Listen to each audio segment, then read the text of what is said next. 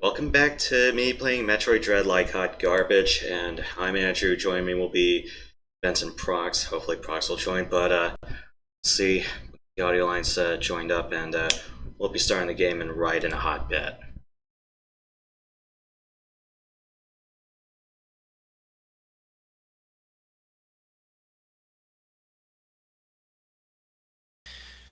Hello.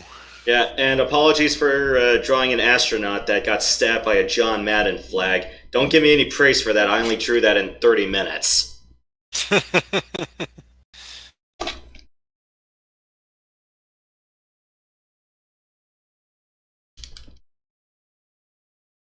How's things been? Fine for the week, roughly. Alright. Cool. Out of stab the astronaut. Yeah, I really just copy pasted my stupid astronaut on the moon thing I drew in paint. Well, more or less kept the same template, drew something a bit differently. The Madden flag's roughly the same. Yep.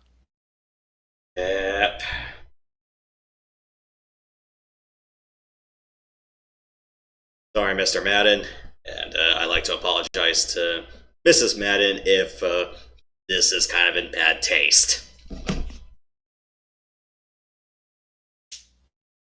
Moonbase Alpha. That's why. And yes, that John Madden picture was actually from one of his earliest football games. Yeah. Remember when Madden used to be cool? Yeah, I do.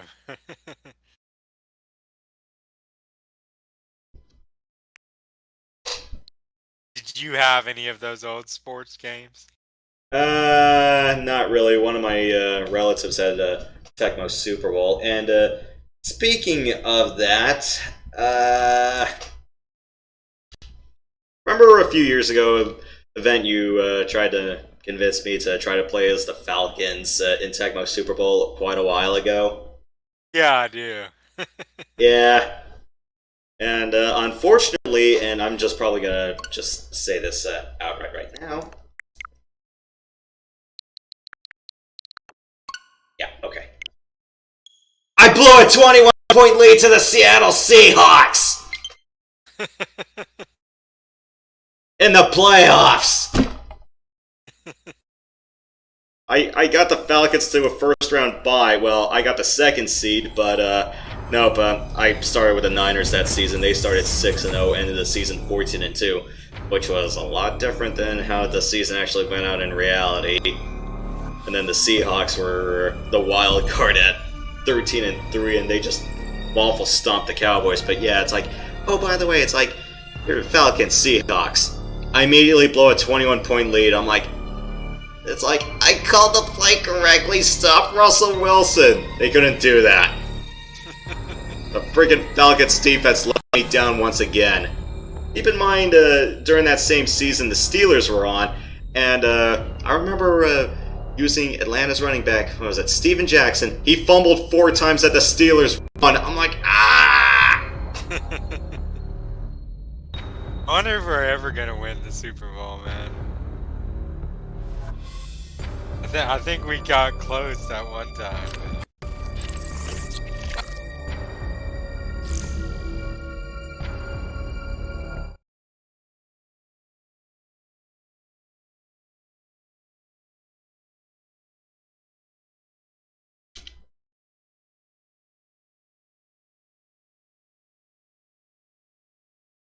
I wanted to come up with a Transformers joke with this, but no, I'm not in the mood for that tonight. Because we gotta get stabbed by machines that are powered by blueberry and grape Fanta.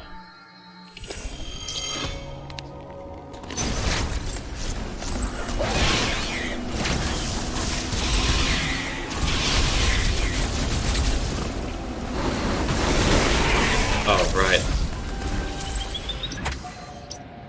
Shit. He's active.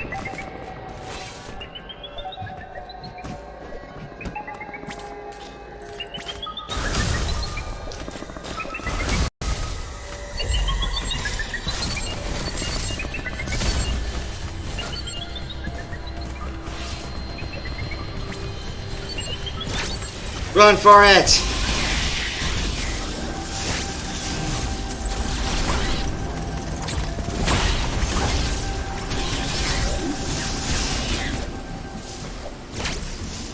And yes, the planet has been taken over by gummy parasites. I gotta make my way up to that room. Question is, I wanna hide there, unless he's already downstairs. Oh, I saw those clips from Doctor Who. Waters of Mars is a great episode. Yeah.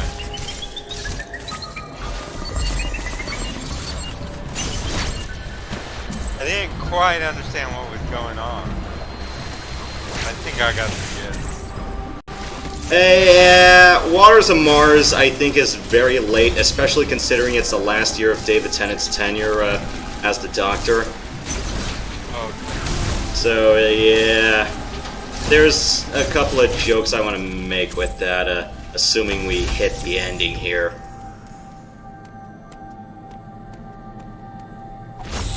Yeah, I'm just calling what's gonna happen, what I'm gonna say. I probably wouldn't consider that a good starting episode, though, if you're trying to get into the series. Personally, for me, I'd say start from the beginning, from 2005 with Chris, the start of the Revival series. I'm gonna hate this part.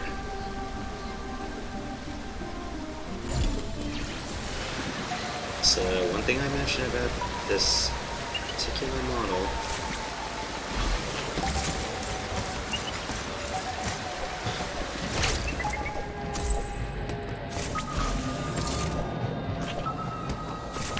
it freezes you on line of sight. Alright. Well... Ow.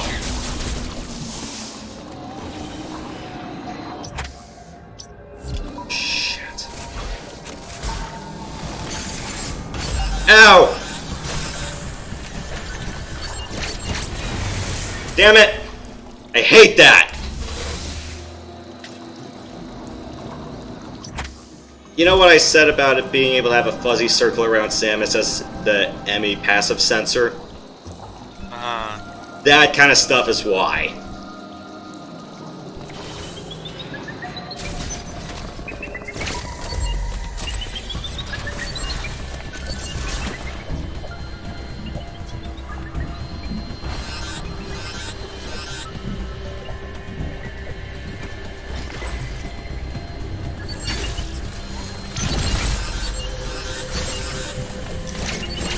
Ta-da!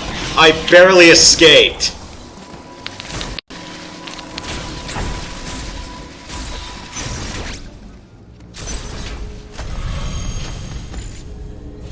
I expected to die a few more times from that, but, you know what? I'll take it.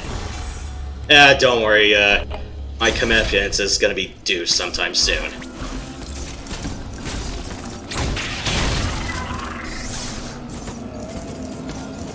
Oh, right. What am I doing down here?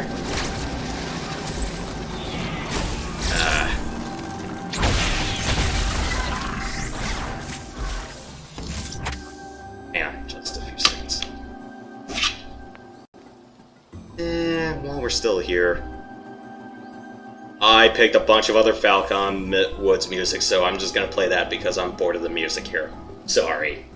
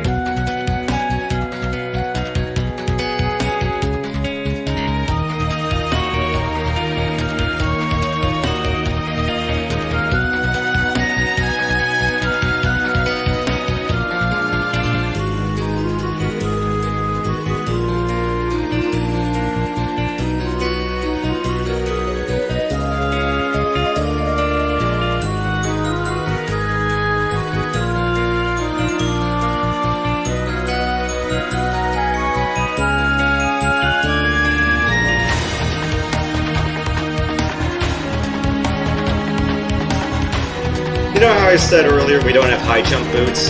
We got the next best thing. A double jump!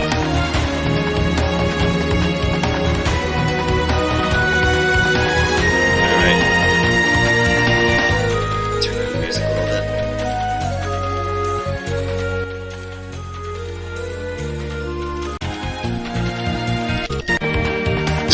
bit. Sorry, I forgot the arrow keys actually did something.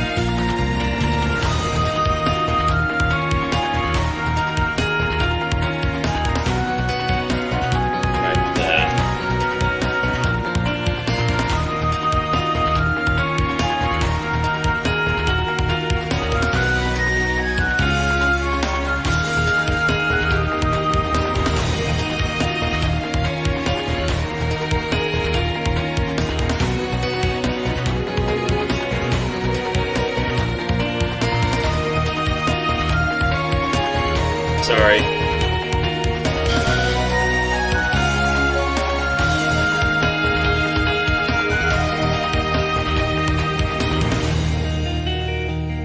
Let me play that track one more time after the boss fight. I really kind of botched that. Wanted to dip the volume with the arrow keys, but I forgot I hit seek instead of volume.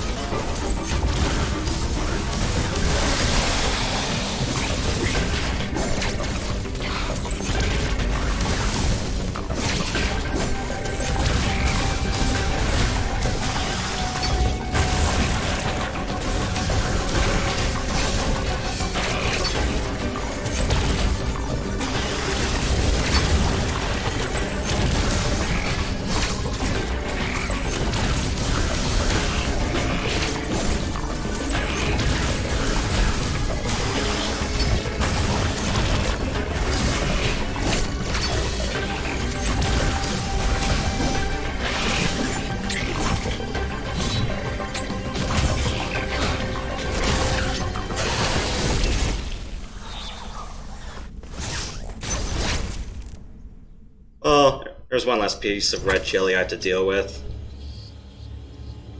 That is where I need to be.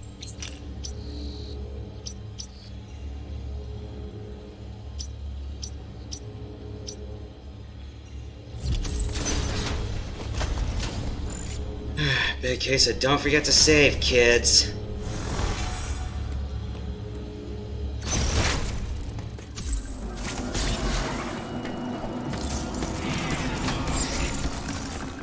Ah!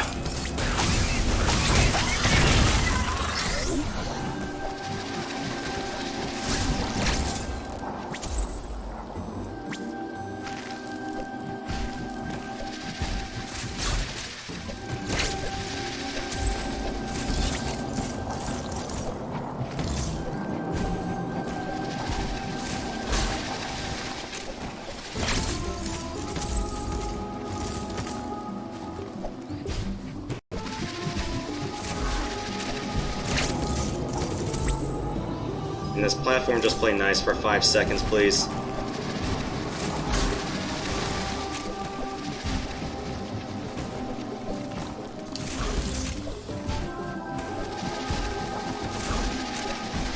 My R button, please play nice for 5 seconds, please.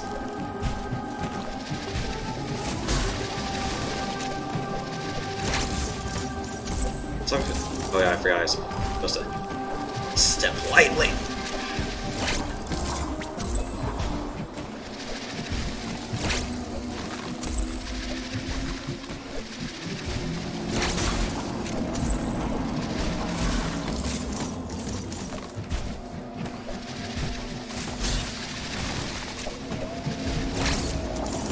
Makes me wish that bloody time dilation Aeon trick from Samus Returns was here.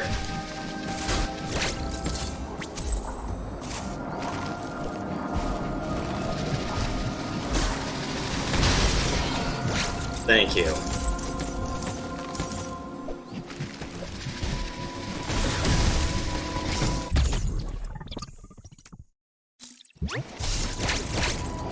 Well, you have to eat. I made I diced some ham and then just put sauerkraut and baked beans together, and then just use it as dip for bread. I had pizza. You ever had a margarita? Folks made them. Cast iron pan. Pretty good, huh? Very.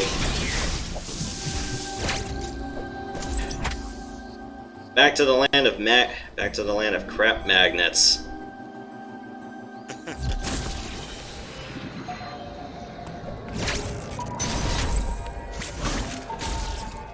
Let me see if I can reset that. I really do not want to be having to crawl underwater for all of that if it's crawling the rooftops. What I want to hope for with that Emmy is, assuming I reset it properly, it should start about roughly up here where the yellow marker is. That way I can just outrun it and go for the door. There's a hiding spot like here, but like I said, I'm not a big fan of having to hide in water for so long. I mean, I could dupe it or try to bait it with a little sonar fooling, and then just try to hide underneath here. Question is, I don't think that's gonna... Thing is, I don't believe I'm gonna make that last.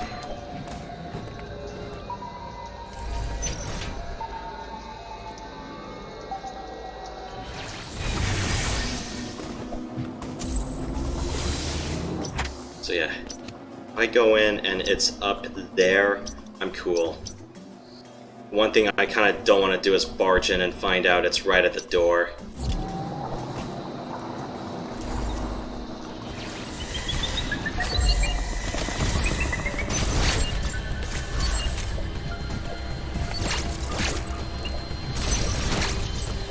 Jeremy Clarkson, power!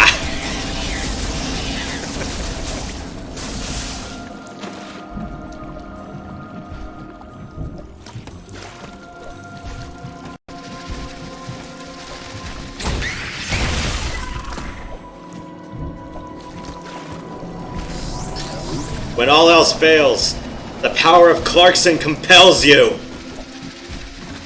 That's not gonna save me here, though.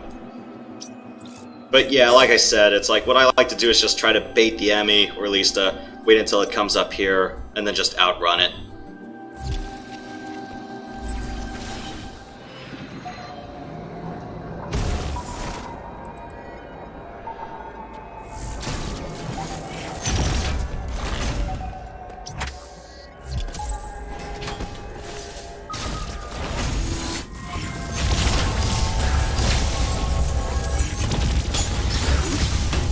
You know what I wish this game had? Soft lock-on.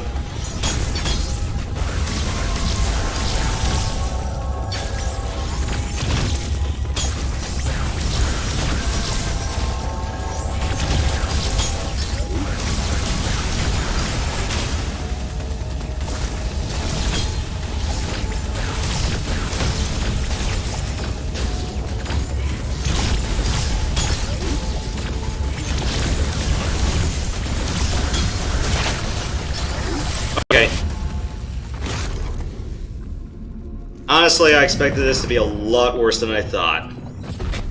Don't worry, I can still get stabbed. And you know what I said about, you know, having a laser sword? I wish that was still the case here.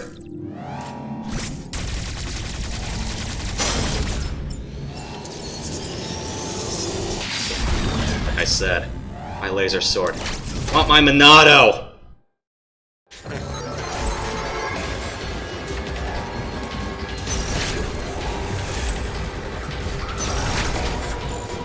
Where is it?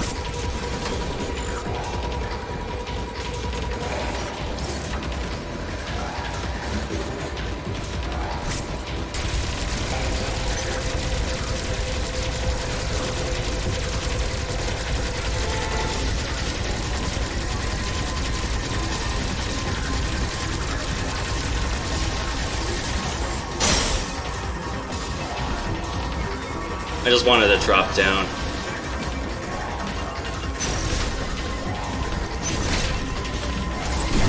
Ah, crap!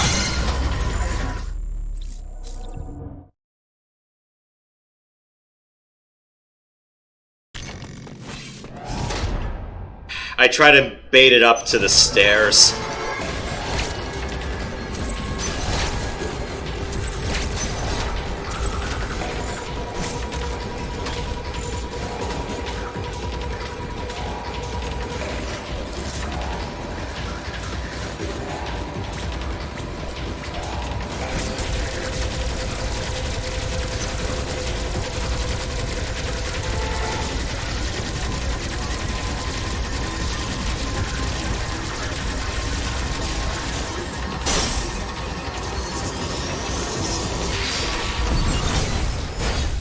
I could have just done that. Yeah, that one time I just forgot. Oh right, it could just cut me off.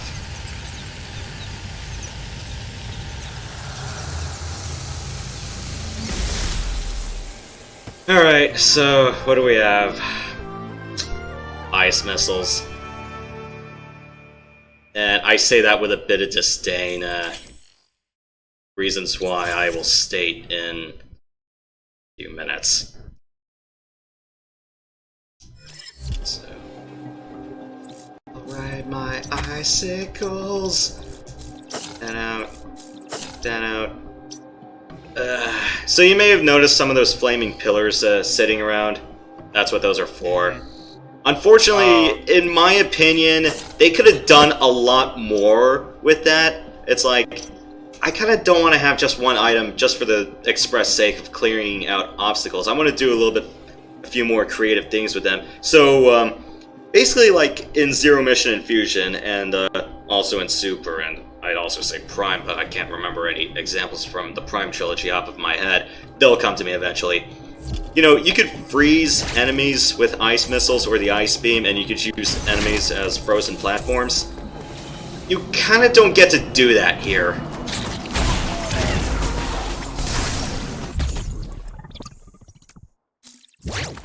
Because I'm like, oh.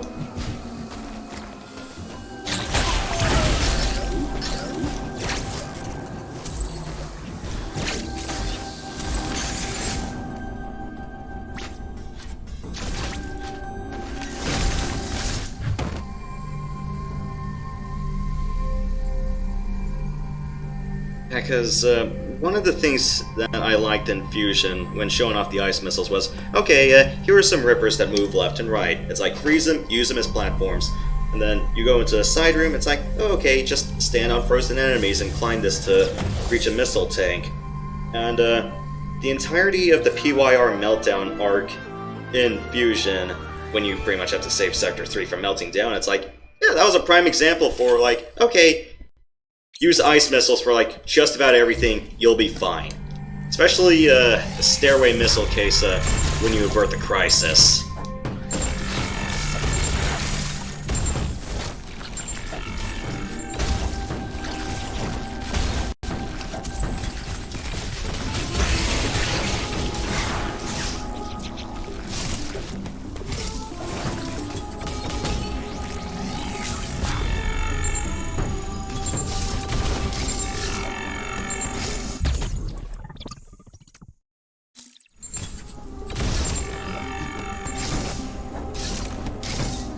There's a locked door up here. There's a tank up here. Yeah, we'll get that later. I believe that's a one-way door from a teleport. The energy tank up there.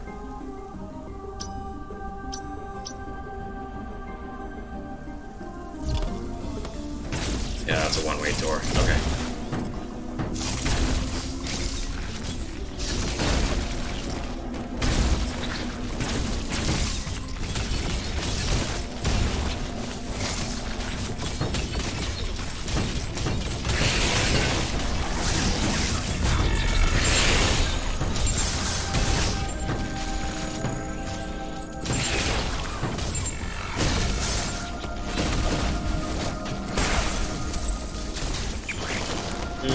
Don't need extra health.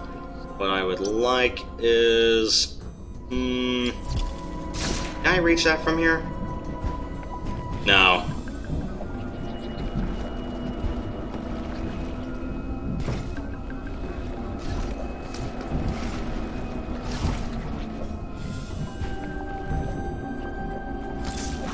There was a small earthquake in South Carolina. I think yesterday or the day before. Didn't do any damage. Yeep. Were you ever in an earthquake out in California? Thankfully, no. Let me just replay that track from East, and then we actually got a few more tracks after this, so let me follow this up with that while we're exploring.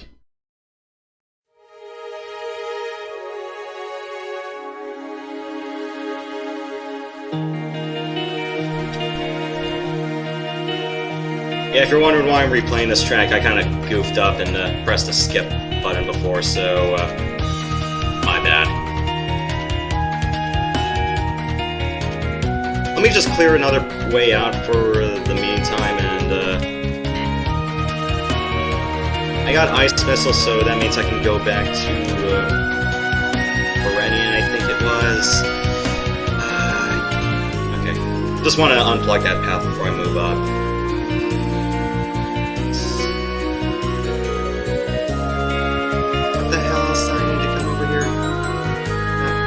Beam already. Oh, there's one more upgrade I'm missing.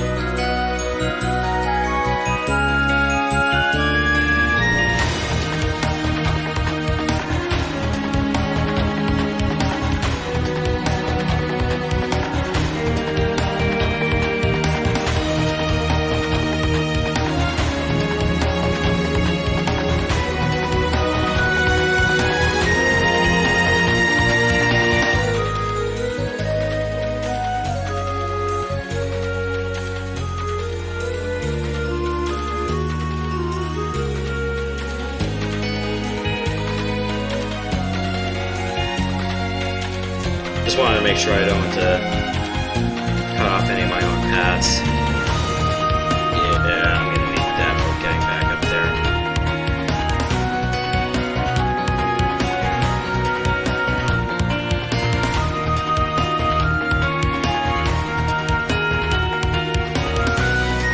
So once I do this, I'm cutting off the path from earlier.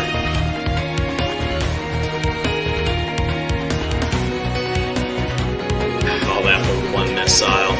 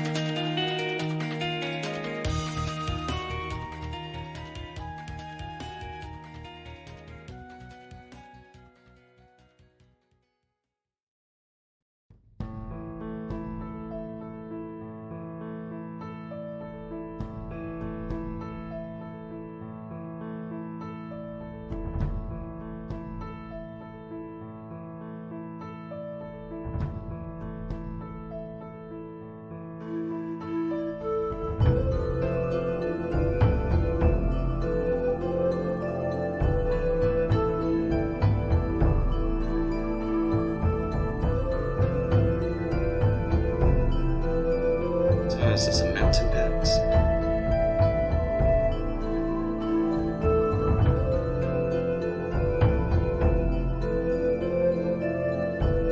Ow.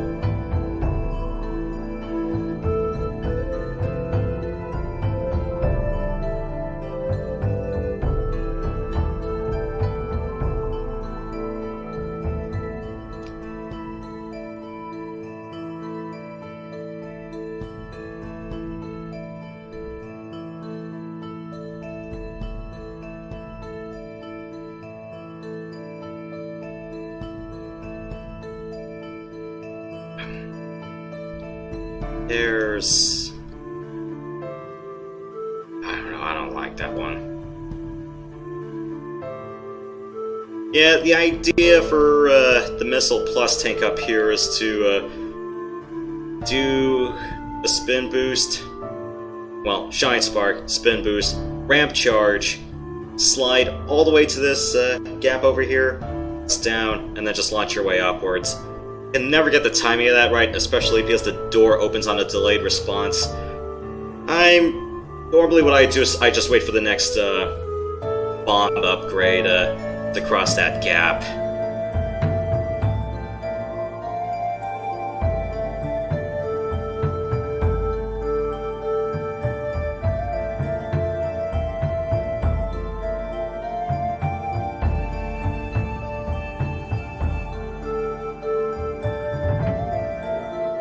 No, my door.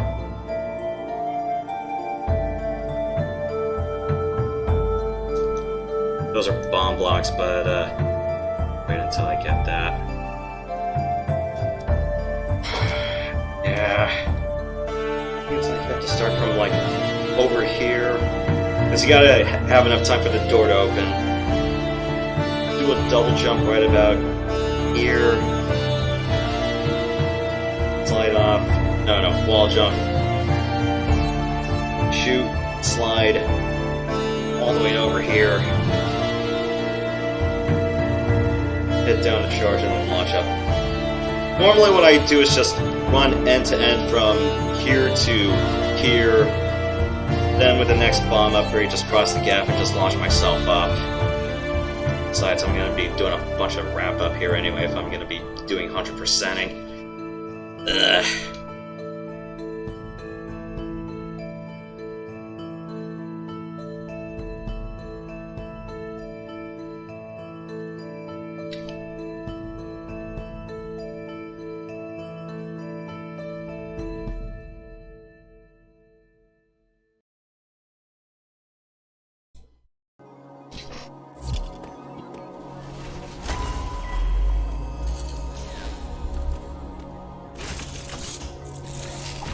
Uploading data. This area, Frenia, appears to have been a sanctuary. The Makan conducted ceremonies and rituals here. Now it all lies in ruin. It was likely destroyed in the chaos following the X's arrival. That would match what Quiet Road said. They have turned it into a hive. I have also detected the presence of an unusually powerful X. Recall that the enemy in this area could see through terrain and stun targets with an electric shock. My sensors indicate this enemy has been reactivated. We can assume that Raven Beak is behind this too. Make good use of the Phantom Cloak and you should have nothing to fear. Be careful, Samus. Rape Fanta Emmy is the worst.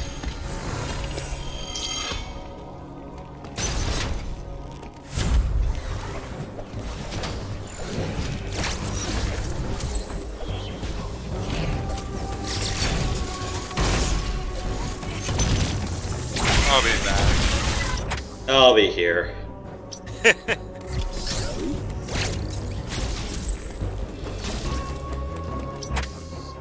item that is being blinked is right about here. Come back from that.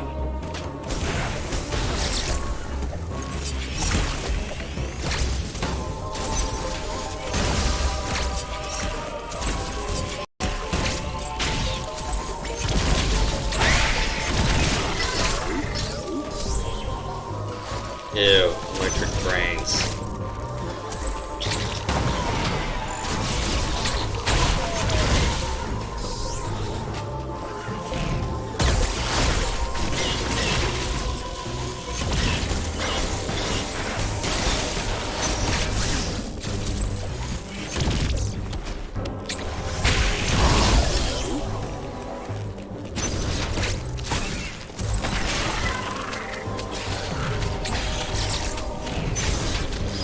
Room.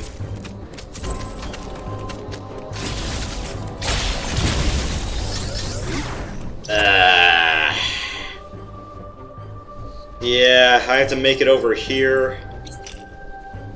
Ladies and gentlemen, this is the Emmy segment I die at most in the game, so just bear with me through this crap.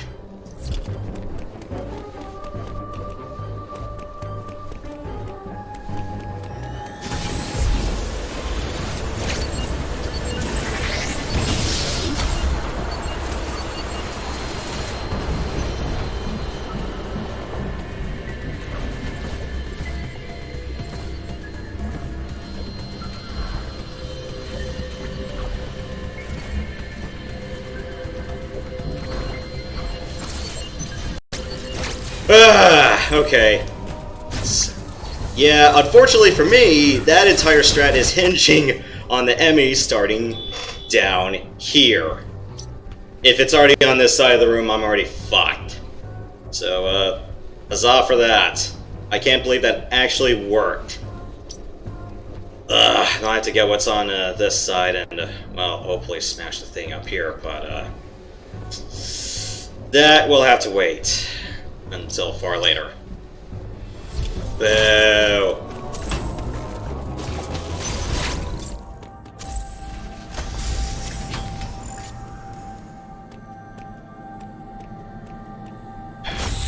The power of Clarkson compels you.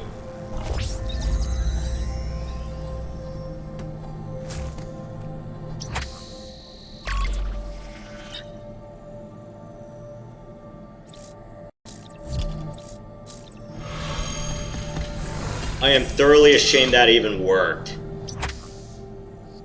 This one time, I was running through this game a little bit casually, Emmy was about roughly here, and yeah, thanks to that, I died. Yeah, if I'm lucky enough that it starts roughly, like, all the way from up here to coming around, here, like, right below the valve, I'm fine with that. But yeah, it's like, if it starts here, then I'm just dead boned. Give it like a nice head start, then go here. But yeah, it's just really dependent on whether it just decides to wake up and come here, or it's already here already. And I do a bunch of Spider-Man shenanigans to get past a Grape Fanta Emmy. Grape Fanta's disgusting. 0 out of 10, do not recommend.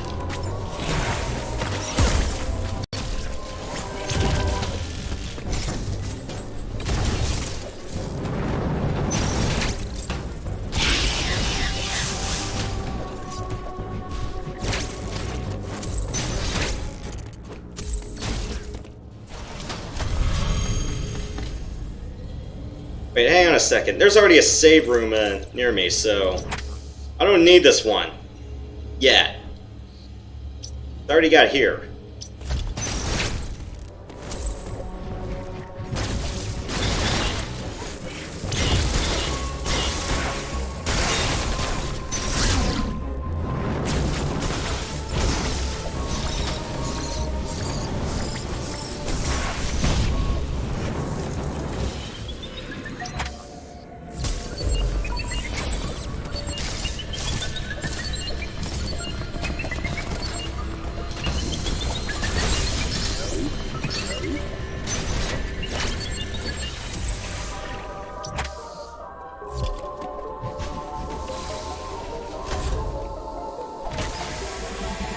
At least there's a save point here, but still.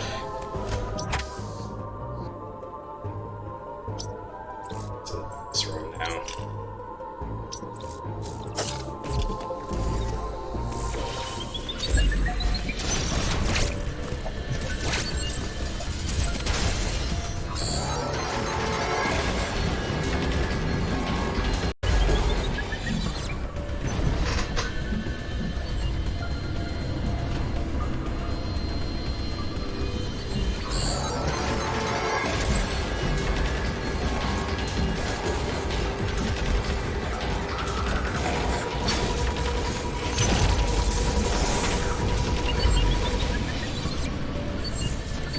So long, sucker.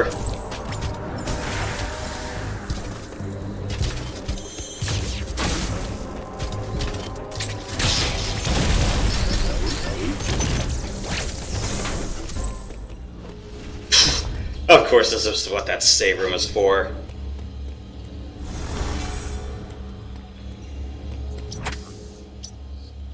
I got lucky. Just gotta Spider-Man your way through this whole thing rather quickly. Did I say Spider-Pig or Spider-Man?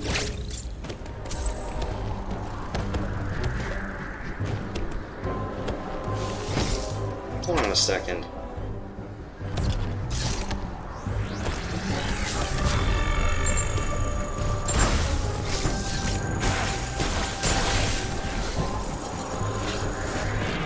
Sorry, I'm just forgetting if I forgot anything about here.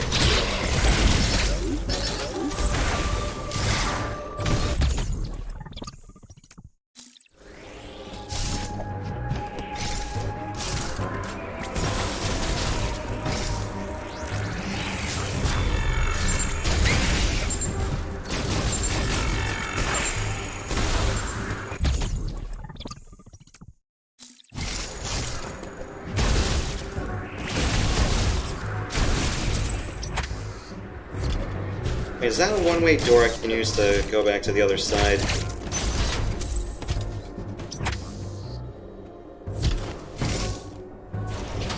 Recharge station and, okay, this is that multi-missile box. Alright.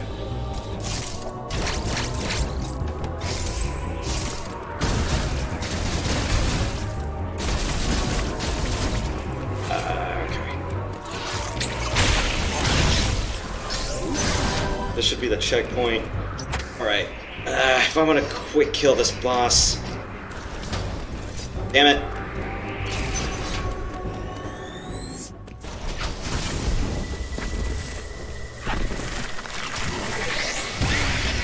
Nice!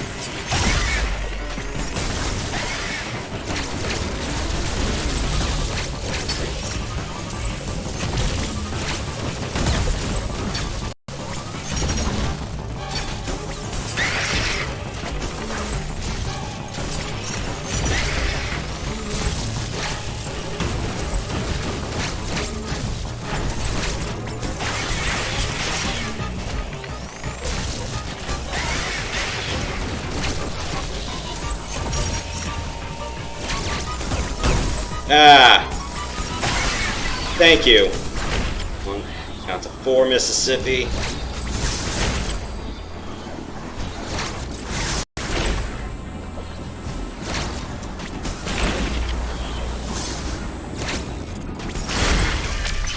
Yeah, could have been better.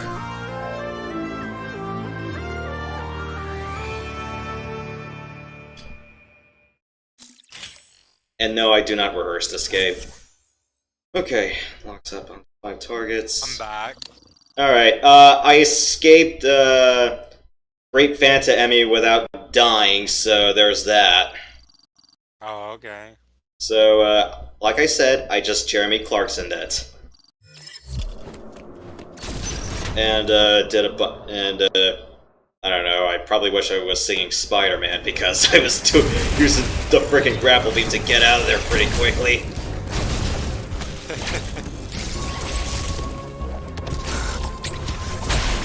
I have not watched No Way Home yet, so, don't spoil that, please. Is that a Spider-Man thing? It's the most recent movie. Oh, Where am I supposed to go next, after getting that? Oh, right, I have to go, here. Ah! Meaning, I have to get past, Fanta Emmy one more time. Damn it. Let me just save here.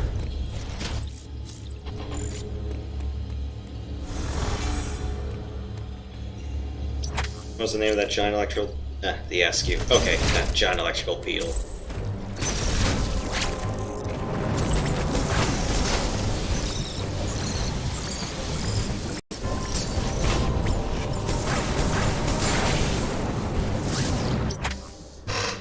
Okay. Back to hell.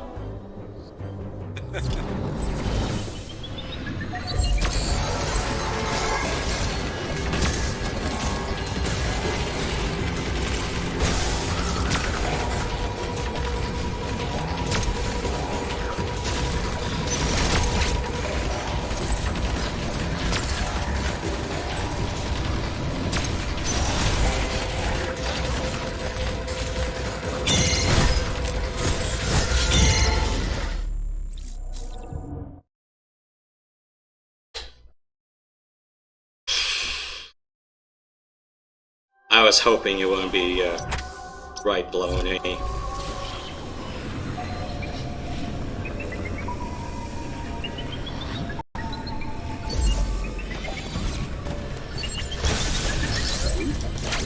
Alright, there we are.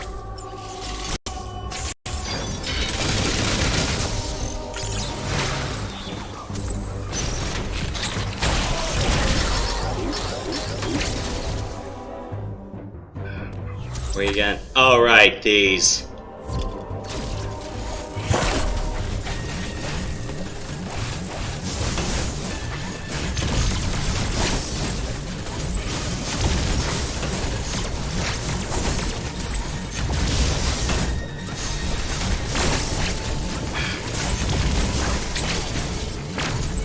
Damn it, that was my chance.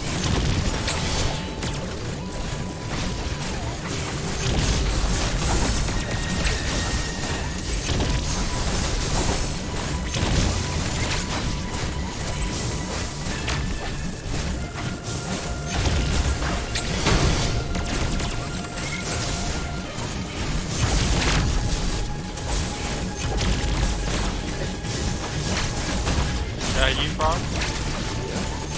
Hey, how's it going, man? Wrong counter.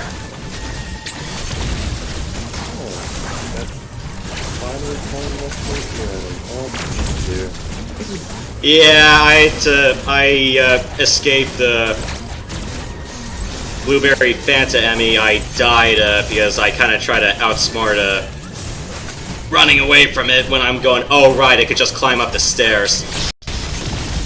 Yeah.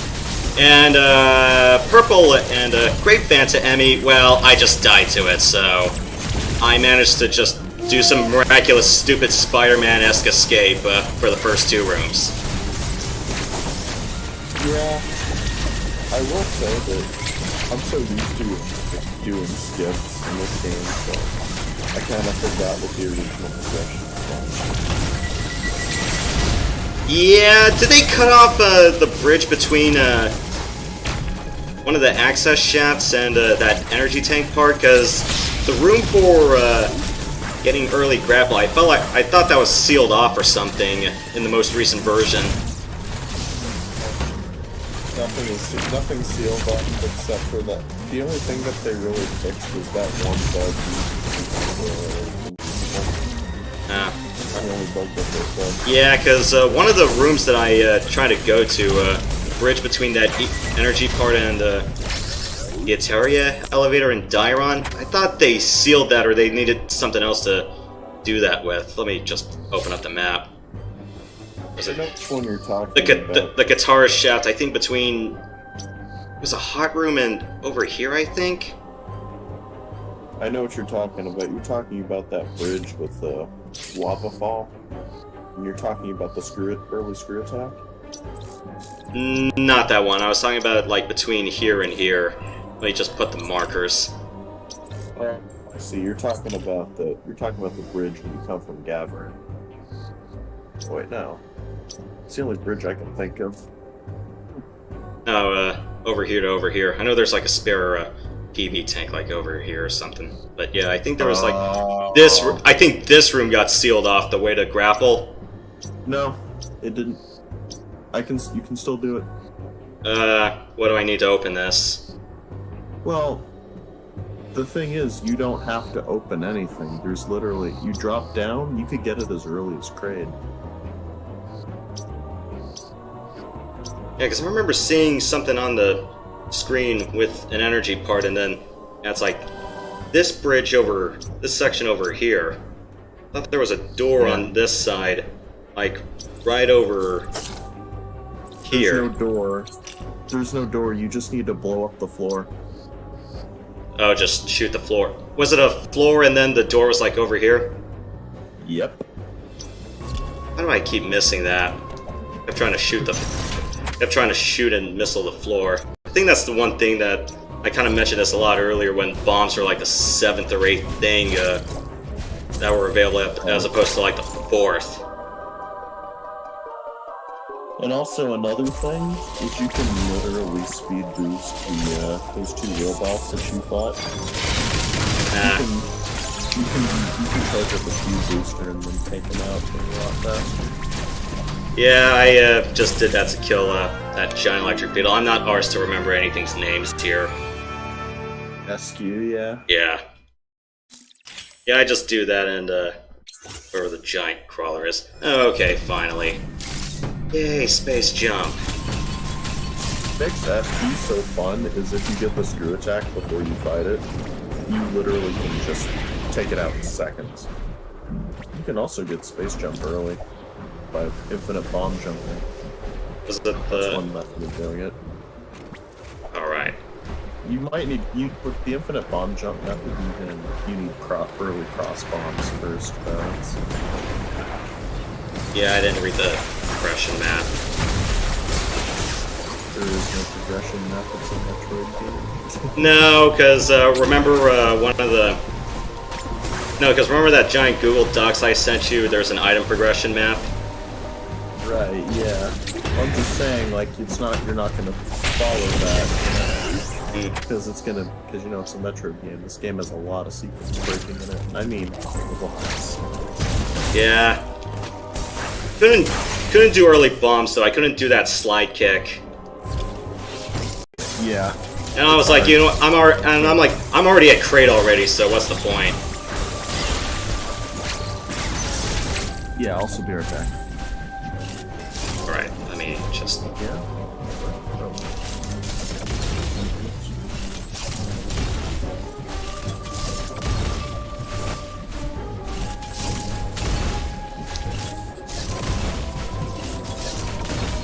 Where's Spider Ball when you need it?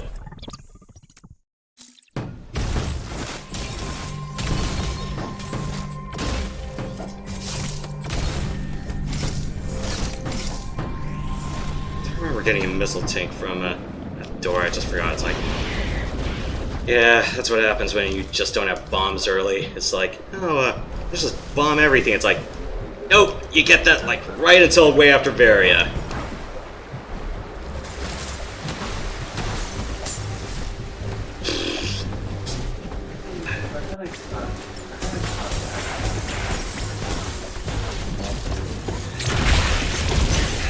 Yeah. I'm gonna be climbing all the way back up here anyway, Yeah, I appreciate it. We'll come back with cross bombs. That's a lot easier to deal with that. Alright, back to James Woods and playing incessant Falcom music.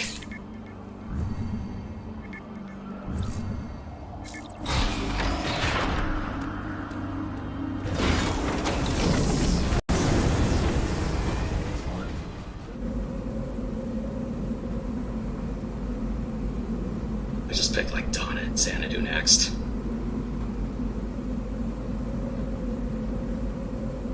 Yeah. Also want that.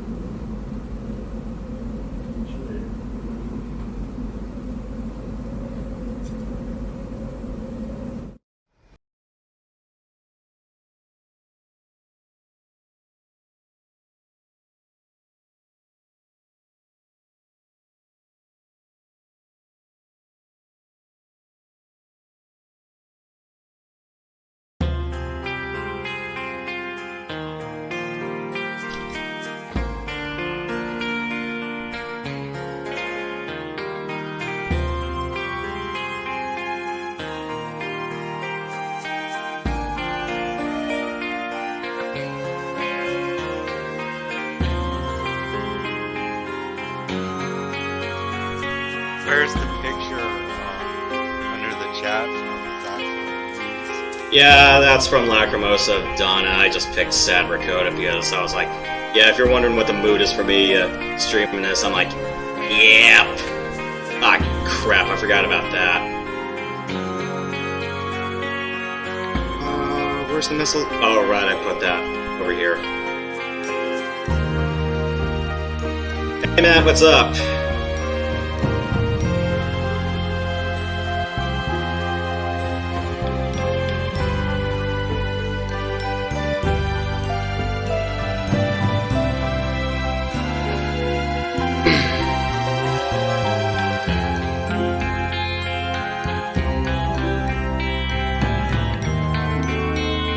Yep, late January already.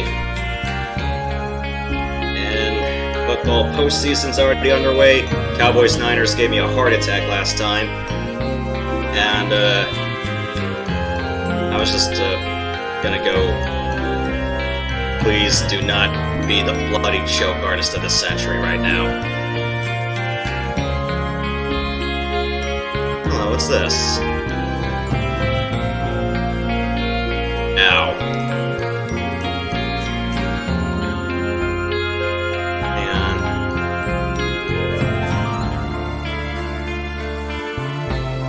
How did I not know of this room?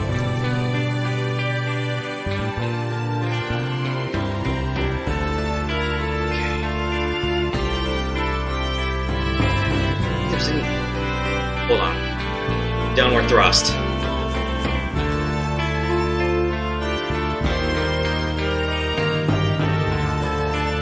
Oh, okay, this one. I think I know what this tank is.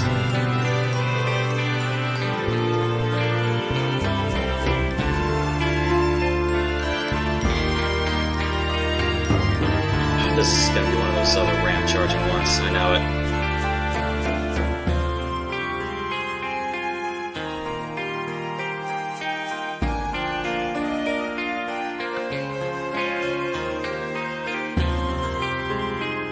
Wait, hang on a second.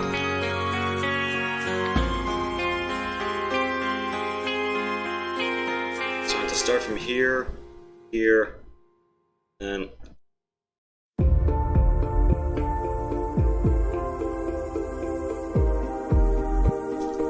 I need to watch the video guide on this one.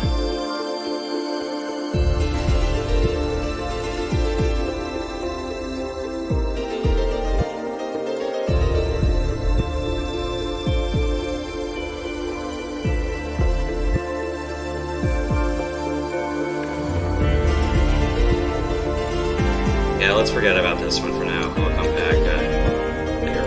Let's see if I can just space jump off that first.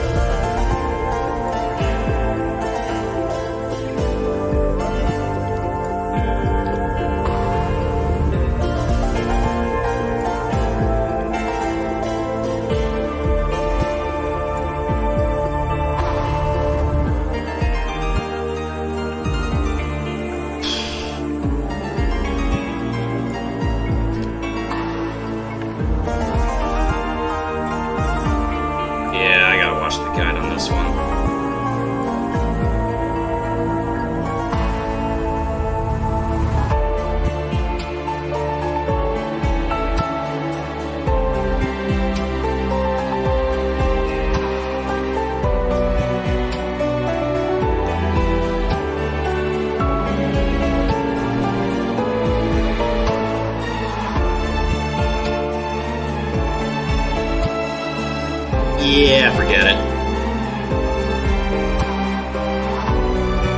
Come back later.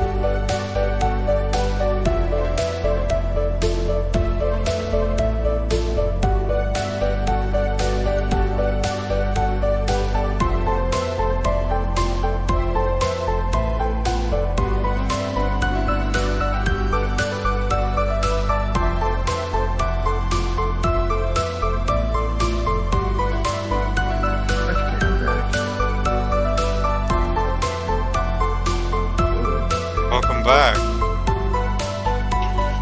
I see you're going to get Yep. the gravity suits. So was this the latest Metroid game, or is there more and more recent? Latest. Yeah, this is definitely the latest.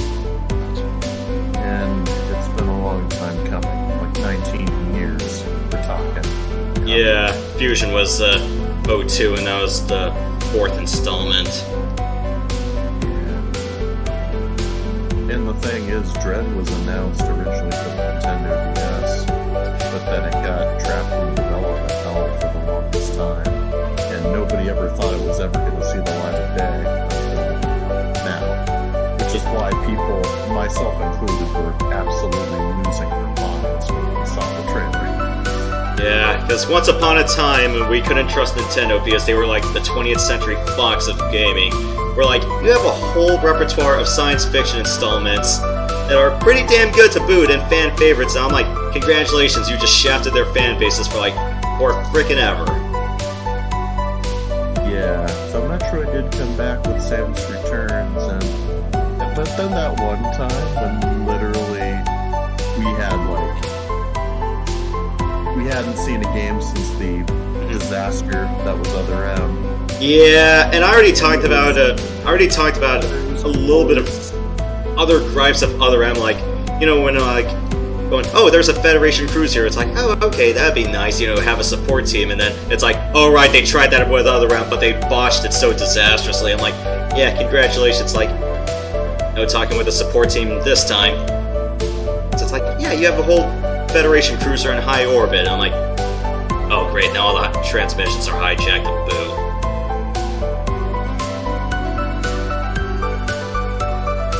I just say, just take it out. Like, you're not gonna, don't try to parry it, it's gonna take you forever. I should know because that one's a bit annoying. Yeah, or it's like, you realize it's like, they take a lot of pages from some other Metroid ROM hacks. I'm going, so many underwater rooms grabless. Honestly, I like how they did it. It's not horrible. Or at least the physics accommodate it. Yeah. It's not like, you know, super underwater sequences. Yeah, and I'm like, Prime, they made it tolerable for like 2 or 3 rooms. Fusion, you only had to deal with like 2 or 3 rooms of it. And even then, those weren't like main path. Right, Yeah, I'm not gonna bother with this ramp charging missile tank right now. I got bigger fish to fry.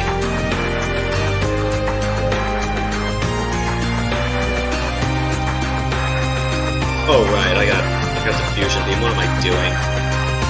I keep forgetting that this is a round because I'm so used to doing it this sequence play black. Yeah, you know how much you know how much of a sucker for vanilla ice cream I am, so.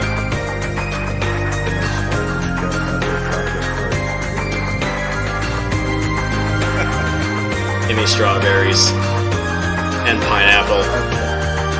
I mean, that's fine too, but chocolate is the best one. I mean, strawberry I know it's good to have that food.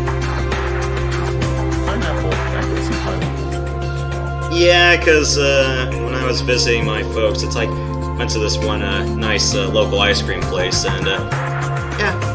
Pick pineapple as one of my toppings. Right. I wonder if they have Baskin Robbins like anywhere else. I don't know if it's a nationwide. We have it here. Okay, so it is. Pretty good. Yeah, because we have some local ice cream places, but yeah. Like there's one in particular in the city that I live in. It's pretty good. But the only reason why I'm not saying the name is because it has the name of my city in it. So it's just like, I mean, I trust you guys, but you guys are live streaming, so it's like, That there, put the put that there.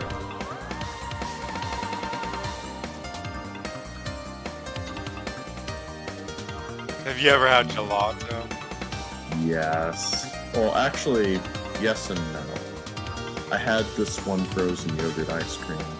It's at this place called Golden Spoon. There's not many of them left, unfortunately, but they make amazing frozen yogurt. And basically, they have this flavor called brownie gelato. It is my favorite flavor there, by far. There used to be a place I went to. Once upon a time, it was known as Bill's Yogurt. It's closed now. Kind of a nice frozen yogurt and milkshakes place. Right. I see you finally made it to the area where if you like, because I'm so used to the sequence break method, it literally saves like 30 minutes worth of travel. Yeah, for me, I pretty much go like vanilla path for the most part, and then it's like... I mean, it's good for a first playthrough. Like, I'm at the part where I'm just like, up here, when you're trying to do that slide kick to get to bombs from up here, I'm already at Crate already, let's just kill him. Yeah, let me just pause the music first, because, I have to get my reward. It's funny because if you the speedrun strat is literally beat Crate and then sequence break to get early grapple. Yeah, because, it's like, yeah, you can get early bumps to kill Crate faster, but I'm like, I'm already at Crate already, I just got Gravity Suit, let's just go kill him, he's like right there. Right. Though you can skip Crate with by doing a pseudo wave and get early speed booster. So you can skip them entirely. Right. Okay, so we got Gravity. Nice. It's also really fun to play this game without space jump. I remember I did a whole playthrough once where I didn't get spin boost at all, or space jump. I skipped both of them.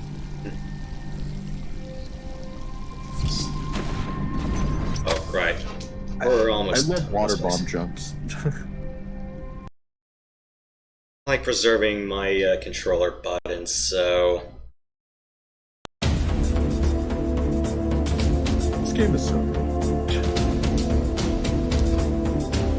It's probably one of my new favorites. Are you trying 100%? No. I kind of promised Matt I'd do Starlink right after this. Oh, okay. Yeah, I was about to probably take them a while on this game. It's long. I remember it took me a long time my first time, but then again I was also trying to figure out how to do certain Shine Spark maneuvers. Okay. I didn't find out until later how to do them. And then there were some that I found out that there were much easier solutions than I could have just made. Yeah, kind of like, what was it, the wall-to-wall one? I don't know, I have problems doing it with my Pro Controller. It's like I switched the Joy-Cons, I'm like, how the hell is this easier with constant the Pro Controller? This wall-to-wall one. That one? Yeah, I was like, I had problems with my Pro Controller, I just switched to my cons, I'm like, yep, this was easy. I was thinking about getting a new pair of cons just for this game. Yeah, you can only do that with this one. Yep. And my thing with this particular one is you kind of need to shoot, and then you need to shine spark up. But in order to do a constant spark, what I find that the most consistent for me is like I do a counter in midair, and then I spark up. Yeah, that was one thing that kind of really irked me. It's like you can't just tilt up and just launch like you do in Super or the advanced installments. Now I'm gonna be going back to the advanced installments. I'm going, yep, big oof. I mean, you can, but you have to like shoot. The problem is you can't un-somersault in midair, and that's why sparking is the way. So you have to shoot first and then do it. Yeah. It's weird.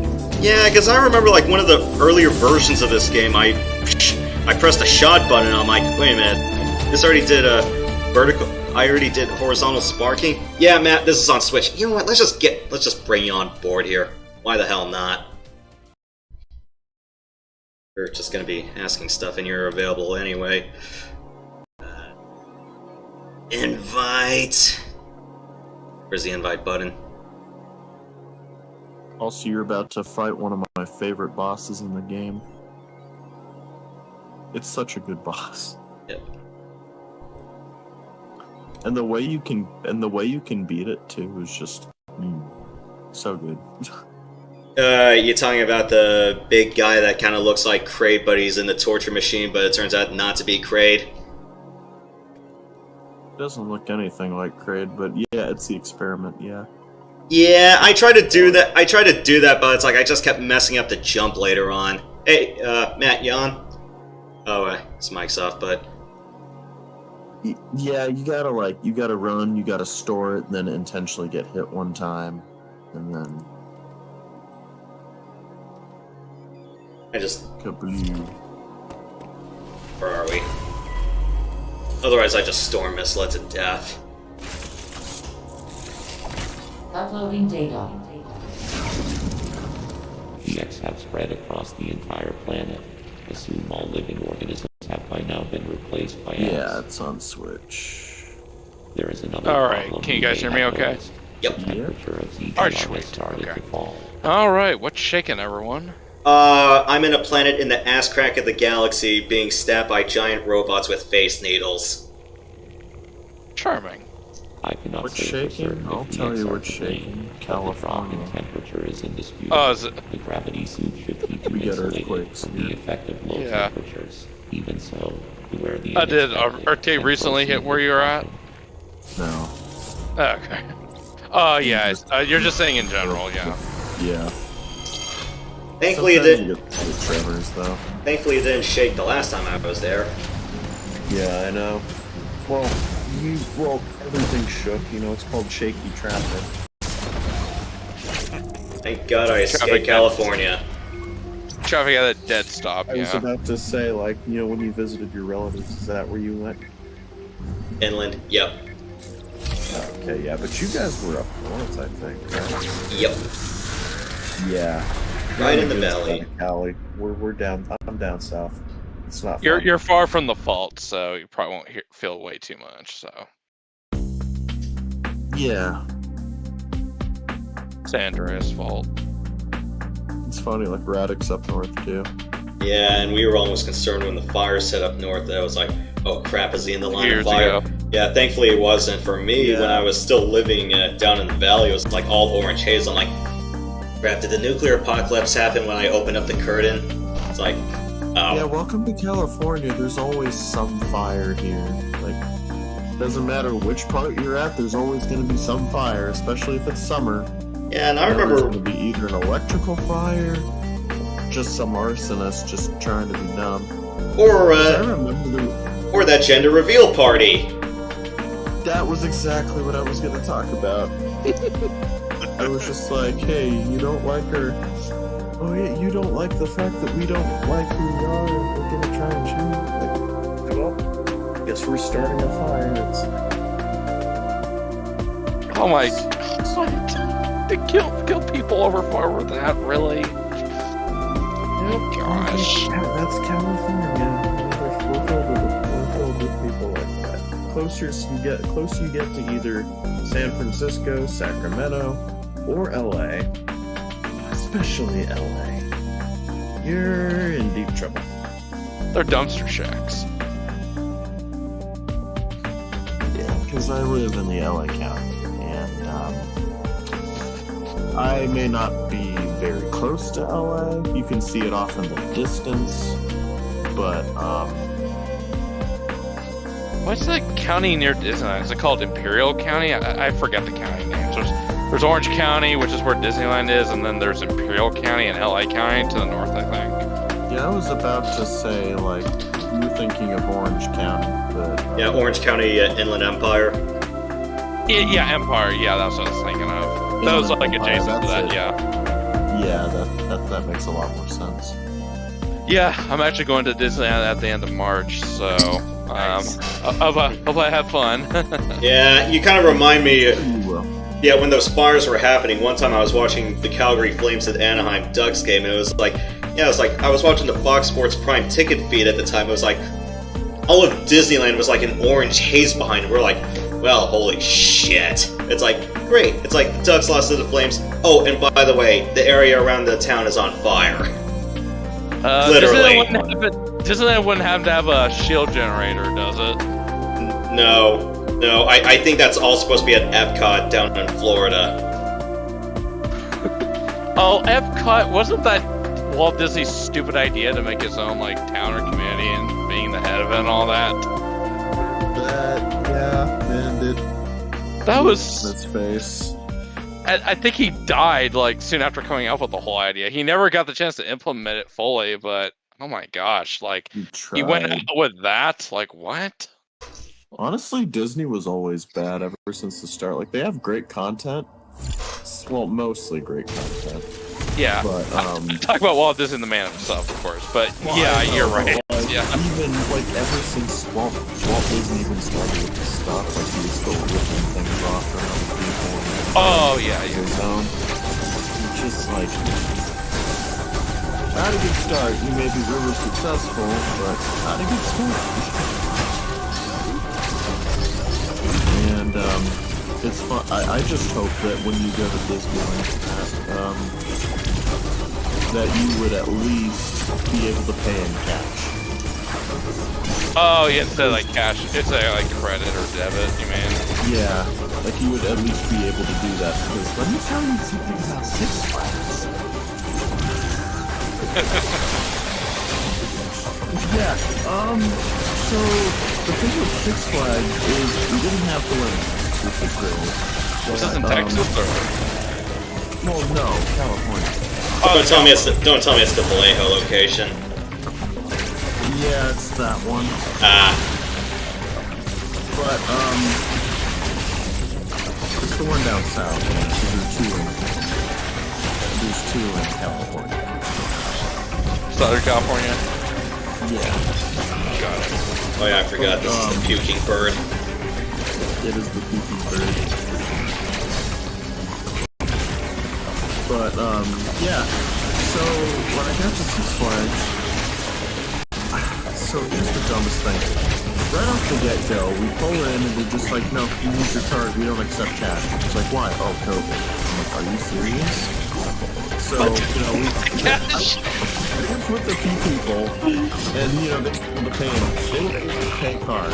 So we're like, okay, that's fine. So we went, got on some rides, and, you know, it was really hot that day, too. It was like sometime during the summer. Oh, yeah. And basically what happened was we went to get ice cream because, you know, we were all craving it because we were, you know, sitting in the sun for hours and hours waiting in lines, and it was really hot, so like, yeah, let's get some ice cream. And, you know, I waited in line with my friends, and they were both able to pay because they were able to use a card, but I have a savings account, not a checking account. So I only pay in cash. So I had the cash ready, and they're like, oh, we don't take that. I'm like, excuse me? One doesn't take cards, one doesn't take physical cash. No, neither of them took physical cash. It was only cards. Oh, okay. Okay, I got it all backwards. Only cards. Yeah, only card payments. But I'm just like, well, I gotta pay. Oh, like, well, I only have cash. I can't use my card. This is literally the only way I'm gonna be able to pay for this. And it's just like, oh, yeah, well, we have a solution. If you go out of the store and go across the road there, you'll see a place where you can trade your cash in for a card. And I'm like, are you serious? So I had to get out of line, go back and do that whole thing, then go back in the line, and then get my ice cream. Meanwhile, I'm waiting 2 times in a row. It's the stupidest thing. Yeah, because with savings, you can't directly draw out of it. You gotta if you, let's just say you have like a checking account on your bank account, yeah, you have to directly transfer it to that, so that way you can use it because that's the point of savings. So that really sucks. Yeah. Yeah. And the worst part was that I have $4 locked on that card and I can't even get it out. Oh shit. So yeah. That's, if you guys ever wonder why I'm so angry about the whole, like these mandates and all that, pretty good reasons why. I'm smack dab in the thick of all. Well, it's like they're okay with a card and not okay with the money. It's like, what's the difference? You're handing them something physical that might have it. Like, exactly. That's so. I don't want to say the word on the stream, but jeez. Hey, this is PG-13 or MA. Go do whatever. That is so retarded. It is. It's the dumbest thing ever. We're gonna be making memes about this for years to come. Assuming our society lasts the next 10 years. Exactly. It's just like, we'll be making memes. Well, no, they'll probably silence us because they won't like our memes anymore. Yeah, something similar happened to me. I was at an art museum, and there was a little cafe, and I got a Coke and some chips, and I had my cash out, and then, you know those readers they have for cards? Yeah. The cashier just brought one forward, and then he was like, that card only. Fortunately, I had a card, but it's like, I think that's a general trend. Yeah, they're trying to get rid of cash. They're trying to push to a cashless society, and I'm like, that's a mistake. You do that, you get rid of, you get rid of anything tangible, and nothing's worth anything. And plus, it's all electronics. Like, what if a big cyber attack happens and it takes out our whole, it takes out, because the credit card, debit card's all, it's all electronic based by the end of the day. So you take that out, it's like, all the money's gone unless you can bring the whole thing back. Unless you somehow make the meme economy happen, but that's not ever good luck with that. Yeah, it's crazy. And speaking of crazy things in California, we're fighting this right now, but there's gonna be this new healthcare thing that they're trying to push now. Okay. Basically, it's gonna be government run. Oh, got it. Oh, this again? And I don't know if and basically, yeah, did you hear about it, Yoshi, when you were here? No, they didn't tell me anything. Oh, but basically what it is, it's government run, and they're basically trying to get rid of private healthcare. Yeah. Oh. So all private healthcare owners will be shelved. Like through your employer? That's like crazy. Yeah, exactly. Okay, so it's just gonna be the state of California's. It's just gonna be the state of California's. It's just gonna be their own healthcare statewide program, right? Yeah, that's. Raise the taxes in order to pay for it. I mean, I guess, but again, you get taxed enough, and they waste the tax money that they even get anyway. And it's just they don't know what they're doing. They just want to control everything. That's the problem. Yeah. Literally, Alright, guys, I'm gonna head off for 10 minutes. I gotta go chow. I'll talk to you guys. Don't worry, we'll be out killing some massive tortured boss. Well, actually, not really tortured anymore. It escaped its chains. Yeah. I'll come back. It's just more of a see you in a few minutes thing. Right, yeah. But yeah, they don't call this place California for nothing. That's all I have to say. I've never heard that name. Makes sense. Yeah. Down deep ever since Jerry Brown took over. Again. And then Newsom, who's way worse. But yeah. So I should be lucky I escaped then. Yeah, you should be very lucky. it also costs an arm, a leg, a kidney, and maybe a portion of your brain to live here too. Yeah, Yeah, I've and heard that. then I told all my coworkers shoot me when I told them the gas prices there. Yep. Yeah, you saw firsthand just how crazy gas prices are here. Like, you go to an Arco, it's one of the cheapest places you can go for gas. It's like $4.30 a gallon. I was at 4.90.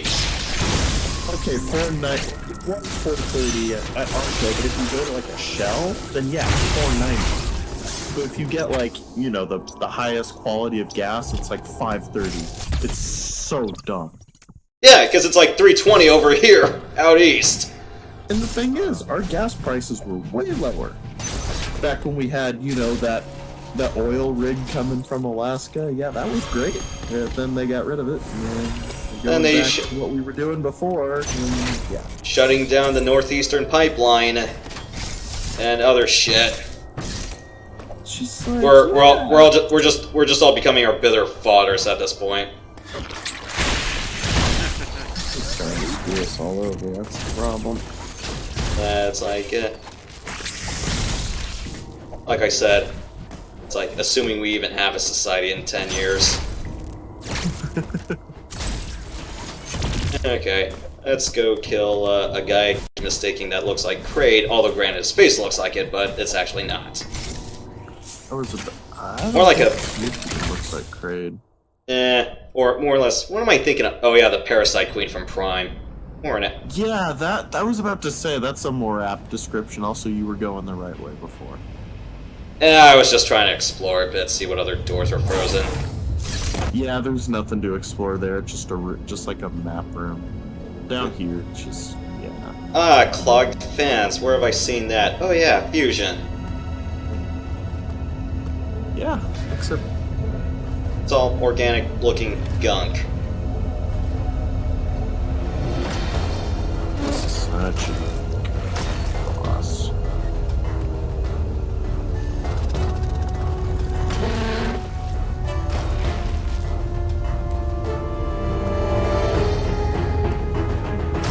Yeah, although I'm kind of liable to screw the pooch in the first 2 or 3 minutes.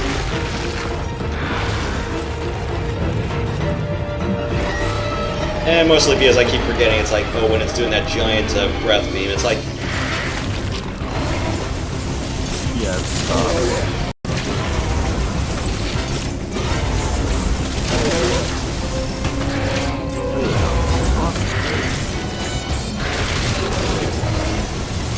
Also, I forget. Yeah, about 10 to 15 seconds.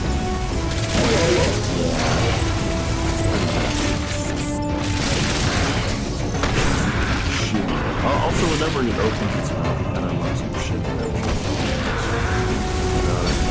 Yep. Are you a big Godzilla fan? I missed the counter cue.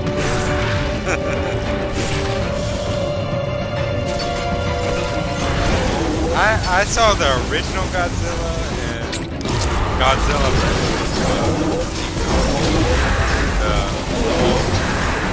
Oh, classic Godzilla vs. Kong? yeah. Oh yeah, shoving the tree down his throat, and then it's like Godzilla vs. Kong. It's like shoving the butt of the axe down his throat. We're like, yeah! That was a cool callback. I remember this. Together. And then when Kong pushed that stone, I was like, Or the moment where he steps on the throne, and then I just keep thinking it's like, oh, let's go play Circle of Life. It's like, hey, we got the planet Okay, here's the wall blaster. Yeah. Also, fun fact, if you somersault while you're doing a charge, you can get instant charge a lot faster. Yeah, I screwed that up. Okay. Honestly, it's not bad.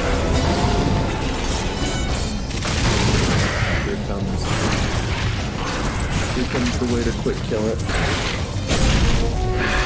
I mistime that. Yep. Usually it takes like, what, 2 or 3 mounting actions to kill it? So what you need to do is take a couple of hits and put it on a crouch as you're ready to that way you can store it, you know, and then you have more time.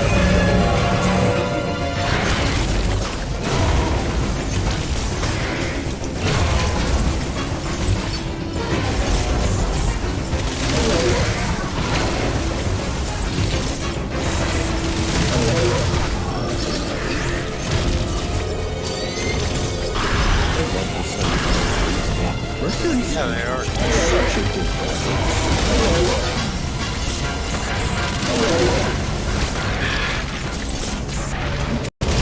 Okay. Wall blasting again.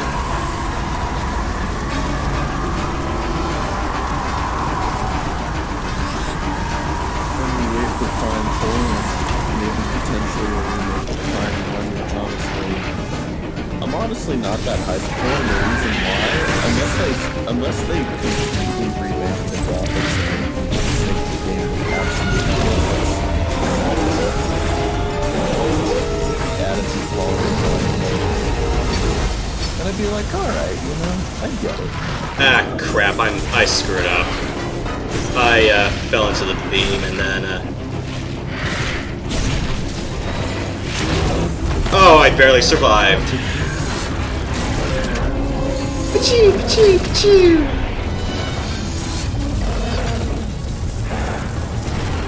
What do you guys think about the Microsoft acquisition, Rick? We're gonna get anything out of it? I'm a bit shaky about it. Because, you know, it's Microsoft. Though they can't be worse than Blizz. Honestly, I prefer Microsoft over Blizzard and Activision anyway. Because lately they've been Shooting themselves in the foot. Yeah. Or, actually, no, not... Well, is it more accurate to say they've been shooting themselves in the foot or or shooting themselves in the kneecap? I'd say a bit of both. Also, that was an X all along. Okay. You have beaten the game, right? Before, right, Yoshi? This one? Yeah. Yeah, okay. I mean, I guess that would explain why you haven't gotten lost at all. Yeah, I just need to learn to not die and not botch a counter queue. It's just like, yeah, no, forget those fans. Screw attack? Okay, just head downstairs. And be on death's door anyway.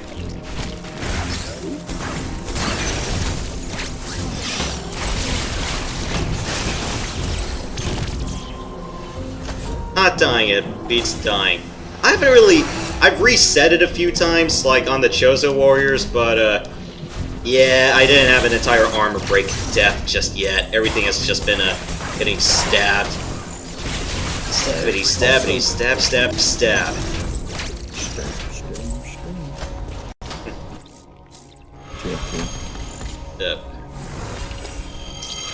One thing I don't like about the standing desk is for one of my joysticks, my knuckle keeps hitting the desk, so I might either have to get one of those separate joystick stands or get a new desk entirely. I've been using a picnic table as my table since I moved out here. Right, yeah. That's good. I mean, yeah, I wanted to get like one of those things that look like shipboard tactical consoles, the ones that have like 3 monitor support.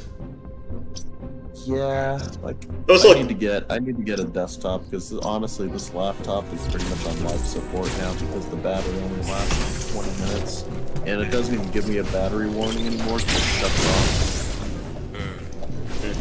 You just have to keep it plugged in, basically. Yep. Exactly. Mine got like that towards the end of his life.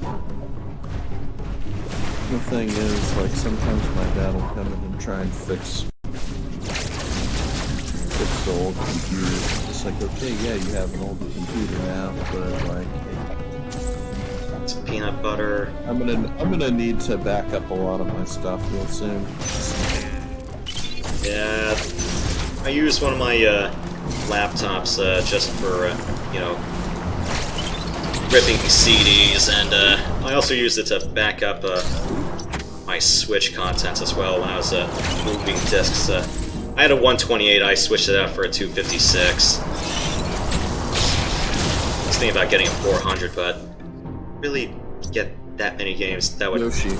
Go in that teleporter, actually. Yeah, I know. Yeah, I know it's like, that's where I need to go next. It's a shortcut to the... Yep. I'm just trying to see if there's any other things I should get here, or whether I should just say screw it, move on. You're not gonna 100% the game. Yeah.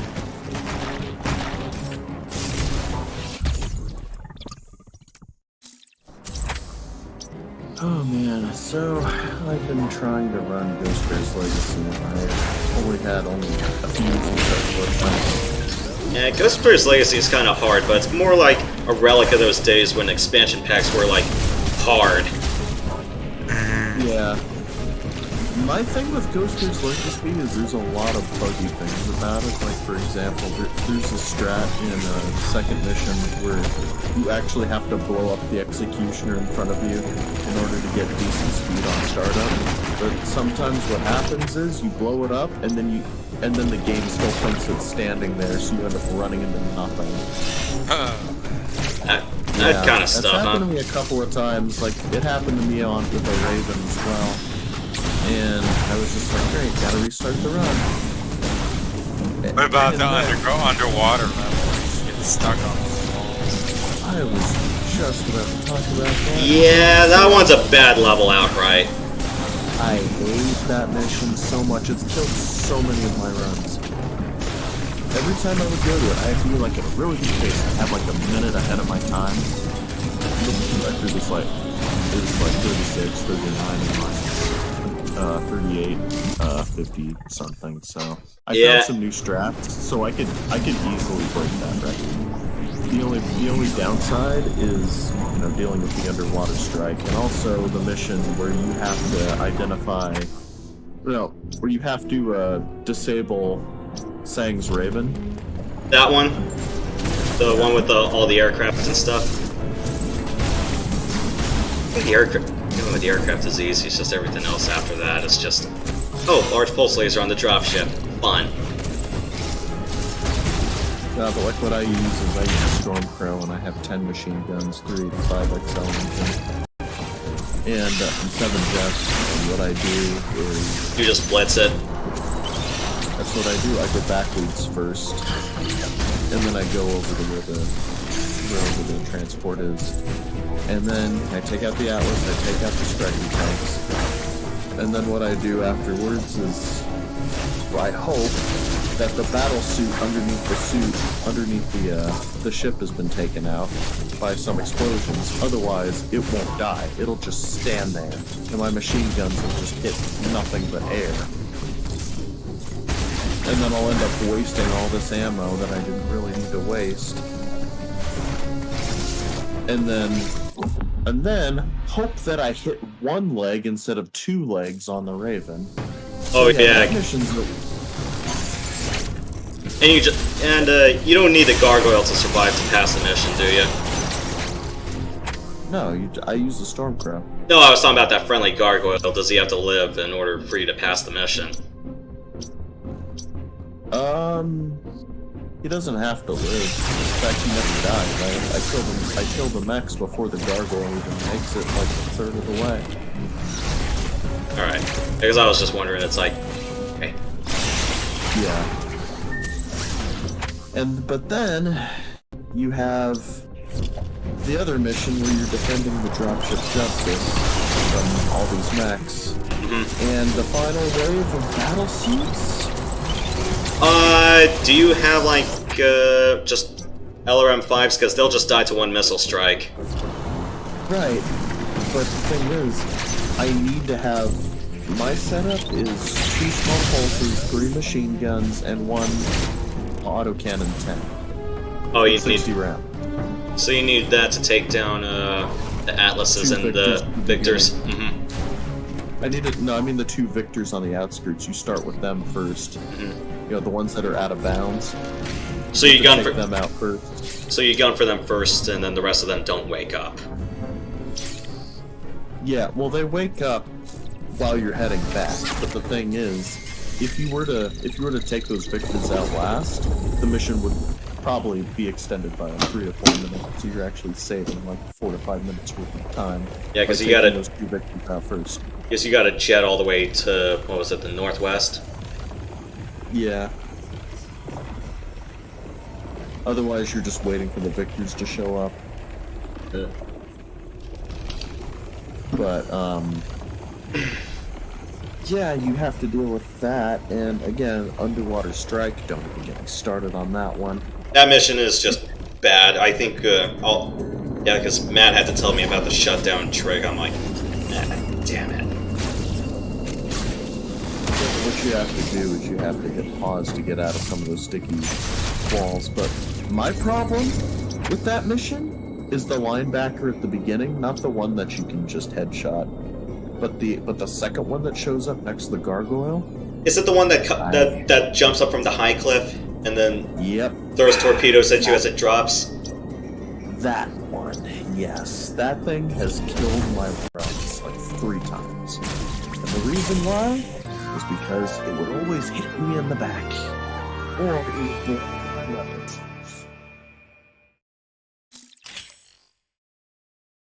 And it's just like, great. And then the submarines. Try to take them out with PPCs? Nope, asset limitations.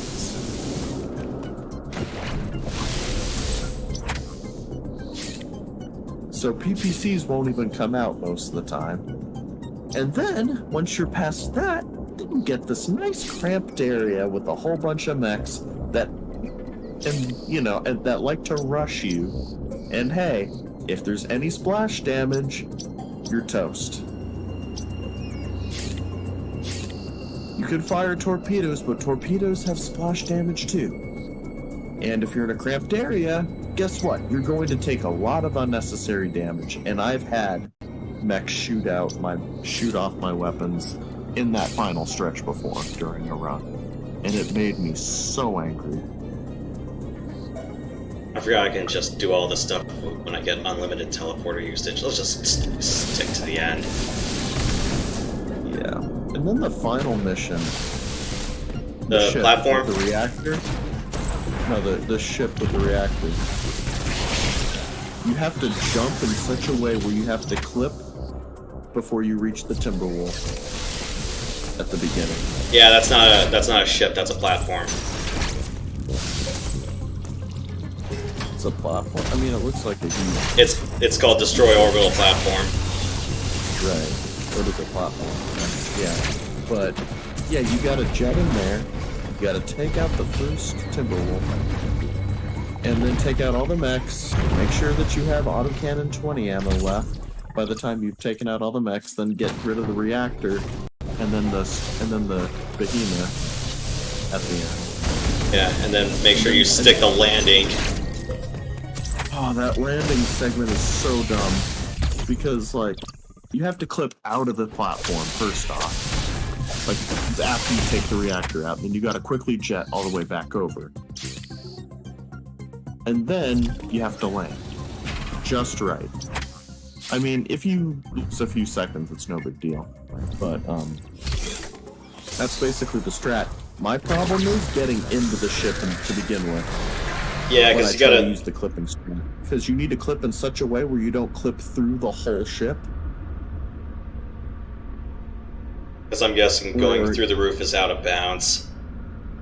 No, it's not out of bounds, but your run's over because you waste like 30 seconds of time just trying to get back in. So you need to angle it in such a way where you barely clip through the floor in front of the Timberwolf. Or you could probably skip all the mechs, go to the behemoth and take out the reactor, then go back and then take out the mechs on your way back. But that actually doesn't save any time. Yeah, because it's a set detonation time, and I remember Rad just stretching the out-of-bounds barrier just to let that work. It will help you access previously unreachable Actually, places. what you do is you take out the mechs. You are far Which more is okay. combat ready than when you first arrived, But you are then- still not prepared to face Raven Beak. There is You a gotta very get low out of the probability thing. of success in And standing then against you're them now. hovering over the hatch for like 10 seconds while you're dodging all this fire, and it's just like... I think the first space mission is just one giant waiting room. Yep, defend on the jump ship. Yep. You can take out the carrier really quickly and take out the behemoth inside.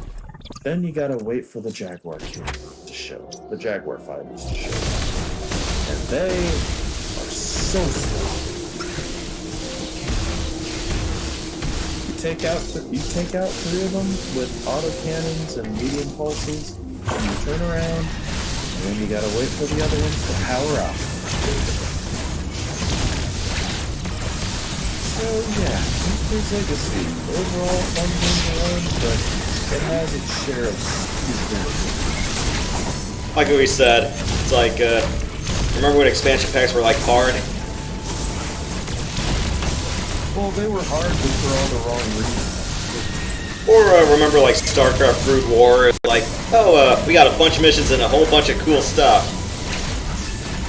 But it's like, oh yeah, by the way, everything's just ratcheted up in difficulty. Good luck! Or time to pull out some new tricks from the book. Funny you know that you can do attack with robots. You can actually pick them up really fast that way. You have enough energy to pull it off. Pull it off safely, I should say.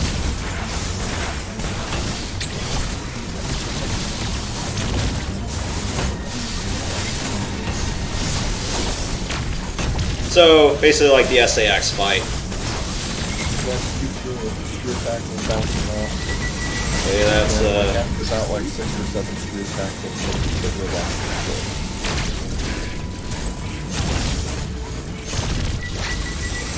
Bounce off. So we kind of need to do like a single jump somersault. alright.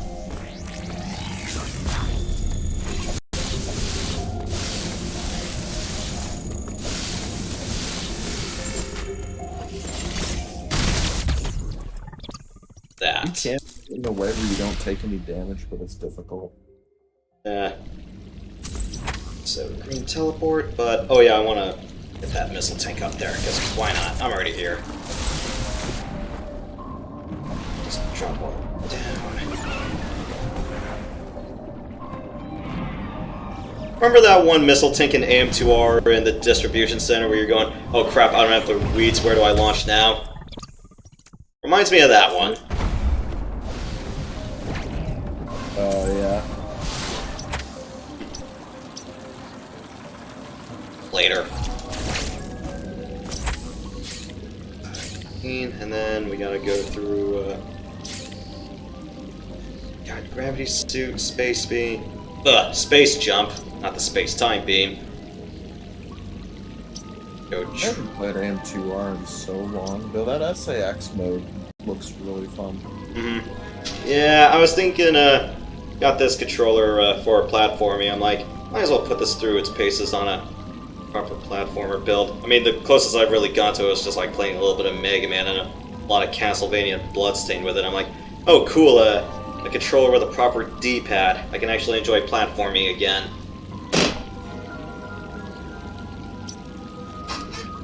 Alright, let me just pop my course. Go up here. Get cross bombs. And go get wave beam. Or do I want to go for wave beam now?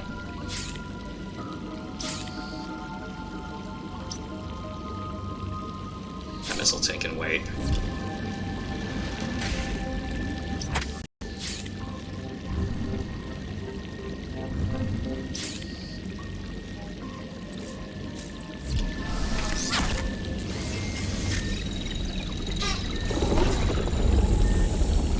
No, I can jump up from Upper Franny and then come down there. No. Yeah, I didn't play this game often enough to memorize every little name.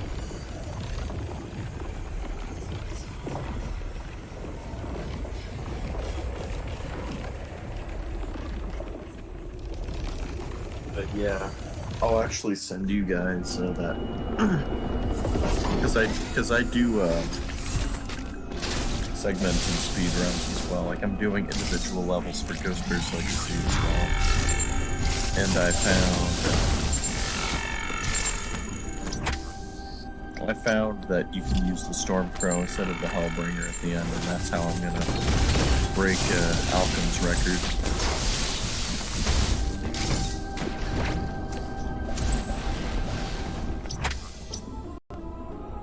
Okay, your worst nightmare is back.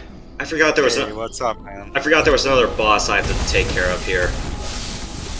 I had some sausage and mac and cheese this fine dinner. Sounds good. Hickory sauce. All right. What was on the menu for you tonight, Prox? Curry. Oh, curry. Before my mom decided to go out and get something else. Some stuff. Curry's Thai, right? It's candy. It's also Japanese style. Oh, definitely. Okay, got it. Yeah, the good kind.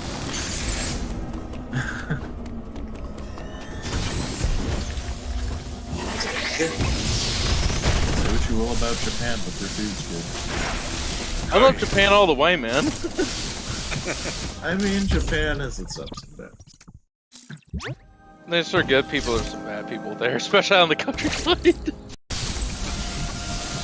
Of course, it's pretty much urbanized at this point, so there's not much countryside left. Right. Or am I wrong about that? There's some country. I mean, a lot of the country is mountains. Oh, Yeah, it's either industry or mountains. Mountain Valley. Yeah. It's the Great Valley. Sorry. Not sorry.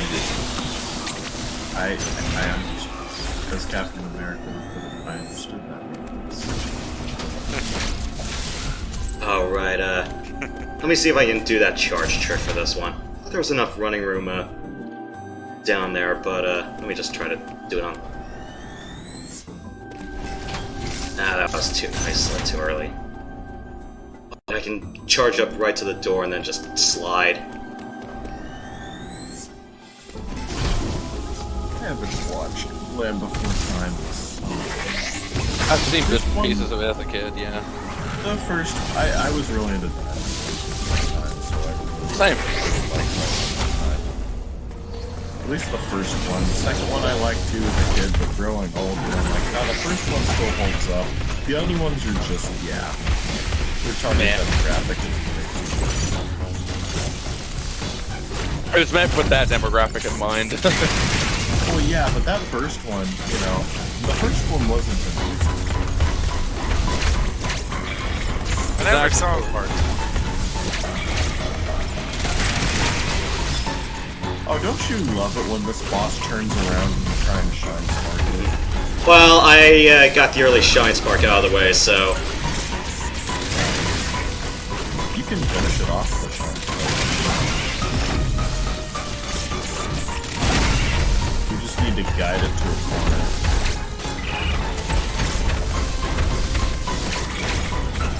Well,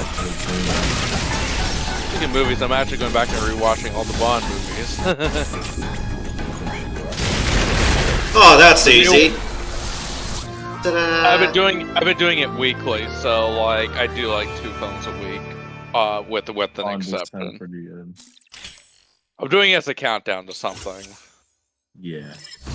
not Bond related to something else. Right. Okay, well, that's cross-X out Prox, of the you way. Prox, you haven't seen anything outside of Craig, right? I've seen a couple of them. Like the Seanneries or... I think so, yeah. It's been a while. and Sean Connery died almost 2 years ago. And Sean Connery's been in a lot of other stuff like The Hunt for the Red October, which is another great movie. Mm-hmm. One of my personal favorites, it kind of sounds like a guilty pleasure, is Dragonheart. It's the one where he voices a dragon. What's this? Is this younger Sean or older Sean? Older Sean. Did he sound like Hunt for the Red October-esque? Yeah, and there was another one with old Sean. That was another good one. Finding Forrester. It's like, Yeah, that's a good one. yeah. The best part I remember from that is like, do you want me to write something that's like about 5,000 pages about why you should stay the fuck out of my home? Okay, Yosh, thank you. No, That's not how I 5,000 want pages. to know. 5,000 words. Sorry. It's like you can't expect a college student to write 5,000 pages. Although, Grant, if you want to write 5,000 for Sean Connery, I'm not gonna stop you. What's the movie where it's like, whiners always complain about their best, winners go home and, you know what, the prom queen. What's the movie where he says that? Oscars did a video on No Time to Die, and the final part says, well, maybe Daniel Craig's Bond should take a little advice from an older Bond, and then add a clip of Sean Connery talking down to this guy in the rain about how, you know, the quote I just said. I was just wondering if you knew where that quote came from. Maybe I can link it.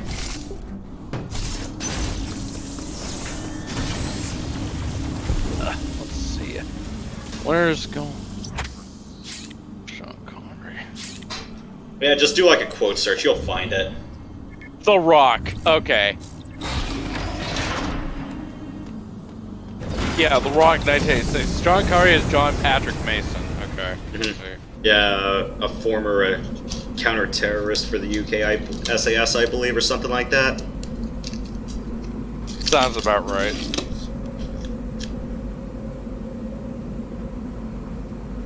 As far as James Bond, I heard they're going back to the 60s for the next actor. As far as the era, not when the movies are being filmed, just when they take place. I would like that. Would like that. Like, Yeah. that'd be a first because every Bond movie, you know, the story takes place the year the movie came out in real life. So. Yeah, you got James Bond and the lead for Doctor Who. They're both in audition phases right now. Uploading I'll data. just say I am done with Doctor Who. This area. I left after Peter. I did not watch any of the Jodie seasons, and everyone told me you made the right choice. No, seriously, yeah. Yeah, because I heard Chris kind of screwed the pooch up a lot, so much that Russ, the guy who was overseeing Chris and David's era, he's coming back to the showrunner's chair. Now, were all the Doctor Who's the same person, even though they're technically, they change over time, their physical appearance and all that? I don't know much about Doctor Who lore, but... Yeah, it's the same person. There is still a problem. Just every so often, they reincarnate. Well, he reincarnates and his physical appearance changes and all that. Yeah, usually to recover from some mortal wound. That's the danger. Is there like a finite amount of times he can reincarnate before he's done, or is it infinite? That did happen, and it was addressed before Peter. It's like, basically the powers that be said, it's like, here, Doctor, have another 13 lives on us. More lives than the cat, huh? What happens after the last incarnation? Do they just fizzle from existence, or they just physically die like a real human? Depending what they die from. Yeah, they just die. Yeah, there's a moment, yeah, you do find what his corpse does look like, but that's like near the end of Matt's last season. Is it Matt with one T or two T's? Matt with two T's. I am searching for it's really rare for me to find Matt spelled with one T. That's a very rare spelling of the name Matt. Yeah, usually there's two.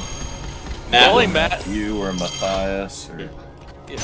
I guess the only Matt I remember with one T is Matt Lottos, and baseball crap alert again, you guys. He was the guy that was responsible for giving up a grand slam to Buster Posey in the 2012 National League Division Series, Game 5. A 5. So. And the only Matt I know is Matt Lucas, who voiced Anakin in the 2003 Clone Wars show and a few of the video games before the 2008 Clone Wars hard reboot. Well, he was a voice double for Hayden Christensen, but yeah. And no, he's not related to George Lucas. Keep forgetting I can just cross-bomb these guys.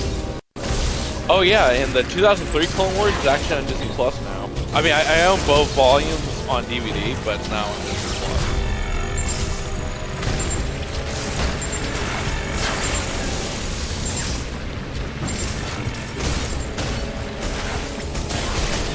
Well, speaking of Doctor Who, Yoshi, is every Bond actor before Dan Craig the same guy? I thought that was explicitly told no.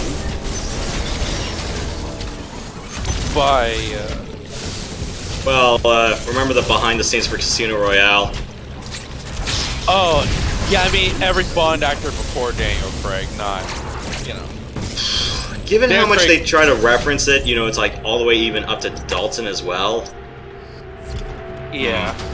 And then GoldenEye references License to Kill and Judi Dench and Bond have a chat. Where does he go? The Fountain of Youth every 20 years? I think it's considered a floating timeline where the same every Bond actor represents the same guy, but in order to explain why he doesn't age, all the movies Bond was in prior are condensed or compacted into a, you know, yeah, basically where the timeline is basically condensed for each soft reboot with each new actress to explain why Bond never ages. So, but yeah, it's a floating timeline. So, Right. kind of like I think that's isn't that how they explain like why like Superman never ages or Spider-Man never ages or all these different superheroes don't age either? Because they do age, and there are a lot of movies that depict them as aging. Maybe I'm thinking of the comic books. Maybe that's what I'm thinking of, not the movies. Yeah. Well, except for maybe Spider-Man. Old Spider-Man. Well, except for one episode in the original 90s animated 94. Yeah, I watched that Jetix, yeah. Yeah, when Vulture basically Spider-Man. I gotta watch this whole bloody series. I never watched the whole series, but I had a blast watching it as a kid. I have the series on it. The Fox Kids Spider-Man or one of the earlier series? The 1994 one, yeah. The 94 one, yeah. You know, the good one. Before Spectacular. Better. And there's big Microsoft. If it's hosted on Fox, it's canceled. They cancel everything. Yes. And there's The 94 one at the end, it had a weird ending. Wasn't it what did it involve? Did Peter Parker and Mary Jane got married at the end? Or was it kind of towards the end? It was toward the end, like it was yeah, they got married. No, they tied the knot. Yeah, they did. But yeah, let's see what the weird ending is like. I gotta watch it. I mean, I'm trying to avoid spoilers, but yeah. Yeah, I kind of just mentioned it. Please It'll don't be a mention cold. it, Yeah, it'll be a while before I watch it, so I'm not gonna be in tears if you do. So. Well, I'm just saying the twist is kind of interesting, and then there's something else happens afterwards. So the show got canceled, and they were gonna do more with this twist, but then because the show got canceled, they couldn't explore it more. No, they resolved everything. They were just forced to finish it off abruptly. They had to rush stuff. Like, Okay. it didn't leave off on it, but they wanted to original, but they had to stop. They had to take the time they were given and just make what they could out of the main ideas they wanted to do. Yeah, they had to stop. Yeah. What? Was it due to ratings, or was it someone at corporate's like, no, Spider-Man sucks, don't do it anymore? Like what they did with Star Trek Enterprise and all that? I forget what the reason was, but it was definitely corporate. Well, that's kind of what happened with Star Trek Enterprise, why that got canceled, because some folks say the ratings for the show were good enough to continue, but the head of CBS or whatever was like, no, I don't like Star Trek. Well, he didn't flat say he didn't like Star Trek, but he kind of had an agenda where he didn't like Star Trek and all that, and he kind of used that as an excuse to, you know, tell the network to cancel the show. And yeah. So that's the universe. We don't talk about that. It's a train wreck.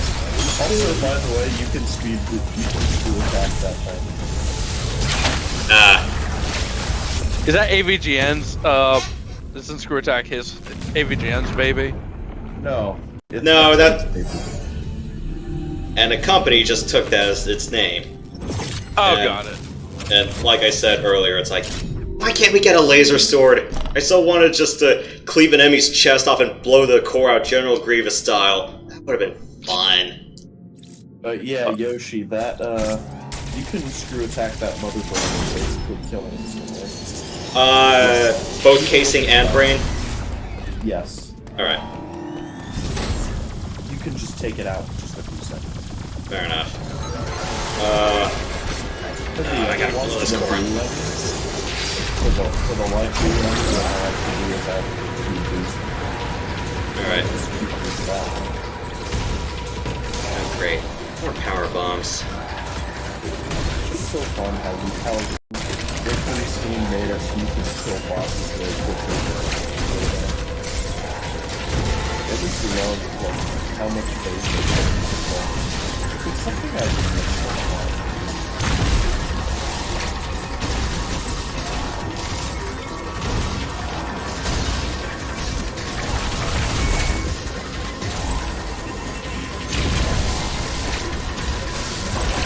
Oops. Well, I screwed that up. It's the most useless powerbomb blocking. I screwed this up. I feel like we were gonna do something else with that, but we decided not to. Or another probably And we take out Grape Fanta. Oh yeah, speaking of Fanta, I did buy a crate of I bought a 12-pack of pineapple Fanta. May God have mercy on me. about to say, why would you do that to yourself? Was that the only one they had at retail price, or? Yes. Or, yeah, they sell it in the... You know, they have robots named Emmys. They should have robots named Max as well. Darth Matt. No, Max. Ah.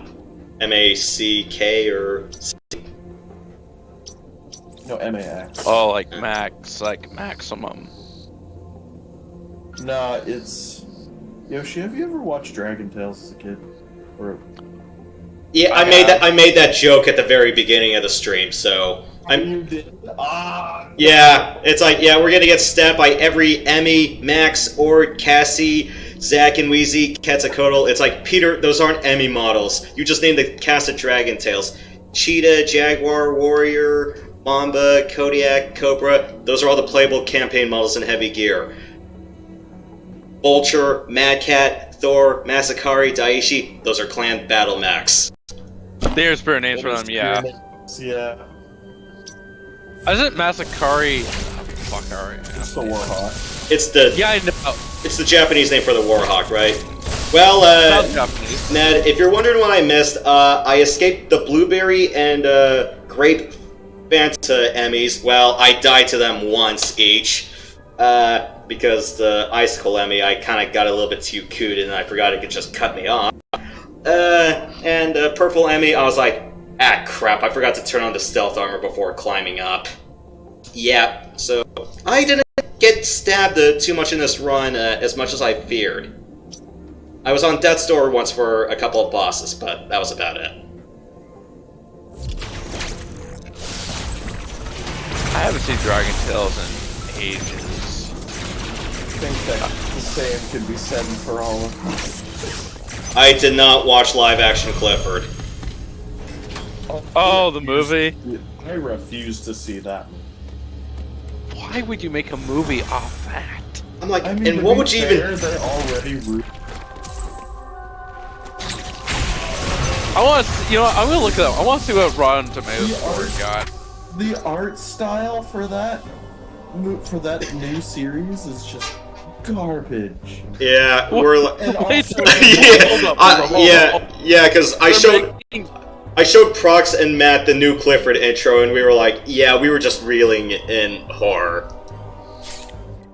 yeah, and also the new Magic School Bus reboot. I did not see that. I'm like, oh wait, they did that? Yeah, just look at the art style. Wait until wait until they redo Clue Finders, and we're going, oh shit. Archie's Mysteries. Where's Luke? Okay, Why can't we? The Big Red Dog, the movie, got a 57% critic score and 94% audience score, but of course this is just based off the site alone, so... Damn it, Viacom! Yes, Paramount funded that. I somehow disagree on 90% audience score. You're side of the critics for once. Yeah, for once. Oh, Captain Planet.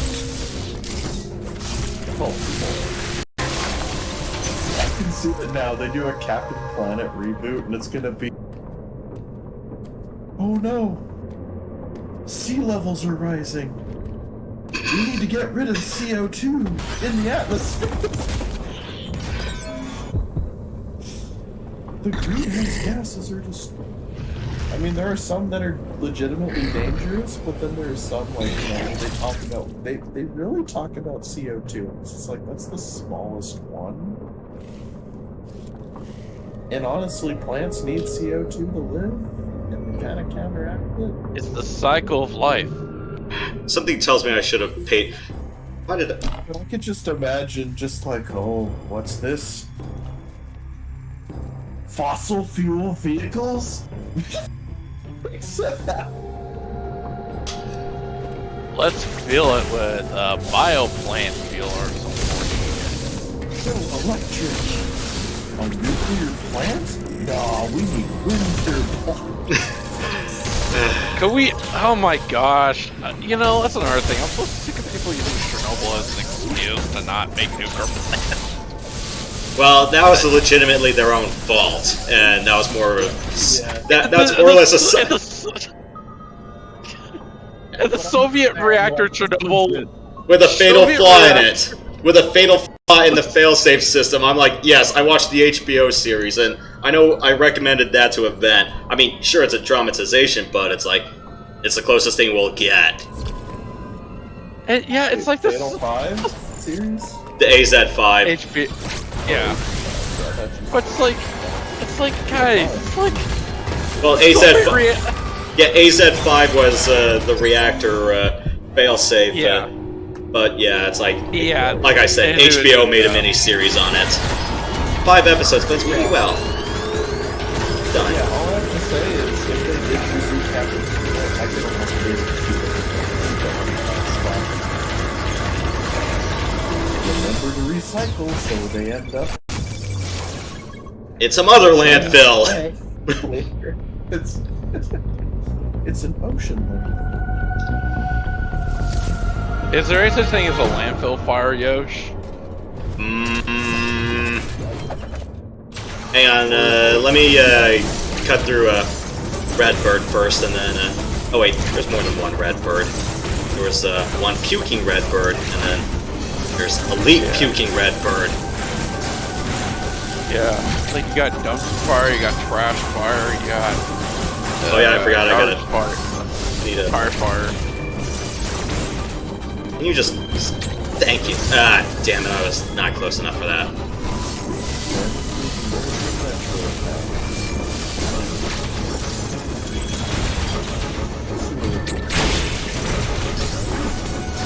I forgot I can just, hit the rapid fire key!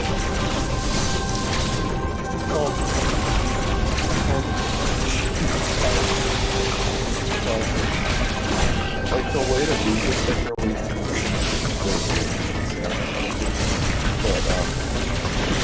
you really know how to match, Yeah, I remember hearing out of some of the speedrunning community, like they were just like in cahoots about the entire auto-fire discussion for this game. I mean, it kind of needs to happen because otherwise, because I tried taking the rapid fire approach by just using my muscle spasms and I can match it.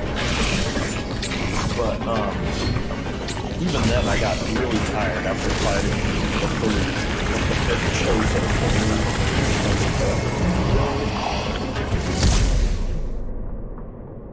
Well, that's... And then the final boss was just like, oh, it's another mash fest. Yeah, for the grab counter on the final boss, it's like, yeah, they just say, just use storm missiles and then just keep rapid firing.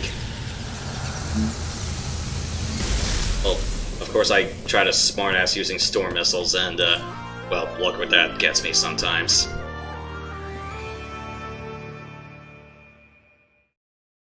What did they do with Clifford in the movie? Did they like take like a life-sized dog, painted it in red, and then just use digital effects to size the dog up? I thought part of it was, yeah, because some of it has like, you know, that giant, what do you call that trick in CG when you just use a giant rod, you know, as that reference effect? Oh, it's perspective. Yeah, because I remember, what was it? Yeah, it was that giant. It's that giant rod with a ball at the end that they use for like rotoscoping and CG. I forgot what it was. Because I remember watching, like, had the VHS copy of Sleeping Beauty, and I'm going, okay, so that's what they did for capping the Maleficent dragon fight.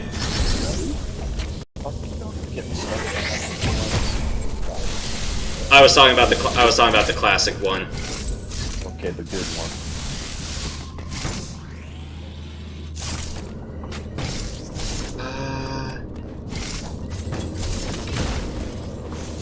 But where's the? Oh wait, downward thrust isn't or just yet. All right. But yeah,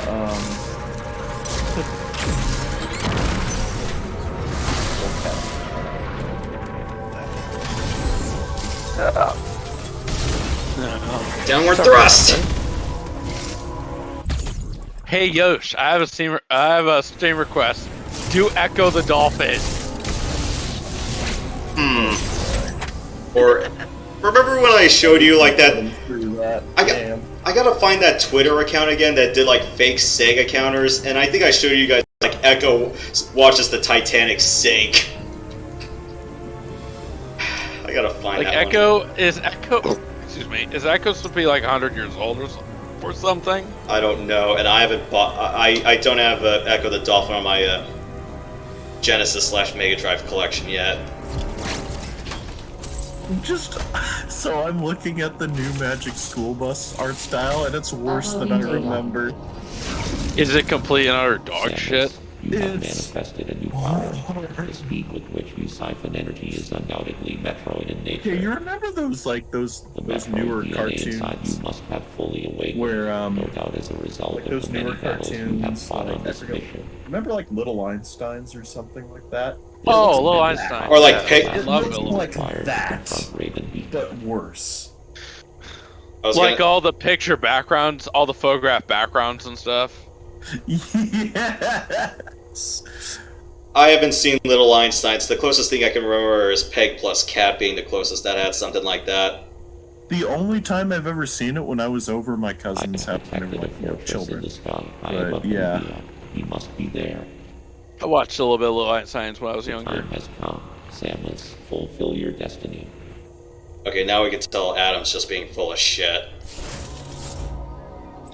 Quite literally, or full of feathers. And tar. Although, granted, I think all the robot birds we faced were. Oh, right. It's a Netflix series too. But yeah, look at this. Look at this disaster. Okay, let me just pause and then I'll just take your word for it. Yeah. Okay, without even playing the clip because I don't want to get myself copy struck. Oh, shit. Yes.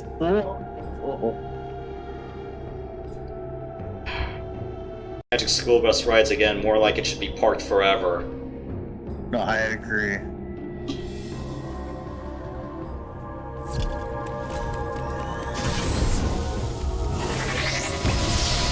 And they butchered the song too.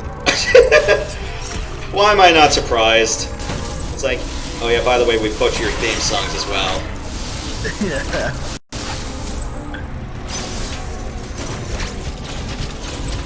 And alright. the kids too. Like it's all so. They just made it like so diverse for the sake of being diverse, you know? Yes. That. That was a yeah. Who owns the rights to Magic?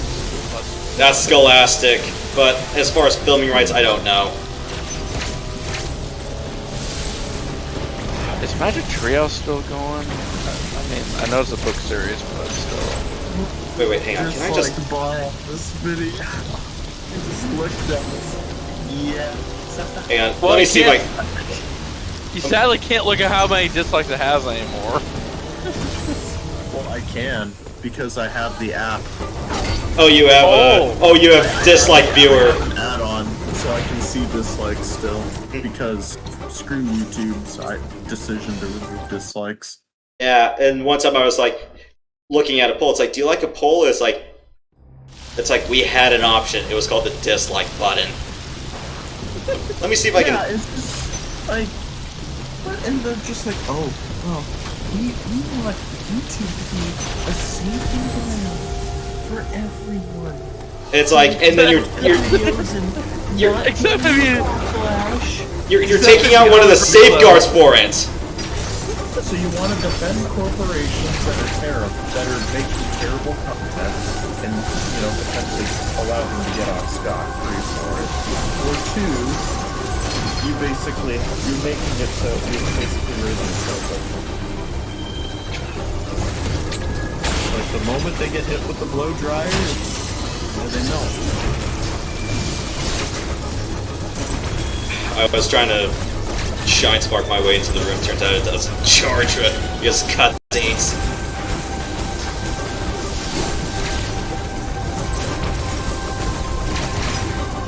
I can't believe we're a year into this. Film industry. I mean, the film industry can still put up some good stuff. 2021's movies should be proofing up of that. No time to die. Godzilla vs. Kong, that new Spider-Man movie that came out recently, which is amazing. And I hope Top Gun Maverick will stick a landing too. No pun intended. I gotta give you Fleet Defender, Matt, if you want to try the F-14 Tomcat sim. Oh, wasn't that one? Is that one game you were streaming, but you felt like, yeah, it's too devoted to time, so you got that for your program? Not Falcon 4.0 or 3.0. Yeah, Falcon's a bit too technical for me right now. Because I'm going... It's like, guys, I'm not going to learn to pilot a real F-16, and I don't think we're going to have real F-16s available after a nuclear apocalypse, so... Actually, you know what? I don't mind some of the QuickTime events because they're not stupid. Some of the QuickTime events in Other M were... Yeah, that was yeah, Other M's mechanics overall were bullshit. Especially like when you hear the decision to, oh, I don't know, not have nunchuck support, despite the fact like damn near everyone who's had a Metroid had a nunchuck. Sorry, I was kind of distracted for the kill shot. And I also like the cutscenes because it kind of reminds me of Prime as well. Where Samus enters a specific area and just what's going on. Prime's cutscenes were pretty good. Prime's cutscenes were good. But this is how I'm reminded of it. You have like that Prime element, but it's also a 2D Metroid, so honestly, you kind of get the best of both both ones. Oh my gosh. How'd you mess that timing? Guys, this was like Kamina. I was distracted on that. I was distracted mid-rant.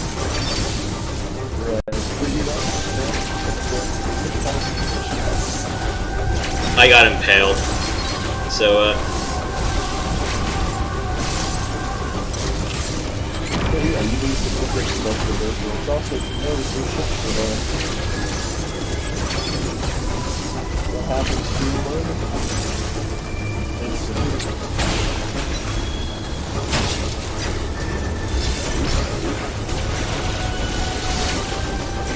you know, one other thing I kind of said I would like from this game? Joy-Con XLs. Yeah. See, I just played this game handheld, so Yeah, I already mentioned one of my principal complaints about this game was just like how much some of it just felt handheld. I'm like the lack of an independent music and sound effects volume slider when, you know, Prime had that to begin with and many other platformers on this game had it to begin with. Like some of the Mega Man installments, Castlevania, Bloodstained. I'm like, what the heck? I mean, I get the neutral wall jump where you don't have to tilt the stick in order to wall jump because I'm going, oh, when I was playing it on the plane, I'm like, oh, it's the protected Joy-Cons. That made way too much sense.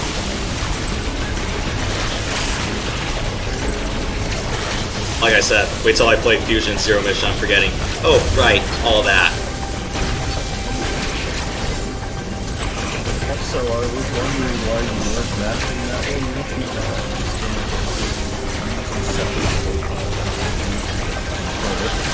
Yeah, I prefer playing loose sticks. It's one of the holdovers I have, like, when I like playing Prime. Well, Prime Trilogy at least, is, you know, it's like, I was able to sit down, just resting my hands on the armrest. I'm like, yeah, I kind of like that for, you know, Twilight Princess and Prime Trilogy. Although granted, for Prime Trilogy, I'm like, oh yeah, it's a light gun installment, but I'm like, comfortable with light gunning. I played Time Crisis.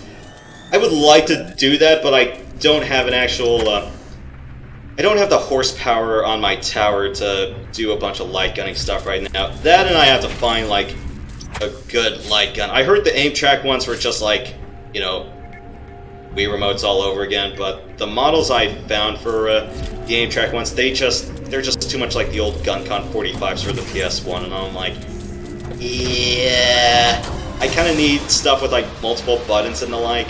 Other light gun games are going to be the reason why.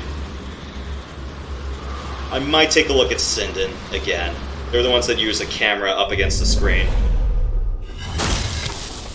They just use like angle tracking and the like. Angle and distance calculations.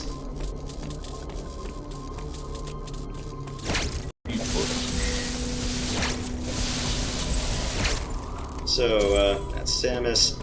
Isn't there a hollow of the Federation ship somewhere around here as well? Unless that was the earlier one. Samus returns, because there was no Federation ship here. Remember the cruiser at the beginning cutscene? The one that dropped the Emmy off? Oh, yeah, but then they left. They just left the Emmy here. Yeah, The cruiser, yeah, because I remember it was like thinking, it's like, if they really wanted to do something like Metal Gear and not screw it up like Other M did, it's like just have like the support staff on the ship just relay it down to Adam and then just have him just relay everything down through here. But it's like, yeah, you have to realize it's like, oh, by the way, all the transmissions were hijacked. The thing is, everything was so deep, Adam couldn't have been able to, you know... couldn't have been able to... Well, actually, they would have done it. Yeah, because remember there were like yeah, because remember it's like, I said at the beginning of this, I'm like, it's like, why don't you just put like signal booster stakes down here? Well, here's the thing. They knew that they said that the X were back, and it was just like, okay, we need to send Samus, because she's the only one that can handle the X. Well, after all the Emmy were lost. Right, yeah.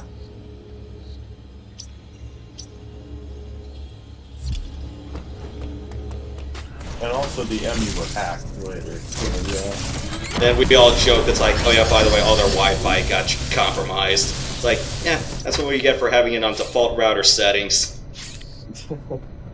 Also, another thing. That first Emmy, you know why it's damaged, right? That very first one that you encounter?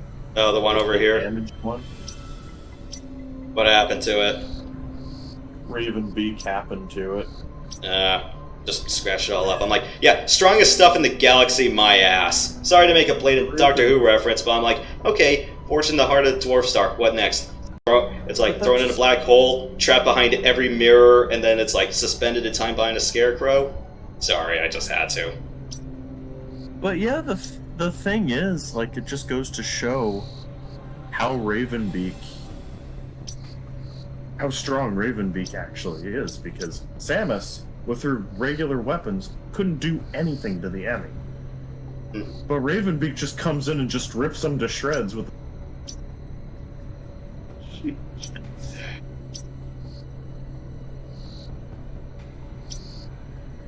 Rips one, hijacks Actually, the other. the Federation didn't do that. Raven did all that. Yeah, although granted, the one thing that kind of really irked me was like, oh yeah, by the way, she could hold Ice Beam at the very end. What happened? Did she just lose it? We're talking the end of Fusion and here. The fact that they brought back ice missiles, I'm like, Sakamoto, have you played Fusion? Yeah, and I've already mentioned this a lot earlier after acquiring ice missiles, and that is, you don't get a lot of opportunity to properly use ice missiles, as platforming elements, because remember like the PYR meltdown in Fusion, where it's like, okay, you got the ice missiles from Arc, you get to experiment with it, and then resolving the PYR meltdown, it's like, okay, just freeze or like use every enemy on your way as a frozen platform that you can safely stand on. Or better yet, when you get Ice Beam in Zero Mission, it's like you immediately have like 2 or 3 rooms that you can try using Ice Beam with, that you can experiment with. This one is just like... And with Gavrin, Gavrin has a couple of places where you can do that by freezing those plant things, and you also need it to get some power-ups. Well, you don't need it, but it makes it easy. Yeah, I'm like... Because you remember, like, right after you get the ice missiles from Arc, you get, like, an energy tank or a missile tank, you just climb up the ladder, freeze the Ripper, move on, and then there's that little room to the right, where you just freeze enemies, and then, you got high jump boots, and then you just jump up them, and then, you just proper, and then it's just all proper placement and learning where to jump from. That's the kind of thing... Yeah. Yeah, that was the thing I was missing from this one when you got the ice missiles, because I'm like, at least like in Prime 3 Corruption, at least you could make frozen platforms out of fuel gel, so you needed to safely jump over fuel gel. It's like, okay, just shoot some ice missiles, you get some platforms. You never really do like any platforming or like any proper platforming with ice missiles here, or full experimentation. Well, again, you do. You have to climb, but yeah. Like I said, it's like they didn't make the case like very blatant or in general. Right. Like I said, what else do you expect? You point and shoot, jump, point and shoot, jump. You're not going to be able to do much with that. Remember in that one other power bomb tank in Arc where you had to freeze that Ripper over crumble blocks. Yeah. Yeah, that. I was hoping for something. There's some ice missile puzzles in Dread with some items as well. But a lot of it can either be shine sparked or you need to just like shoot it and then quickly jump. Forget what you have to do for the one, but there's one in Gavin where you need to freeze a pedal to access some stuff. It's just, but I'm just glad that there aren't any crumble rooms. But hey, they made up for it with their new speed booster. And a lot of those Shine Spark puzzles that we have, just top notch. I know there were just some people who just say they just don't have the reflexes for it. That's why you get better at it. I had to get better at it. I didn't, although granted, like this one here, the wall-to-wall one, it's like, I could not do it with a Pro Controller to save my life. I just did split Joy-Cons. I'm like, oh, okay, that worked. I'm like, really? Like, yep. Honestly, with wall-to-wall, you don't even need to hit left and right. You literally just need to hold one direction. Just hit A over and over and over again, and there you go. Well, I just kept it neutral for the most part. Right. Yeah, I think this one over here, it's like, you know, you spin boost and you do a wall-to-wall. I just came back, I did a point-to-point, but I just used cross bombs. I'm like, I'm already coming back with cross bombs anyway, let's just do that. Alright, also I'll be right back. Let's go kill the final boss. And those of you guys who have played East, the Ark, and the Pishtim, well, it's going to be very blatantly obvious why I'm going to be trying to use that final boss fight. But like every other Falcom music track, well, it ends up being too damn short for whatever I do. See, the darn fight, because Termination lasts like 5 minutes, but that fight doesn't really last 5 minutes. Or The Strongest Foe from Wanderers from East. That song lasts 5 minutes. You might get it done in 2. This iteration's like 4.5. I know the regular song is 2.5 minutes, but honestly, it's like the point I trigger it from. No, it's too short.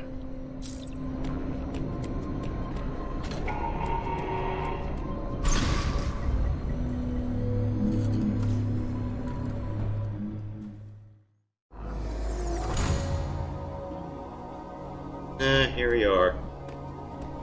You hijack transmissions. Uploading data. It appears your Metroid DNA has caused you to become a Metroid. Ordinarily, this would have happened immediately after the DNA transplant. Your Thoha genes must have slowed down the process. They were the only tribe capable of controlling the Metroids. And you know this how? Though you possess their DNA, you are not a Thoha. Your physical prowess suggests that you must also possess Makin DNA. Oh yeah, by the way, you may also have the DNA of Clan McDuck. That probably explains that your adventuring habits. Oh yeah, and you may have the DNA of those New Zealand Kiwis. Those motherfucking Kiwi bastards. Metroids are programmed to identify Makin as enemies. This suggests one thing to me. It is very probable that your metamorphosis occurred as a result of Raven Beak's attack.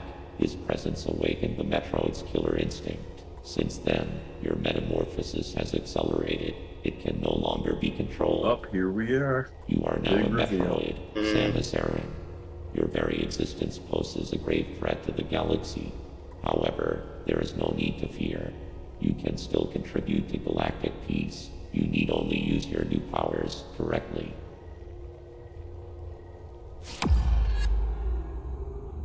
You have followed my Metroids are instructions programmed faithfully so far.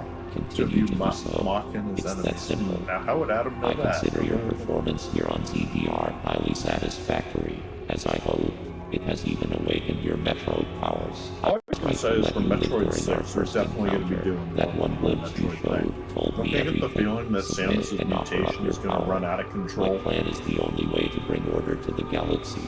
At some Fulfill your point, destiny, you know. Samus. This is an order. Disobedience will not be tolerated.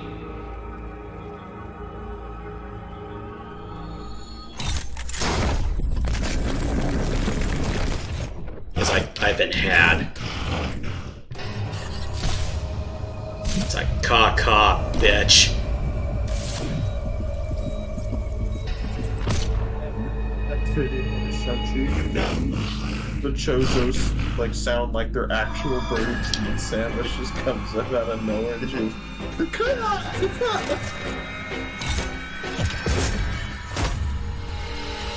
Burn it up. Such a wholesome movie. Chozos on the tech. And Samus just comes in.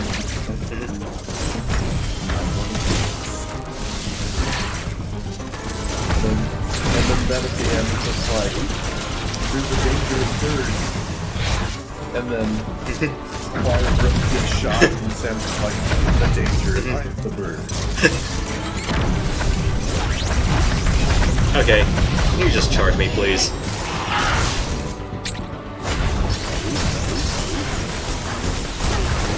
You gotta make him red before he does anything like that. I mean red. Like flaming red or just red shields? Red shield. Okay. Because, you know, eventually, the more you do that, you can just do that attack.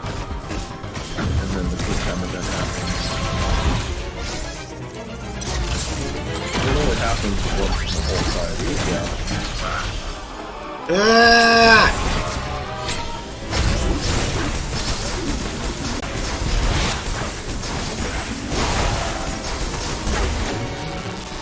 It's funny, that rapid fire attack that Raven does in the second phase, you can totally cheese it just by doing a dash counter, then crouching, and then Ravenbeak will literally miss you.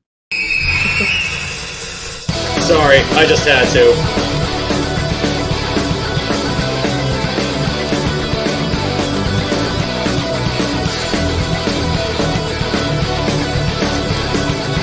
Play the ending of Mark the Pitch if it'll make sense.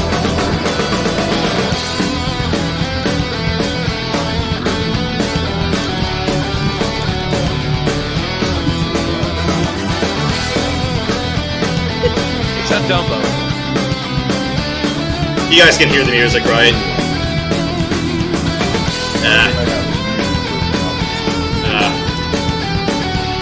Oh yeah, feedback.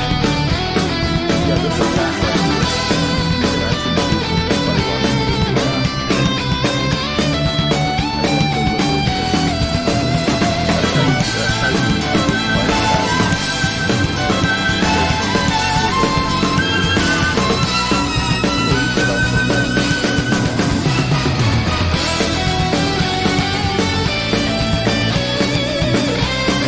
Yeah, this song is very fitting. I was like, I rehearsed this boss fight with this music, just trying to get the cadence right.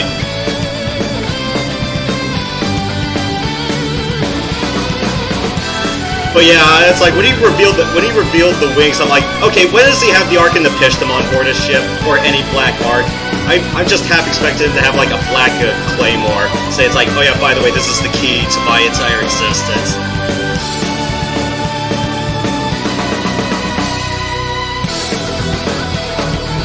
This is also...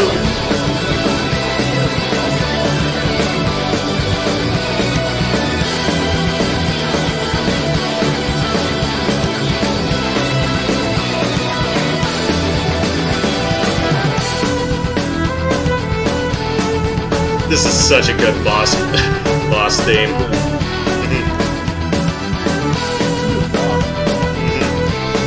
Oops.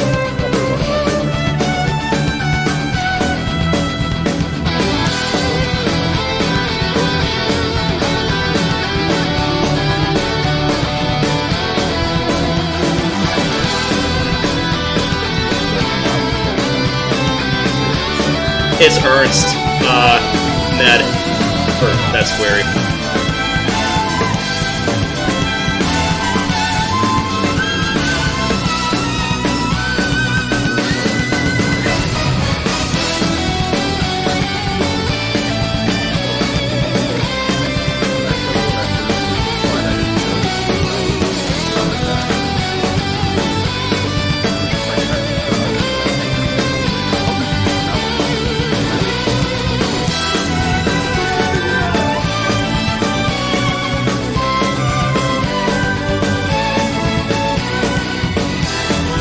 Oh, right.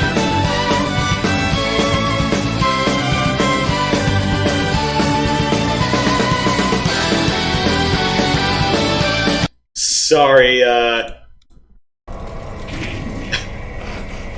like I said, I killed the Fast 2 song for the... I killed the boss too fast for the song to be to its full effect.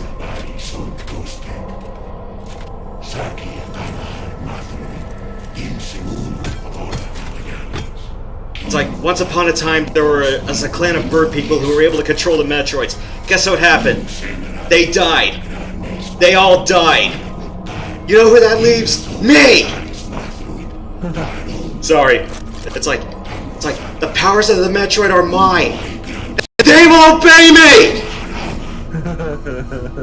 You know where I got that from.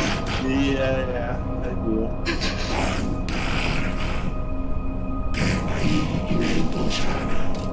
That's such a good episode, though. Yeah. I would argue David's best episode of the bunch. Speaking of David, remember David Jaff couldn't get through that room, and then even Nintendo started making fun of him. Oh yeah, the ceiling room. It's like, just shoot the ceiling! Oh, you see that you can shoot? And it's like, your missile launcher can... Be too difficult for some players, so let us teach you some basic method. And it's like, yeah, I know it's like, you... It looks like it's locked, but it's not. Or it's like, we know you used to have bombs once upon a time. Don't worry, we let missiles do that.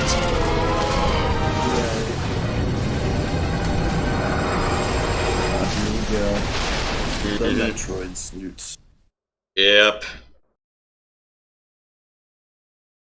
I remember when I saw one of the trailers, I was always wondering why Samus was screaming. When I finally found the answer, I was like, oh! Okay. Yeah, one of my folks said it's like, maybe cut down a bit of that down. It's like, normally she's just like, every reason to. yeah. She has every reason to be that upset. It was like, nope, don't clone me. We already had that with the STX. Why does he look like it? Why does he look like the Bird Emperor Palpatine with his face off? Oh, with his mask off. Basically killed all my family.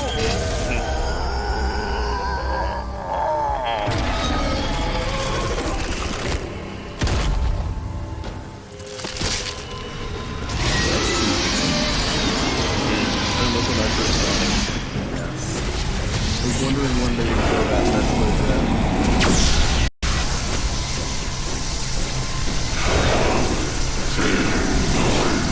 Alright, giant mutant bird, please go die.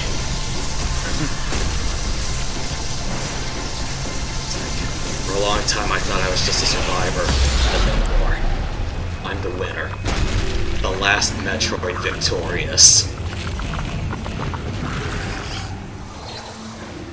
Where's the Ultimate Warrior victorious? Take your pick.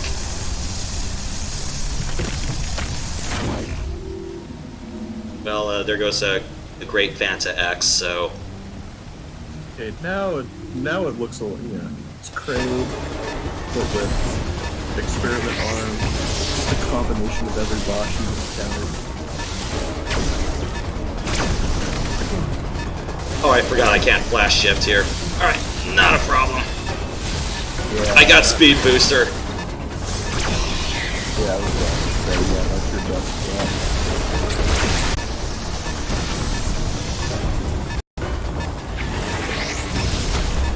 Why didn't I just do a diagonal launch?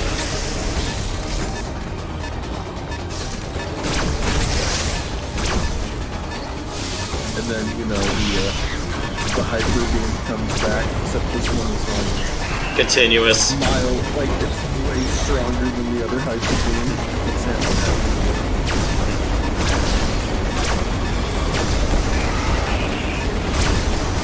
And this is where the demo message is saying, oh yeah, by the way, you can run and gun. Comes very much in handy.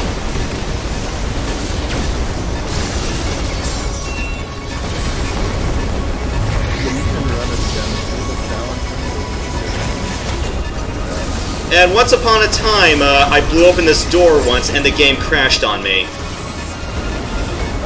think I know what happened.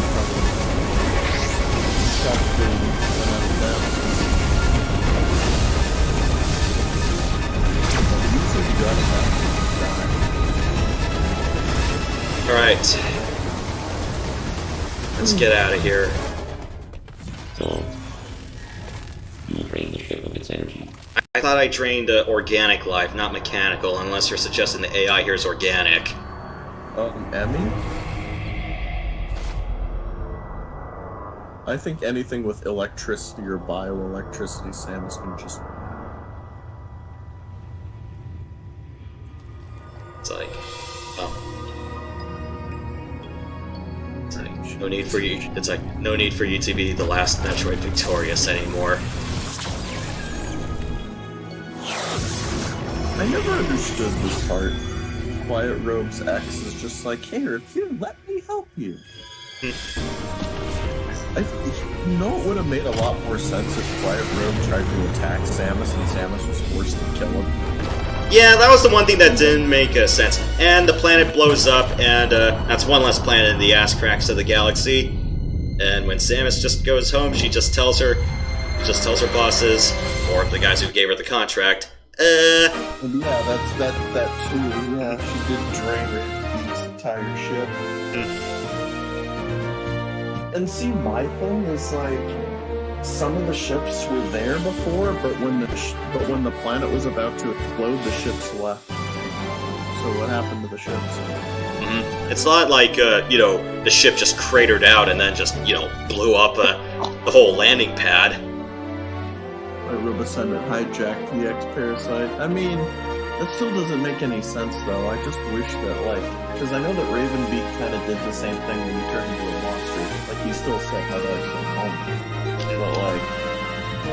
But, again, in Fusion, the X would take over completely because they would kill the original and replace it. But in this... They just body check them. Dead. Quiet Robe was dead. Yeah. So that must have been the X. I mean, I guess they retain memories and stuff, but even then, it's like. Yeah, and I never really understood. It's like, it's like, oh, Quiet Robe. It's like, did Ravenbeak just say Quiet Robe? Just here, the Emmy are all yours. I don't have in my own override. I'm like, wait, really? Yeah. That was one part that never really made sense to me. It's like, wait a minute, it's like, you should just have like your own Emmy remote at your own desk. It's like, don't ask Quiet Robe to do it all for you. It's like, on the off chance he rebels, I'm like, did you forget who had the Master Switch this whole time? And my thing is like, Ravenbeak killed the Toha. Like, all of them. Except for Quiet Robe. I mean, clearly Quiet Robe is going to have some animosity, so yeah, Ravenbeak should have had his own Switch on the ship. It's like, why would you need the X to, to wake him up and wake the Emmy up again? And also, again, Quiet Robe's X should have attacked Samus because, X. Wasn't there an entire plot arc in 2 or 3 that races had ascended and gave physical forms? I don't think that was the case in, that was not the case in 2 because the Luminoth arc was just, the last of the Luminoth just asked Samus, hey, just go kill the ink for us. Prime 3, though, reading the lore logs, no, not in any of the homeworld cases, because the races of Brio killed the shit out of each other before Samus even set foot there. And, Elysium was donned by machine kind that was left behind by the Chozo, and, the Federation said hi. It's like, here, as a gesture of peace, take our Aurora unit, and then everything went to shit for them. Right. Prime 1, it was like the Chozo ascended, but nothing like what happened here. The Chozo died, and the Phazon took up ghosts, which made no sense. Well, it's more like their spirits couldn't leave the planet, and they're like... It's one of those things where their spirituality is tied to like how it's like how the essence of the Earth is feeling, sort of thing. Yeah. That kind of thing. Well, and Prox, if you or Matt want to do like Prime Trilogy and want me on board, I'm all for it. I wouldn't mind. Yeah. I wouldn't mind like watching you play the first Prime. The third Prime is going to be a long. Yeah, that's easily the longest game ever. Yeah, because it usually takes me like 7 to 8 hours to hondo it, or at least I never really do it casually, just trying to skip things. If I bother to, well, then again, I like to get all the E-tanks because the final venue, it's like you might as well just have all 14 of them. Right. But yeah, it's like. Yeah, I don't know, it's like, I'm not good at Prime 2. 1 and 3 I can just do whenever, but I'm not good at 2. It's like, even though 2 is made a lot easier for Trilogy. But yeah, I don't... It's sad because Gamecube 2 is what I grew up on, and I still prefer that one. Despite the fact that Spider Guardian and the Boost Guardian were made a lot easier. I honestly, at first, when I first played 2, yeah, I had a lot of trouble with the Boost Guardian, but once I got its pattern down, Boost Guardian is easy. Yeah, and then it's like, for me, it's just like, oh, just bomb it when it's a puddle. It's like, that was the thing that everyone kind of flat out just forgot to mention. It's like, oh, you could just do that. I'm like, okay. Yeah. It's like, you don't have to light beam it to death.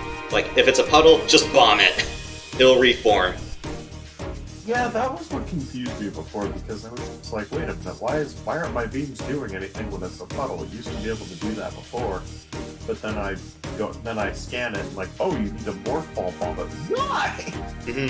Yeah, and even then, I remember reading like some of the behind the scenes for it. It's like one of the testers or one of the developers didn't find out. It's like, oh, that's how you're supposed to do it. Yeah. I had to look up a lot. Well, I played that one.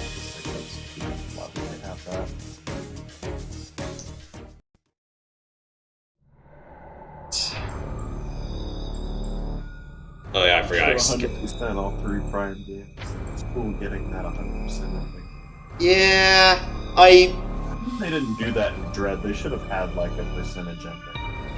Yeah, that's one thing that I felt like they should have done as well, or at least, have a good like low, mid, high, like Zero Mission did. I still have to do the hard hundo on Emu, and I'm like, I never really thought how to attack a 50% run, because I'm just a kleptomaniac in Metroid. It just happens like that.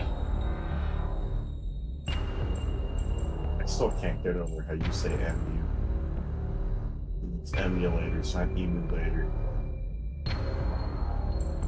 Blame the Great Emu Wars, or, those emu that escaped the Hank and the guys. Bill going, why does everything I love run away from me? Because you have to pet everything like an idiot!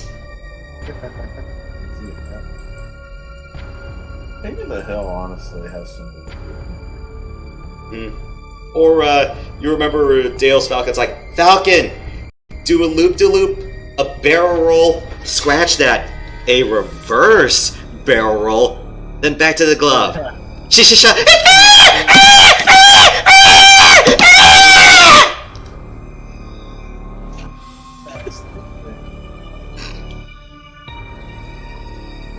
Falcon, not right. Or it's like, oh yeah, it turns out you have to feed the Falcon something. It's like, eat moles, voles, and some other things. It's like, and Bill's like, what's a vole? It's like, Falcon, show us a vole. It's like, shisha, and it attacks Bill again. It's like,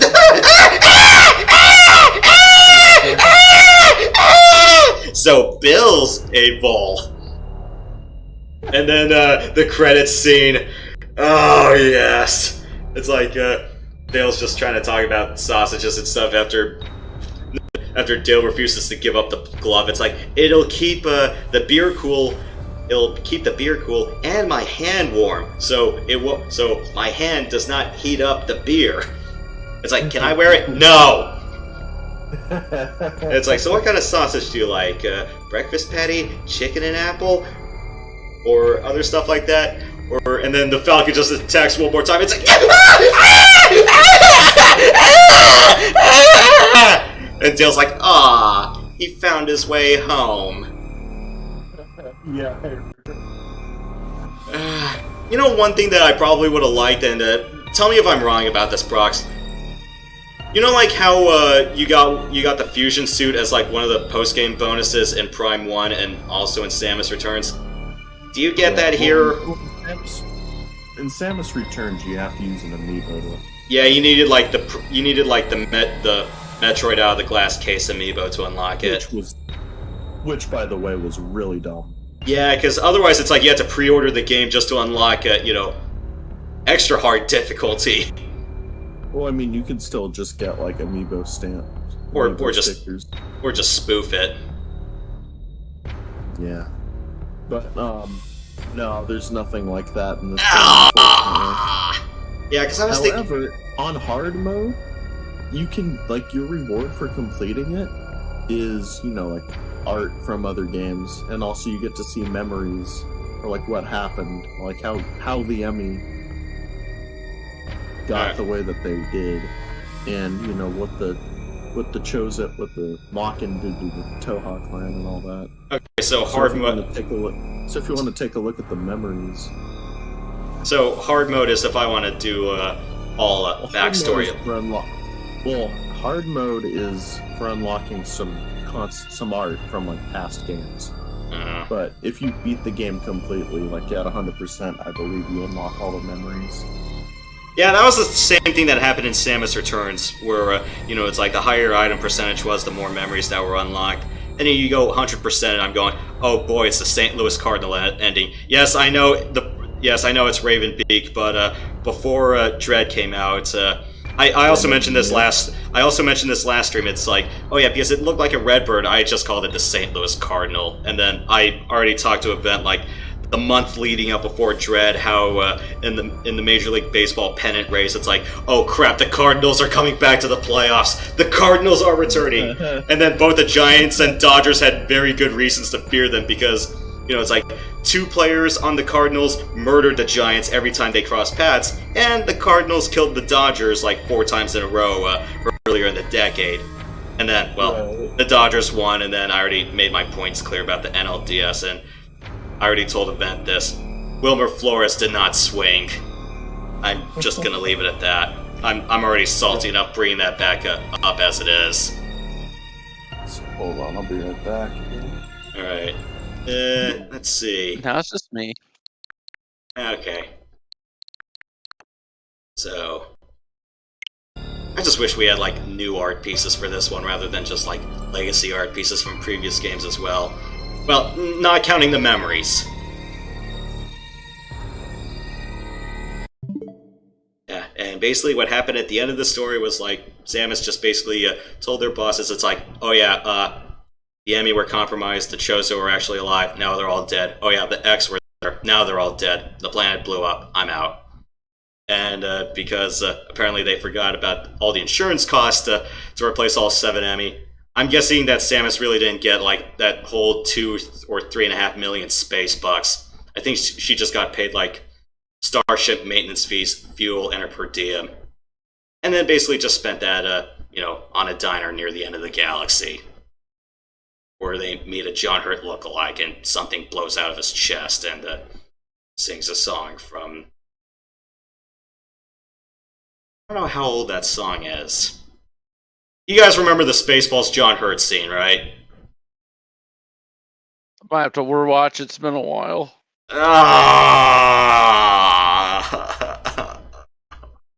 And sadly, Prox is not here to input, so... Damn it. Okay, describe it, and it might cause a light bulb to go off. Do you just want me to post you the scene, Matt? Yeah, just post it, and then maybe I might be able to comment. Alright. Let's see this. Or just YouTube Spaceballs John Hurt.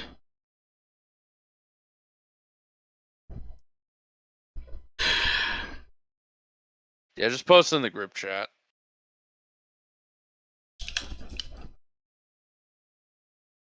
Yes, that scene. Oh, it's in the Twitch chat. Oh, gosh. Don't worry. It's as peachy as it'll get. Okay. There's the scene. Just talk to me back in like 3.5 minutes.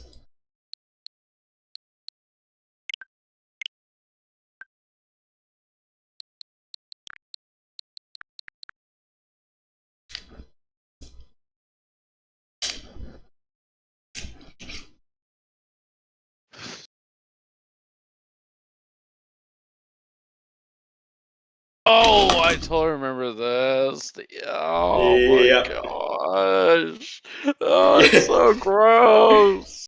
Hey, it's not as bloody and violent as the actual scene where, everyone's script was intentionally left blank, so nobody but John Hurt knew, so everyone in the cast legitimately freaked the hell out. That was a really smart move. Mm-hmm.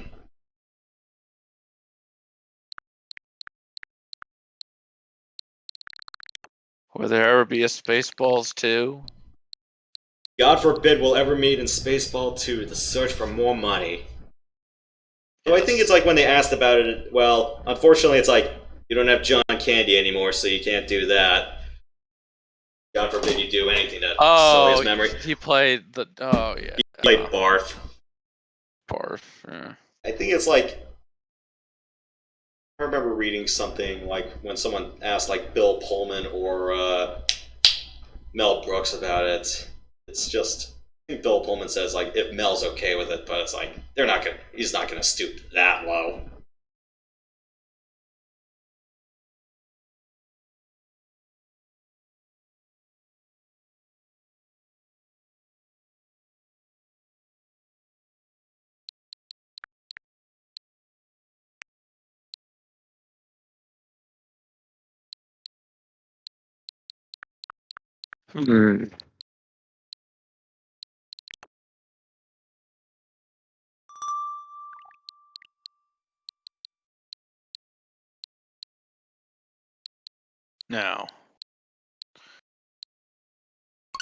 Now, Yosh, what is the worst? No one can hear you What, laugh.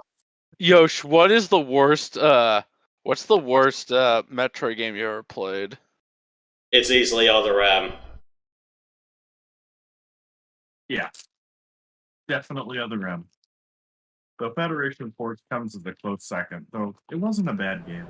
Or better yet, it's like if it was going to be given like a spin-off like Prime Hunters, but at least Prime Hunters, at least I had fun with the alternate hunters. Yeah.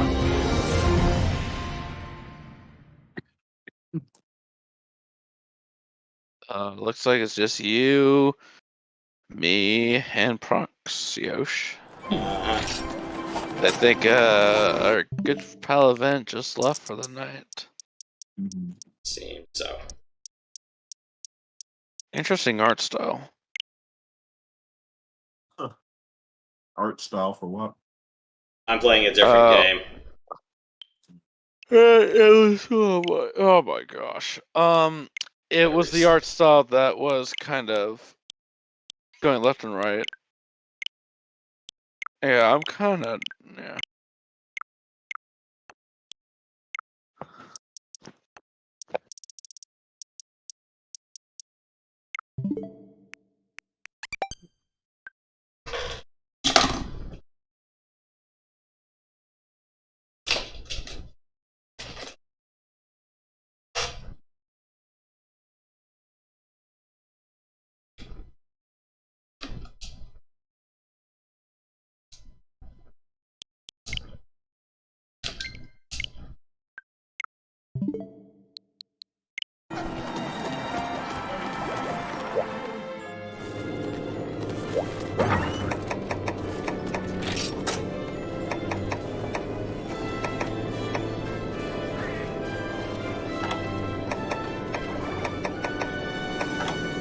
The new Pokemon Legends game looks great. I'm definitely gonna get that one. And then the new Kirby game. I'll definitely get Forgotten Land. Oh yeah. Forgotten Land looks really good. It's like Breath of the Wild, but it's Kirby! Yeah.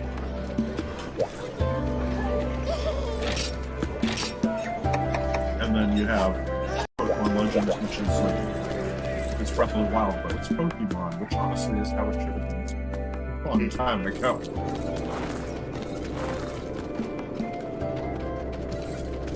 Okay. Can you guys hear my brother in the background by chance? No. Okay, good. I guess my mic piece isn't that sensitive. Ah! Yeah, he just whacked me on the head.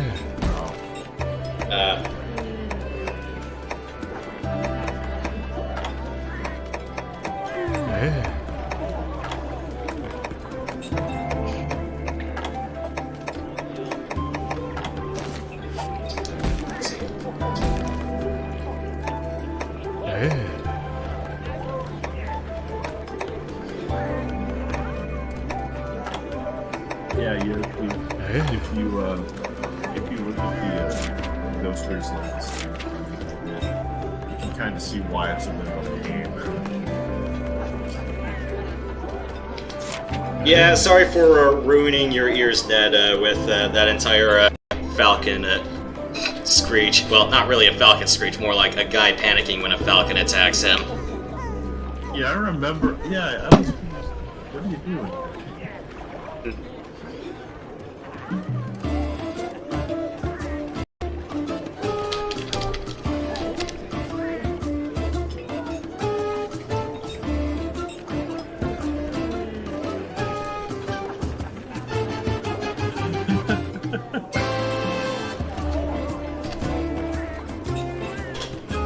Yeah, and that's not the first time I did that Dale screaming like that live on air once. I did that once with a vent when I was doing Flight Simulator X quite a while ago. We were just making dead time, and especially after that little stupid, little faded event, you know, flying a DC-10 around Miami, and then, you know, it's like just making drug runner jokes all night. That's part about flight simulators. It's crashing. That's. You want to enjoy a flight simulator? Just crash the plane. Yeah, Dale's Falcon. Yeah, I remember I saw that. Watch King of the Hill, Prox. Well, I've watched a bit. I probably should revisit it. I've only watched like bits and pieces, like little clips. Is it totally show that couldn't be made today? No. Not even close. Though The Simpsons and Family.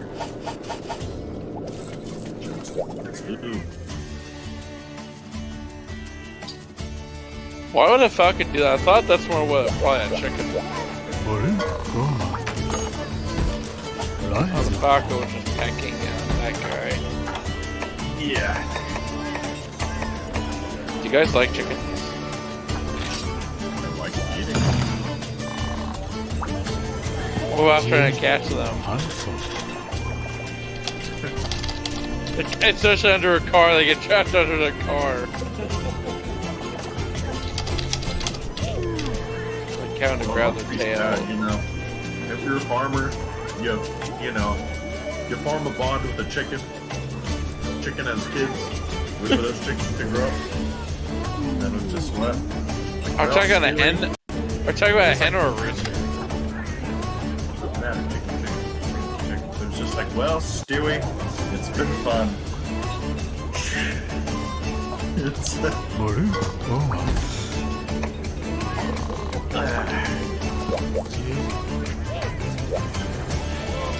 I remember I played Wii Sports Resort with Wii Fly mode and how it always crashed the plane. Or I would fly at really high altitudes and shut the engine off and just let myself fall.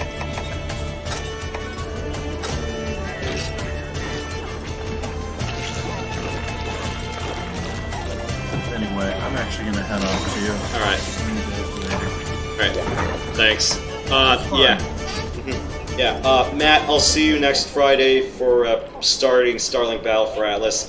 Ned, I still haven't found anything for Divisional Weekend for a gap for Phantasy Star Portable 2, so definitely do that like next Sunday, because I believe the Conference Championships should be just on Sunday, so I believe next Saturday should be fine. I'll still try to, you know, do a couple of S ranks with my cast, but yeah, as I kind of told you the other night, those quests can take long, especially if you don't have, like, the right specs.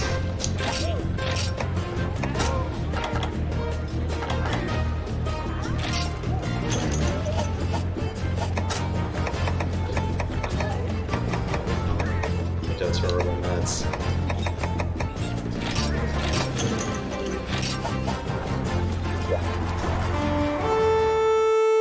I really need to start reloading Monster Hunter before Sunbreak for Rise comes out.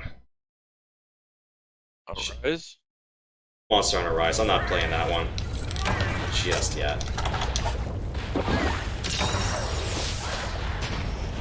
know anything about the Yuga, it should be upstairs. This is just high rank. I'm not doing the Metroid mission where you get coins to either get the Zero suit or, God forbid, the other Ampharia suit. It's just it's what it's based on. It's not really Garuga, because Arse not to do that just yet.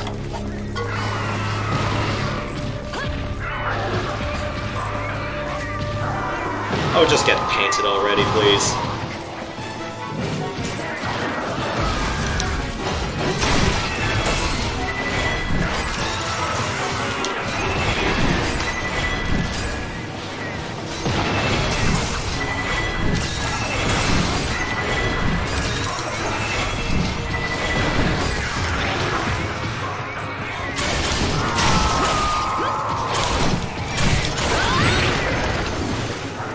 All of them.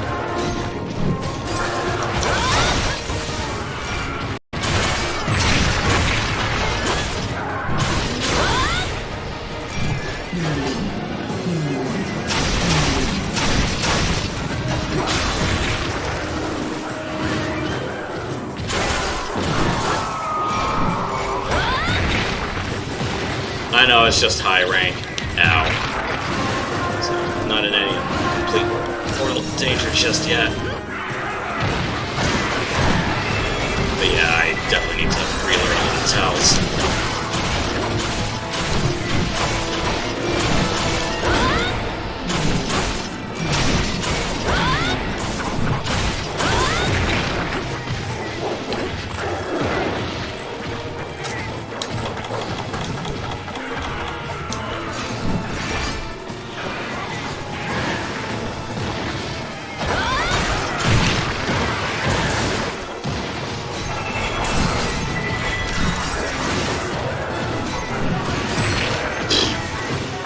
I really need to stop smart-assing the runs.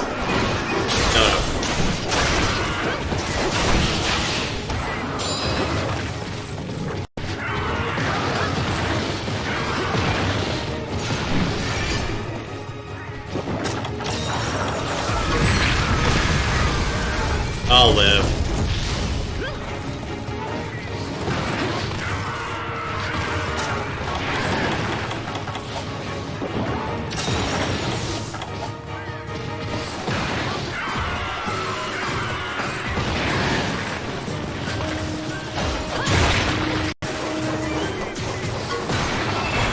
What's the dragon's name? This one is a Yin Garuga.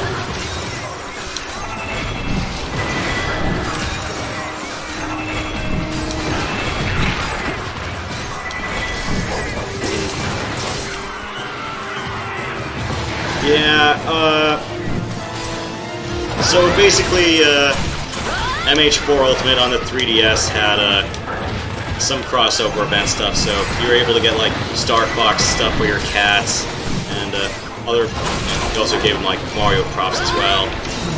As far as the Metroid props goes, well, you get the arm cannon as one of the bow guns, you also get the Zero suit, as I'm wearing now, and you also get the various suits as well, but like I said, it's the other various suit, which makes me a little bit mad. Justifiably.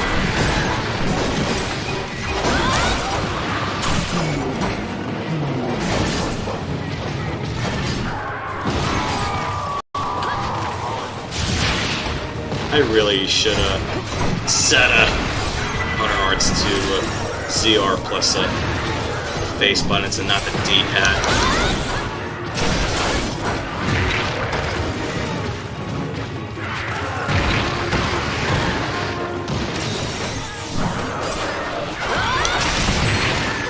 Yeah, and I show everything wrong with playing Insect-Glaive in a nutshell.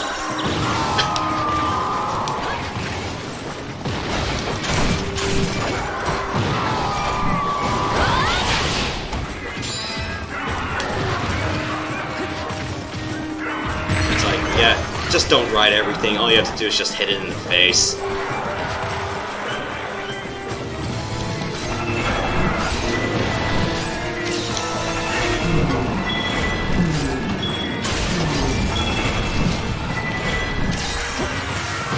Yeah, there are a handful of monsters that I just prefer, like using dual blades over blade for, and that's mostly if I can't hit the head or it's just one of those really awkward hitboxes that I'm just not arsed to bother.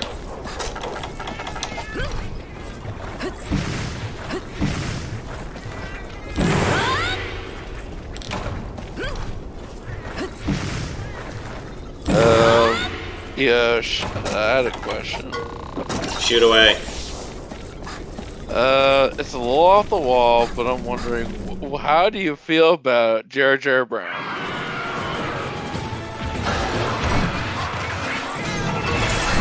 Are we talking about the guy who used to be governor, or? Yeah, that son of a bitch. Prox has a better grasp of it than I do. Yeah. There.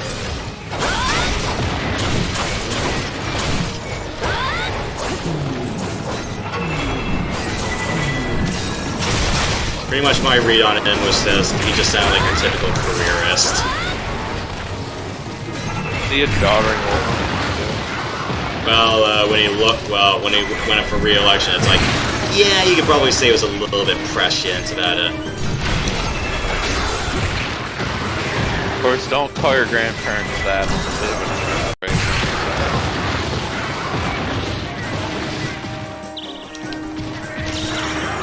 Maybe getting it off the saddle with a Yin Guru was probably not the brightest idea on the planet Earth.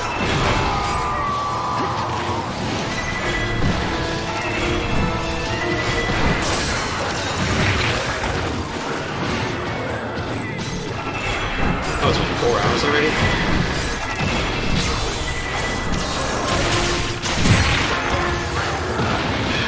Yeah. Probably should have just brought the blades or something. Oh shit, this.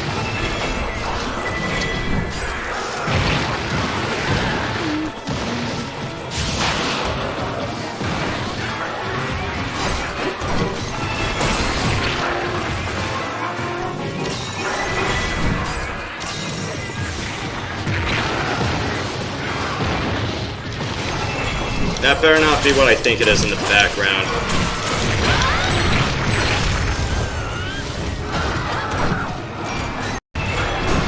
Okay, it's just Conchu.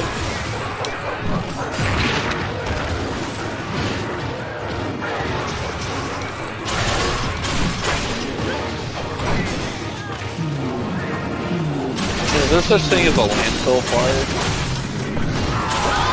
I won't be surprised if it becomes a thing in a few years. In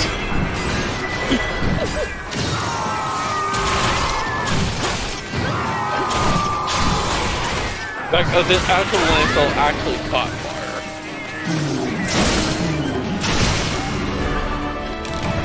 I could have done a better job over at D-Rust. I'm not gonna complain too much just yet. Mostly just shit positioning. I don't know, every time I just come back to this game, it's like my first instinct is just to join a hub and just go slay Elder Dragons.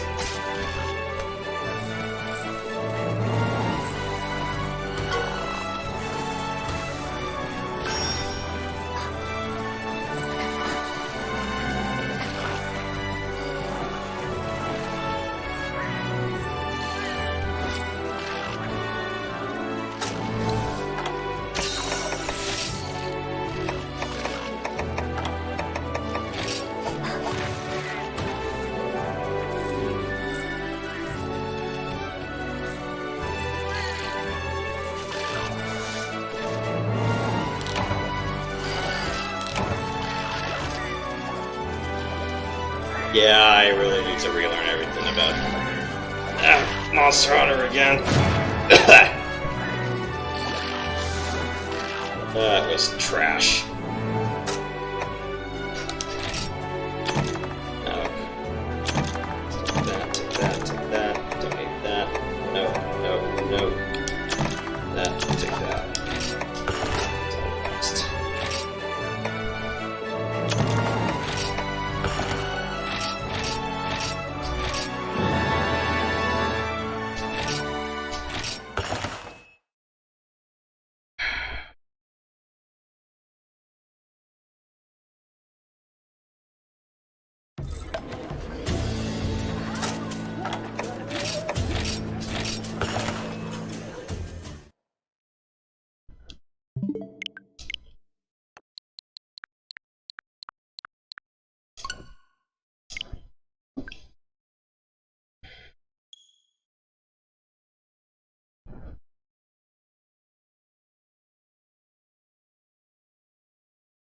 Yeah, I need to learn a thing or two about audio balancing. Maybe take some notes from an event about if I wanted to, just get another.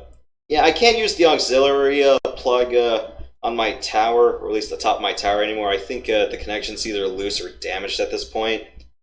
So last time I tried it out, playing some music from my Switch and doing an aux cord to aux cord link didn't work out as much. Did it with my phone. Maybe just get something else entirely, or just another audio source, so I could just control music without having to putz around like I did playing all the Falcom music. Although I will say it was really hilarious to just play Ernst for the Ravenbeak fight. Made a hell of a lot of sense too. But yeah, the night before, I just, practiced a few times. Okay, there's a slot. Alright. I practiced doing the Ravenbeak fight a few times. I tried using the regular version that came with Ark into Piston, but I'm like, that's only 2.5 minutes. I'm not gonna finish this fight in 2.5 minutes. I just picked the one that was coming along with a special edition. Yeah, I got that from the bonus discs that came from the Silver Anniversary CDs. Came along with the Memories of Calcutta. Thinking from what I've read, it's supposed to be a special edition of that song that came as a bonus track for E7. At least that's what I heard. Feel free to correct me on that. But yeah, Matt and Starlink's gonna take about 10 weeks, I believe, assuming I go through it at 4 hours a night. The end of March or so, or beginning of April. Yeah, and I mentioned Sundays after the Super Bowl. I will be starting Xenoblade Chronicles DE. That's going to be about front to back about 120 hours. I will not subject that to full LP coverage. I would probably say about I'll do what I did with East 9 Monster Nox last year. It's just do the bulk of the streaming 4 hours every Sunday, and then we'll do a weekday episode 2 hours a weekend. But anything that looks way too obvious a grind, say I'm just gonna try to find some items or whatnot, I am gonna gloss over that because I don't think it's gonna be that important. And any other map exploration I have to do or any level grinding, I'll try to keep that off the air as much as possible. Yeah, maybe a couple of weeks or a few weeks down the road too, we can maybe put in the Austin Powers trilogy on a Saturday. Yeah. Afternoon or so. Yeah. I will think about which Saturday to do that. I was thinking maybe Super Bowl bye week. Pretty much any Saturday following this one I'm cool with. Because, football conference championships are on Sunday. Then there's a bye week before the Super Bowl. And then, it's the Super Bowl itself is on a Sunday. So, yeah, I don't... Yeah, any completely open Saturday I'm cool with. I mean, I don't have other than watching Packers Niners tomorrow. That's one of the main games I'm going to be watching for divisional weekend. All four of them sound pretty good on paper. Super Wildcard Weekend was an absolute dud, except for Niners Cowboys, but it had no right to be as close as it had to be.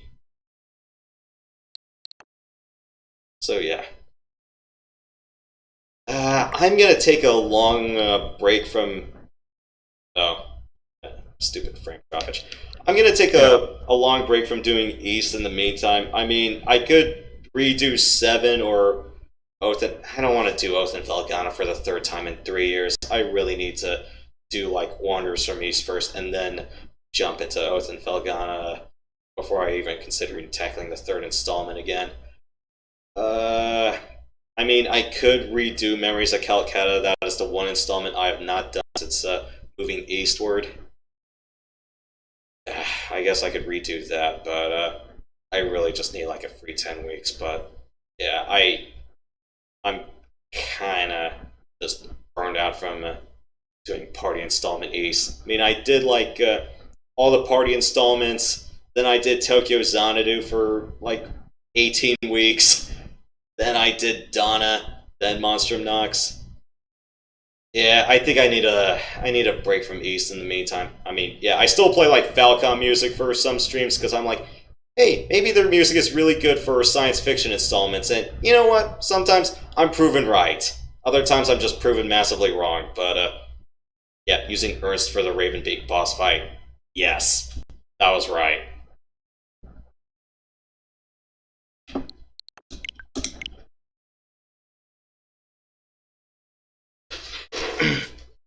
But yeah, I was like, It's like, it's like I was going through the ending of Ark and the Pishdom, I'm like, after like Ravenbeak sheds his wings, I'm like, yeah, this makes a whole lot of sense. It's like, let's just play Ernst for the final boss fight. Do it when he sheds his wings. One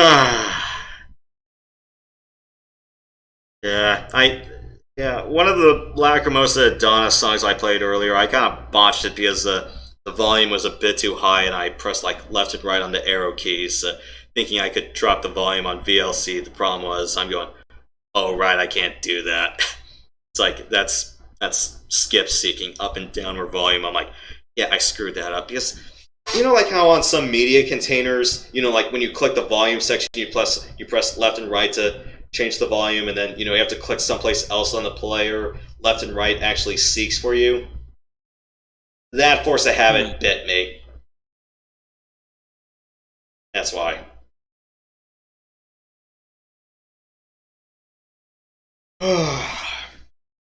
So, yeah, Matt, whenever you're available, it's like if you want to get Prime Trilogy on your Wii U and you want me to hop along, I'm cool with that when everything's set up on your end. I gotta frickin' get it, but I'm trying to remember, does the Wii U have an HDMI port on it? Yes. Okay, then I can just hook it up to my laptop. And I can stream that son of a bitch. Run that cable. Yeah. Yeah. Oh yeah, I gotta hook up to my HDMI capture device, but then once I hook it up to my computer, then I'm good to go. I don't have to worry about the whole, audio video adapter that I have for like N64 and that kind of stuff. Yeah, one thing I'm going to say about Prime Trilogy is that make sure, like, it's you put the sensor bar somewhere like near your main display of interest, because the way Prime Trilogy is going to be set up for you, it's going to be like a light gun game. So just make sure your sensor bar and the screen that you want to stream it on are all set up and good to go. Yeah, I've tried it on my monitor. It's fine. It works. I know. Yeah. Ready for some run and shoot light gunning action. Oh yeah, it's totally off the sensor, right? It doesn't. It's not one of those bullshit, CRT deals, right? No. So because after because if it was like one of those CRT light gun games, the screen would be flashing after every shot. It's not that. I wouldn't be hitting shit. Yeah. So your sensor bar is going to be your main aiming guide. So yeah, just just set up your Wii, set up your sensor bar. Tell it, okay, is it above or below your TV, and then just do there's a menu you go through to configure it before you play the game when you use the sensor bar. Yeah, I know. Mm-hmm. Yeah. I really would like to be streaming Time Crisis again, but I showed Ned an event that a few months ago, and doing 2 and 3 were kind of complete disasters, because 1, I didn't have the horsepower for it anyway. I'm like, why did I bother with it? And 2, the emus weren't really optimized for those games anyway. So, well, as far as light gunning for the next generation goes, well, let's just see how House of the Dead Remake does on Switch. God knows we really need like another new wave of light gunning again. And I think, Matt, you mentioned you played Halo Fireteam Raven at the arcade, right? Yep, I did. And you said you beat it front to back? Yep, that I did. How many credits did you burn? Because right now it's like I get to stage 3 and I'm like, I already threw too many credits at this. You gotta play other games. Yeah, I know that feeling. I don't know. Like, I spent most of my on the Tomb Raider game. I would say maybe like an eighth of my stuff. But I had some friends with me, so. Yeah, because I know like Fireteam Raven is very two-player friendly. Although I know that it's like every enemy on the screen is like aligned towards one player or the other. So I don't know what the case is for the Tomb Raider light gun game. I played a stage for it and then I quit. I just stuck with Time Crisis. I also did a round of House of the Dead, but I'm like, yeah, that's the sort of game you kind of have to keep practicing on, and you have to keep practicing the tells. Or better yet, like if you had a PS3, it's like, it's like some of these light gun games are already available through PS Move, so I'm like, oh, okay. But I didn't have the light gun peripherals for the PS3 at the time. That's why.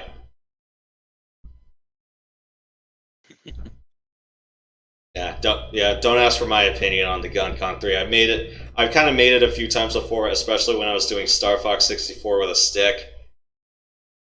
The GunCon 3 is like if someone half-assedly glued a Nintendo nunchuck to the side of a GunCon. That's what it looks like. And unfortunately, it's in one direction. You can't slide the nunchuck attachment on one side or another. It's bolted on the left side. Sounds like dog shit. Wait till you look at it. Send me a bloody screenshot. Alright. Okay. Let's see. Do you have it? No, I don't. Like I said, I had the GunCon 2 for the PS2, and I actually like that one. But yeah, I didn't. That was when I had Time Crisis 3 for the PlayStation 2. I didn't get 4 for the PS3. Because I didn't have a PS3 at the time the original release of 4 came out.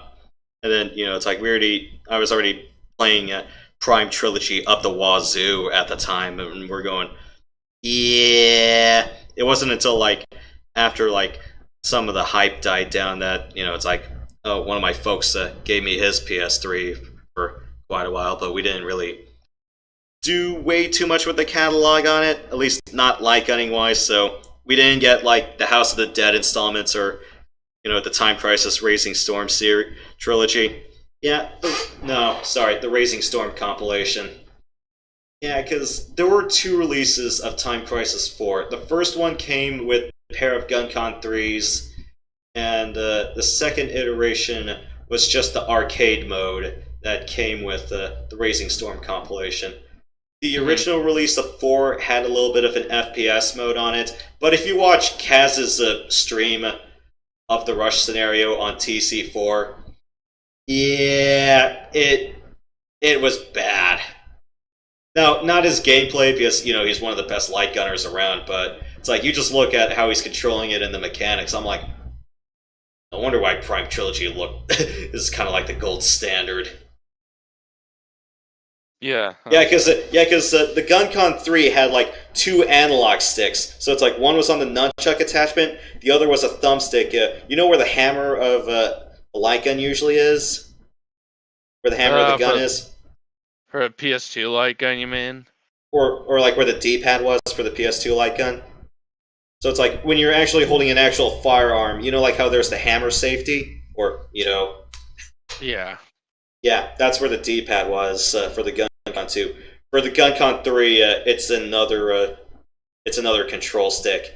And I'm going, you have to use like the nunchuck control stick to move around, and then you have to use the other and then you have to use the gun mounted control stick to turn the camera around or like turn your viewpoint around. I'm like, didn't you just do what Prime Trilogy did? And it's like it's like you scale your movement relative to where you're pointing the gun at.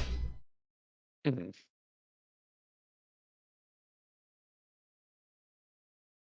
That's what I get. That was my first impression from it.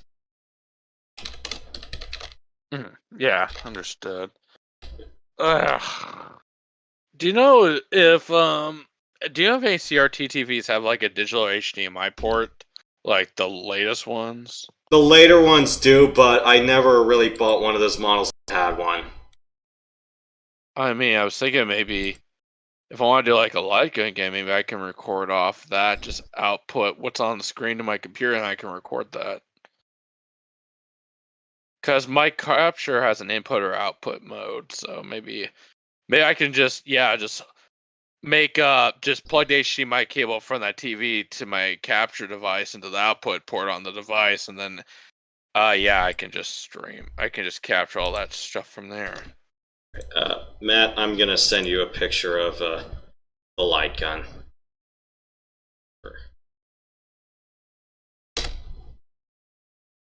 That's So just give me your opinions on that one. Like I said, it does not look nice in the slightest. It looks like dog shit.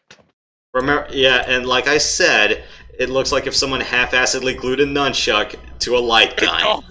It does. Yes, it does. It looks like horse shit. Mm.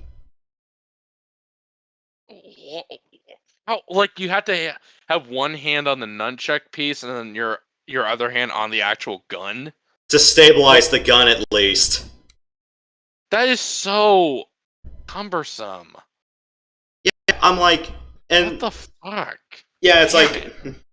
Hang on, I have bananas, so let me prove my point, right? Or I can just use one of my Switch Joy-Cons along with a banana to prove my point. Let me just grab a banana real quick.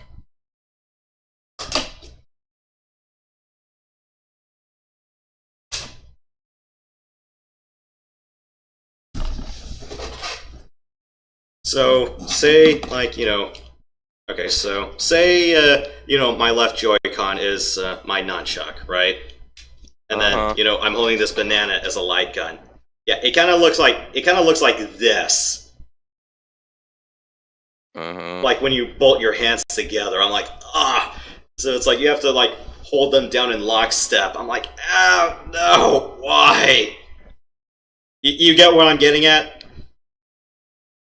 Oh, okay. So it's like my hands. So it's like my hands are. Okay. So you move back. You move back and forth between the gun when you shoot, and then use a nunchuck to adjust. Okay. You move your hand back and forth. You slide your hand back and forth. Okay. Yeah. So it's like not in arcade mode, but yeah, it's like that was the one thing I liked about the remote and nunchuck. And Prox asked me about this, why I play with split Joy-Cons. It's like.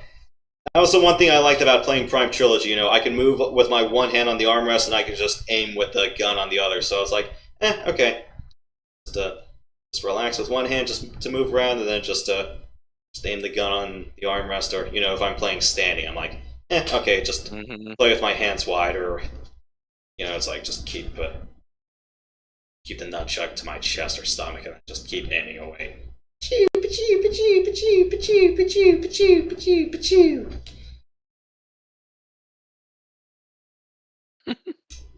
yeah, the one thing I kind of liked about the Gun Con 2 at the time, it didn't have the nunchuck attachment, was like, it's like I could just hold the gun two-handed like this, and pretty much where the end of the banana was one of the reload buttons. That was the one thing I kind of liked about it, so it's like I could just hold it like this. Earlier iterations of the Gun Con, you had to hold the gun two-handed because there wasn't a bottom button. The forward buttons, like the A and B buttons on the side of the gun, where my index and thumb are. That was where the reload and pause buttons were. Yeah. So it's like you kind of had to hold the gun a little bit two-handed. Either that, or you could cheat it by having a controller in your offhand. Not for Time Crisis 1 and Project Titan though, because. Unfortunately, you could only use the face buttons on the PS1 controller to reload, but like for Time Crisis 2 and 3, you could actually use the shoulder buttons on the controller to reload, so it's like, just hold the gun on one hand and then, just hold the controller on the other hand and then just keep your finger on the shoulder button to reload and hide and stuff. Either that, or if you really wanted to if you wanted to go nuts, you could just buy a DDR dance mat and then just step on the buttons to reload. That works too. Don't ask me to do one of those games where you're going, oh, it's like or God forbid, it's like one of the Resident Evil Lycan installments. It's like, oh, just tap on the dance pad to move in a direction and then just shoot your Lycan. I'm like, dude, I don't want to do that. Didn't I show you that stupid music track from one of the Resident Evil titles by chance? I do not believe you did. I'll take a look at it after. I'll send you a link. I'm not a Resident Evil guy, but this one cracks me up. Basement music, yeah. Let me go get. I'll give you the link.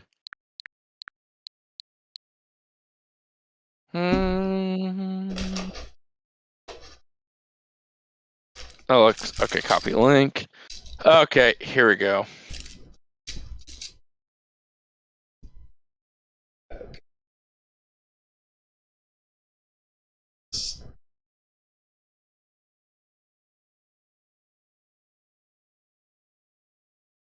Are you a big Resident Evil guy?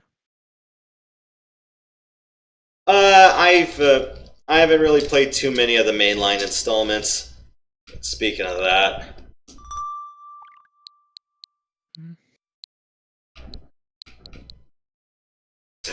I got RE4 on my Switch.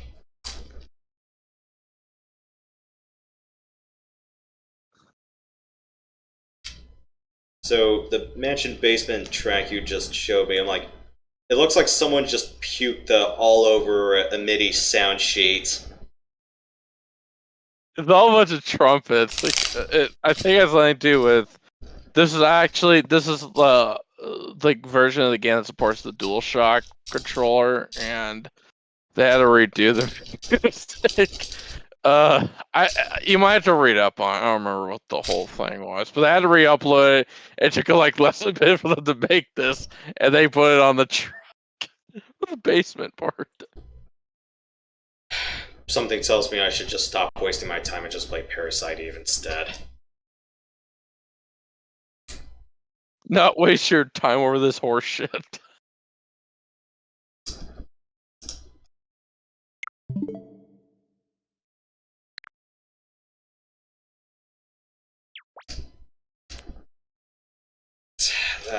That about wraps it up.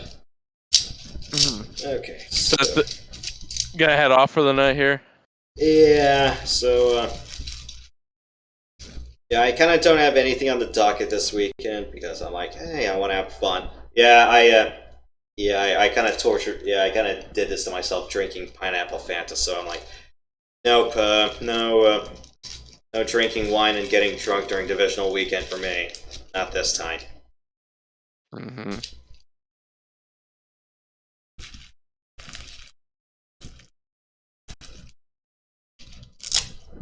got a bunch of dishes to clean as well. That's gonna be fun.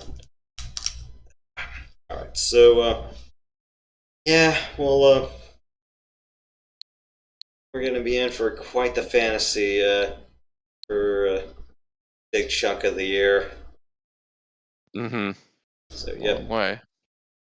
So about the next 10 weeks, we'll do Starlink, and then after that, it's like 20 to 30 hours of Xenoblade Chronicles DE. I'm gonna see if I can try to fit Phantasy Star Portable 2 Infinite on the schedule, but that just depends on my mood towards playing the rest of Portable 2 at this point. I pretty much am in post game, but I'm like, do I really feel the need to move on with this game? Or it's like, do I really want to just move on to, yay, more? It's like, more adventures. I kind of decide for my own sake, I might as well just start over. Well, we'll see where the chips lay, but yeah, it's like, one, I don't play the game often enough. Two, it's like, I'm so horribly under-spec, it's not even funny.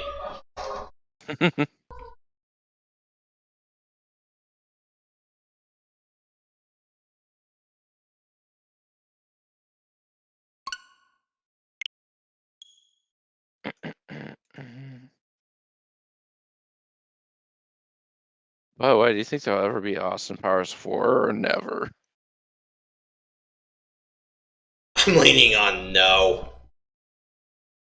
Isn't Mike Myers getting a little too old or something? Well, that, and you're just wondering, it's like, do you think we can really live in a world where we can tolerate Austin Powers right now? Not really. Yeah, no. Our world couldn't take the heat of Austin Powers because Austin Powers is too good for our time. Mm-hmm.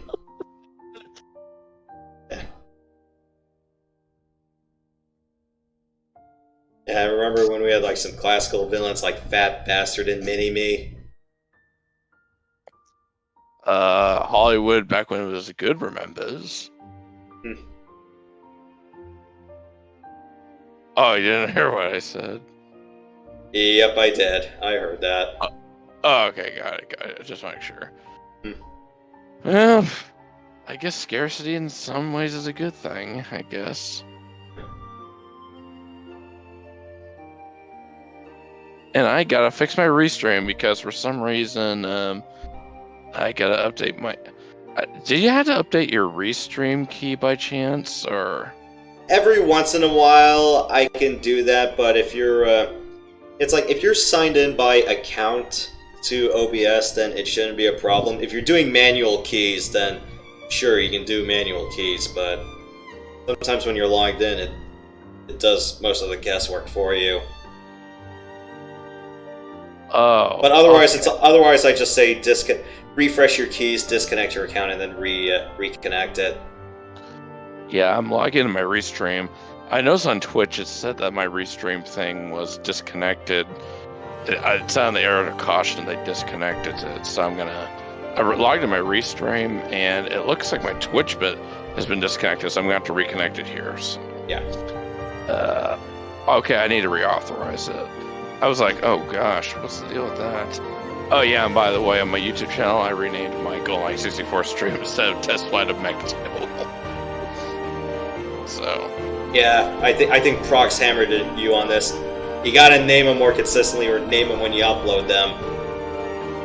I'm just a lazy son of a bitch, so...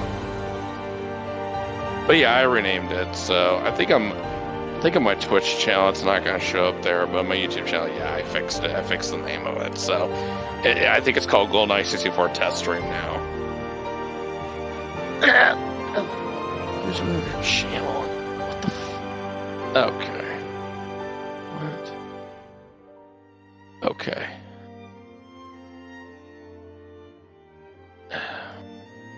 Okay. Are you playing another game? No, I'm just kind of relaxing for a bit right now before I decide to call it a night. Got it. It's like, But yeah, we'll definitely be doing Xenoblade Chronicles DE a few Sundays from now, and then we'll do Starlink, so it's gonna be quite the spring and summer of fantasy, isn't it? The summer bonds. Yeah. Thinking about trying to do a Doctor Who watch party, but I don't know, that's 13 hours a season is a little bit too much sometimes. Have you ever watched much of the Star Trek shows? Not enough. You know, it's like all I do is just watch them on H&I during nighttime. You know, when I need like something to fall asleep.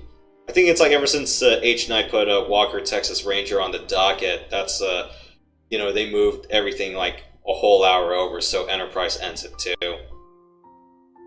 Oh yeah. Hey, you watched some of DS9 on H&I? I don't know. I tend to keep falling asleep at that point. Oh man. It's like I tend to fall asleep right after Next Generation. I'm going, all right, falling asleep during Voyager sounds about right. You ever watched much of Voyager, or was it mainly Enterprise? I think it's mainly Enterprise for me. Yeah. When it got really good.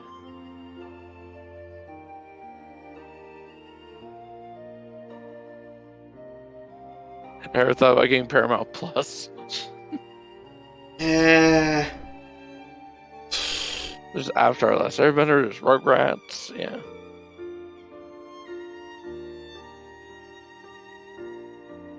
After when I mentioned I wanted to throw a brick through Viacom's window all that while ago.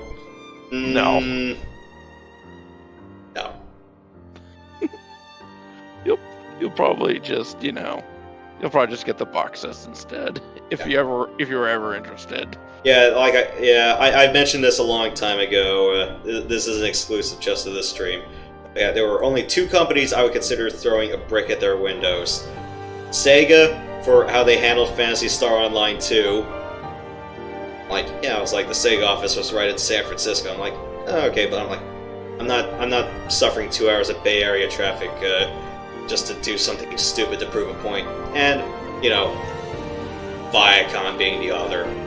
I mean, there's plenty of other reasons to throw a brick at their front door made out of glass.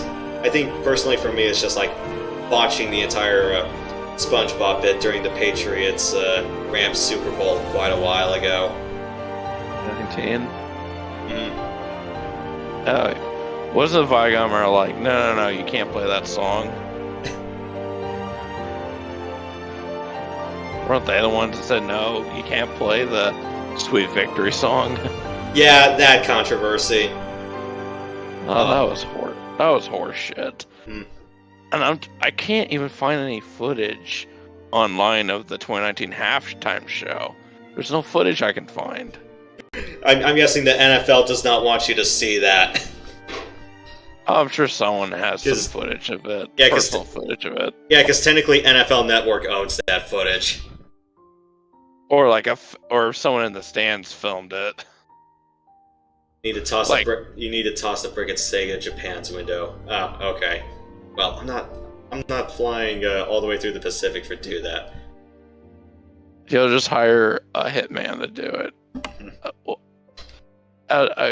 Good job. Yeah. It's like, what good would I be doing paying someone from the Yakuza just to throw a brick at Sega? You need to give him a better job.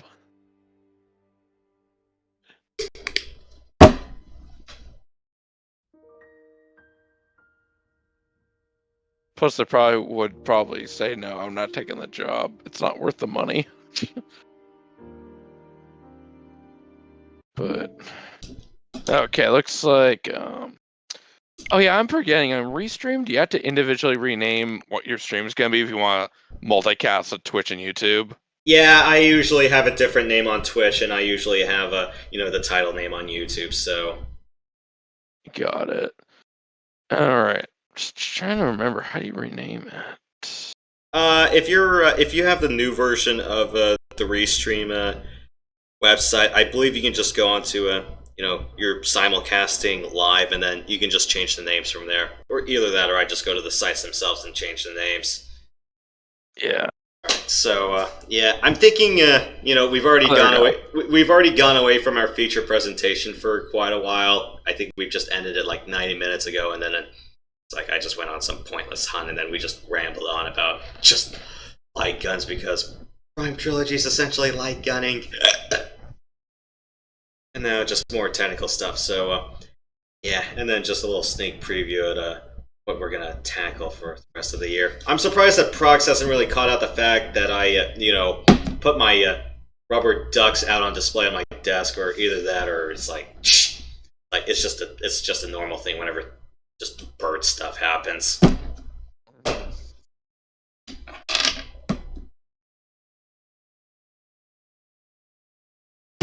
Speaking of that, did the Ducks play tonight, or did they just suck again?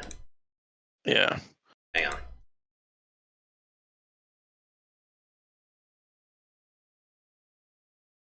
Hey! They're leading the Lightning 4-1 right now. Oh, sweet. Okay. Well, as long as they don't give up 3 goals in 9 minutes, I'm fine with that. And the score is literally 4-1, or a 4-1 ratio. 4-1. Alright, got it. And unfortunately for you, Matt, I don't know if you're following the Kraken, the Seattle Kraken or not. They're losing to the Blues at home 4-0. Oh, wow. Sheesh. Yeah, there's another streamer I follow. It's like he pretty much follows the Kraken, and yeah, unfortunately, the Kraken suck. Like, yeah, for expansion draft standards, yeah, they're supposed to be bad, but I didn't expect them to be, just typical back in the day when our expansion teams really sucked bad. So much for Unleash the Kraken. Well, at least I can say, for now, this is going to be easily disproven in the next few weeks. At least you're not the Canadians or the Coyotes. They have not cracked 10 wins on the standings yet.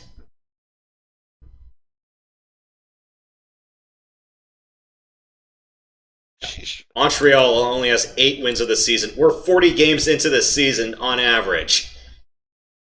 Arizona actually has 10 wins now. So okay, so disregard what I said about the Coyotes.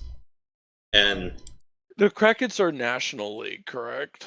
yep, they are part of the big leagues now. Yeah, they are. As of tonight, they are 12-23, and yeah, not looking good. Well, I hope it changes over the span of the team's lifespan. I mean, the team's relatively new, so. Yeah, although granted, I think everyone just tried to make them make the yardstick at the Vegas Golden Knights, which quickly swept the feet off the league and made it to the Stanley Cup final in their first season, and have been just selling out for the playoffs ever since. The two principal complaints I've heard about Seattle was that one, the GM for the Kraken did not learn anything from Vegas. Back then Vegas was like your draft picks or your players, and then it's like everyone just shelled out like their first or second draft picks to say, "No, don't take this player." Yeah, and then Francis tried to do that again, but everyone kind of wised up, and he didn't really take any lower concessions. It's like, just take the losses, take your 3rd and 4th round draft picks, and move on, please. Nobody really played trade bait for that one, and especially not helping when their entire expansion draft strategy got leaked, and they still did not do anything about it. I've also heard the coach is a bit of an idiot, but I don't know the specifics, so I'm not going to speculate beyond that. Good idea. But yeah. Yeah, I'm just going through my OBS right now. I'm just trying to fine tune some stuff. Apparently, it lost the token. I'm like, what? Yeah, you may just want to do some refreshes and stuff, and that'll be about it. Right. Failed to authenticate with Restream. Failed to get token from remote. Just disconnect and reconnect it. That's what happens to me. You mean open and close? So when you're on OBS, you're in the accounts window of the options, right? Just click disconnect account and then just reconnect and then just log in again. Let's see, where's that? The accounts tab. File, settings, accounts. Oh. Or stream, or no, not accounts. The stream option in settings, and then where it says like your service inserter, server. Click disconnect account, and then just reconnect. Just re-log in through that window again. Okay, connect to Restream.io. Get disconnected from that. Connect account recommended. Okay. Why does that happen? Is it just something on their end that screws up, or? It can be something that happens on both sides. Sometimes it's like, your keys may be out of date or something like that. All right. Okay, I re-authenticated. Let me just close and reopen to make sure it works. Then all the stream information pops up. Okay, because all these restream things would pop up. Okay.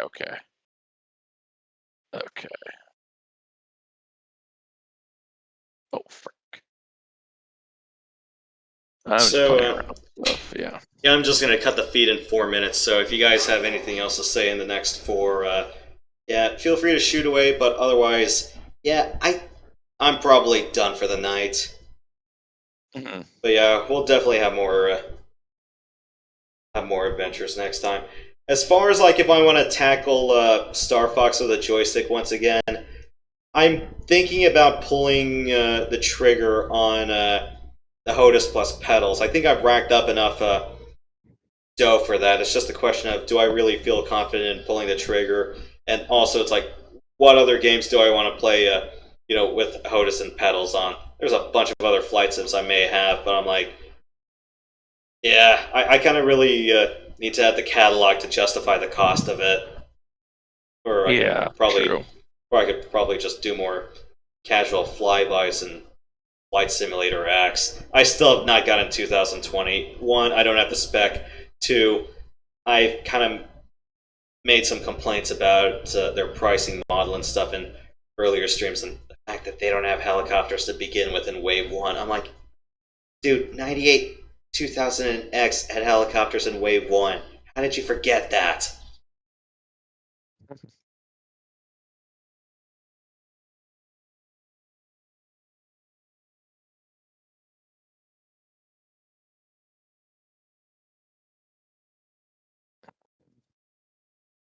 Alright. Yeah, I gotta start streaming again. It's been a while since I last streamed, so.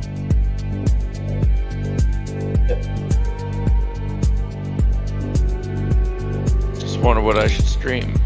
Should I stream Metal Gear? Which installment? The very first one. I have it on PlayStation. You're talking Metal Gear Solid, right? Yes. Okay.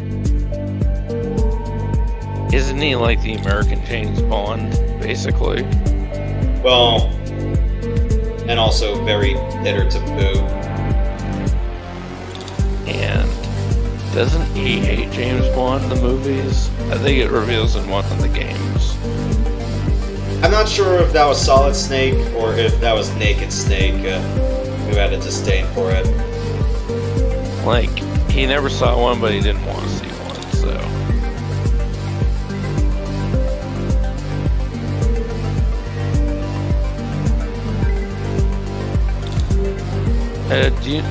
Have you ever played Metal Gear Solid 3's online mode? I didn't play online. Wasn't it terrible? I heard it wasn't on for very long. I'm not the person you should be asking about that. Yeah, I just know if you try and install it on PlayStation 3 nowadays, there's a patch that gets applied to the game which removes the online mode. I forgot that 2 and 3 had PS3 remasters. I remember Guns of the Patriots, the 4th one. That definitely had a different version of Metal Gear Online. I don't know if 5 has it anymore. Oh, no, wait. Oh, no, I got it swapped around. It's Metal Gear Solid 4, the one on PS3. I forgot that. The PS3 exclusive, sorry. Yeah. That one had an online mode, but I think that got patched out. Yeah. You ever played the online mode for that? No. I didn't. I wonder if there were trophies for multiplayer, but I don't know.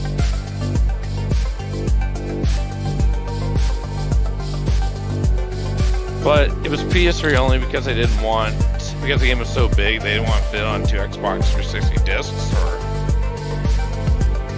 Or maybe the PS3 had the capacity and the horsepower to do it. And then yeah. I'm not sure if we're ever gonna get it like ported to later consoles because what happened in 2015 was like after MGS5, Konami just unceremoniously sacked Kojima. Yeah. And then Castlevania's creator bounced house right after that.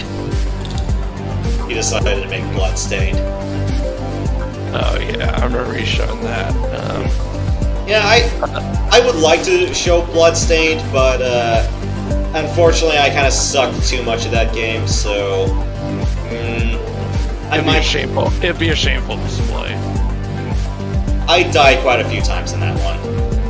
And it's mostly because, for me, it's just like not bothering to learn boss tells, and then it's like, it goes. When in Bloodstained, yeah, that kind of thinking gets me killed quite a lot. Yeah.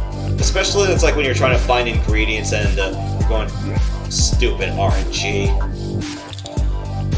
Because it's like, you're trying to find like one citrus fruit off of this bird creature, but it's like a 1 out of 25 chance to drop. I'm like, seriously? There are just some moments where you just have to look it up and then just farm that particular monster. Or it's like, even if you have the item that helps boost item drop chances, I'm like, I still feel shafted. Because, that particular monster may drop like 2 or 3 other different items. I'm like, oh, come on! But yeah, well, I could try to do Bloodstained ROTN one of these days, but yeah, I'm not that good at the game. Or better yet, I never or better yet, it's like sometimes I kind of didn't really learn outright. It's like sometimes you don't learn about like enemy weaknesses until like after you killed the boss. I'm like, man. All right, well, I really need to stop it yakking away and go call it a night. But yeah, Matt, right. Thanks for coming along, and thanks to the rest of the crew that has joined us. You've definitely made Metroid Dread a bit more tolerable for me. I'm kind of really surprised that I survived the, blueberry, icy, and Fanta grape Emmys without dying so much. I was expecting to die like, I don't know, 10 to 15 times overall to those two particular models, but looks like I really had some lucky breaks there.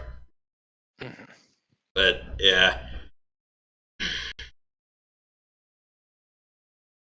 there are just some things that are just kind of feels lacking and wanting to me. But you know what? We can always just discuss it, like whenever we do Xenoblade Chronicles D.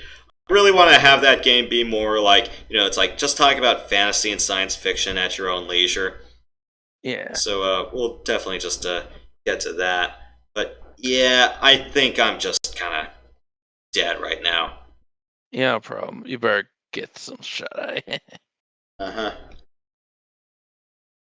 And it's like, just go to bed, just drink some mango nectarine, and then go call it a night. But yeah.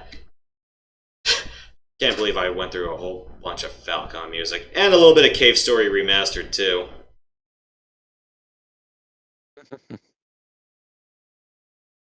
Alright, guys. Well, hope you guys have a good night. Keep it real. And don't let keeping it real go wrong. Alright. Oh yeah, and if you're wondering where this game over screen is from, it's from Castlevania Circle of the Moon.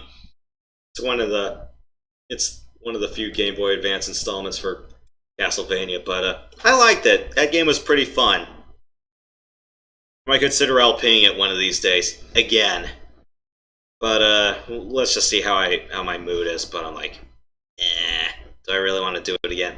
Maybe not, but out of the advanced installments, Circle of the Moon was pretty nice. It's like they actually had some like real good instrumentation in it, and I actually liked the graphics on it. It's like it was like nice, it was crisp for the most part. Although granted, it's like it was a victim of not having a backlight, so like I said, why couldn't we just later learn from Final Fantasy Tactics Advance and just have like 3 separate saturation levels? It's like one for non-backlight, one for a backlight, and then one for TV.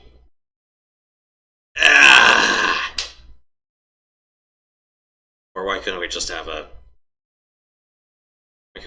something like luminance compensation or something like that? Alright, well, I quit.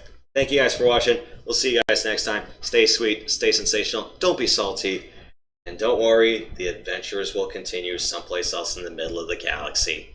Well, hopefully the middle of the galaxy, not the ass cracks of the galaxy like we've done here. Done. Good night.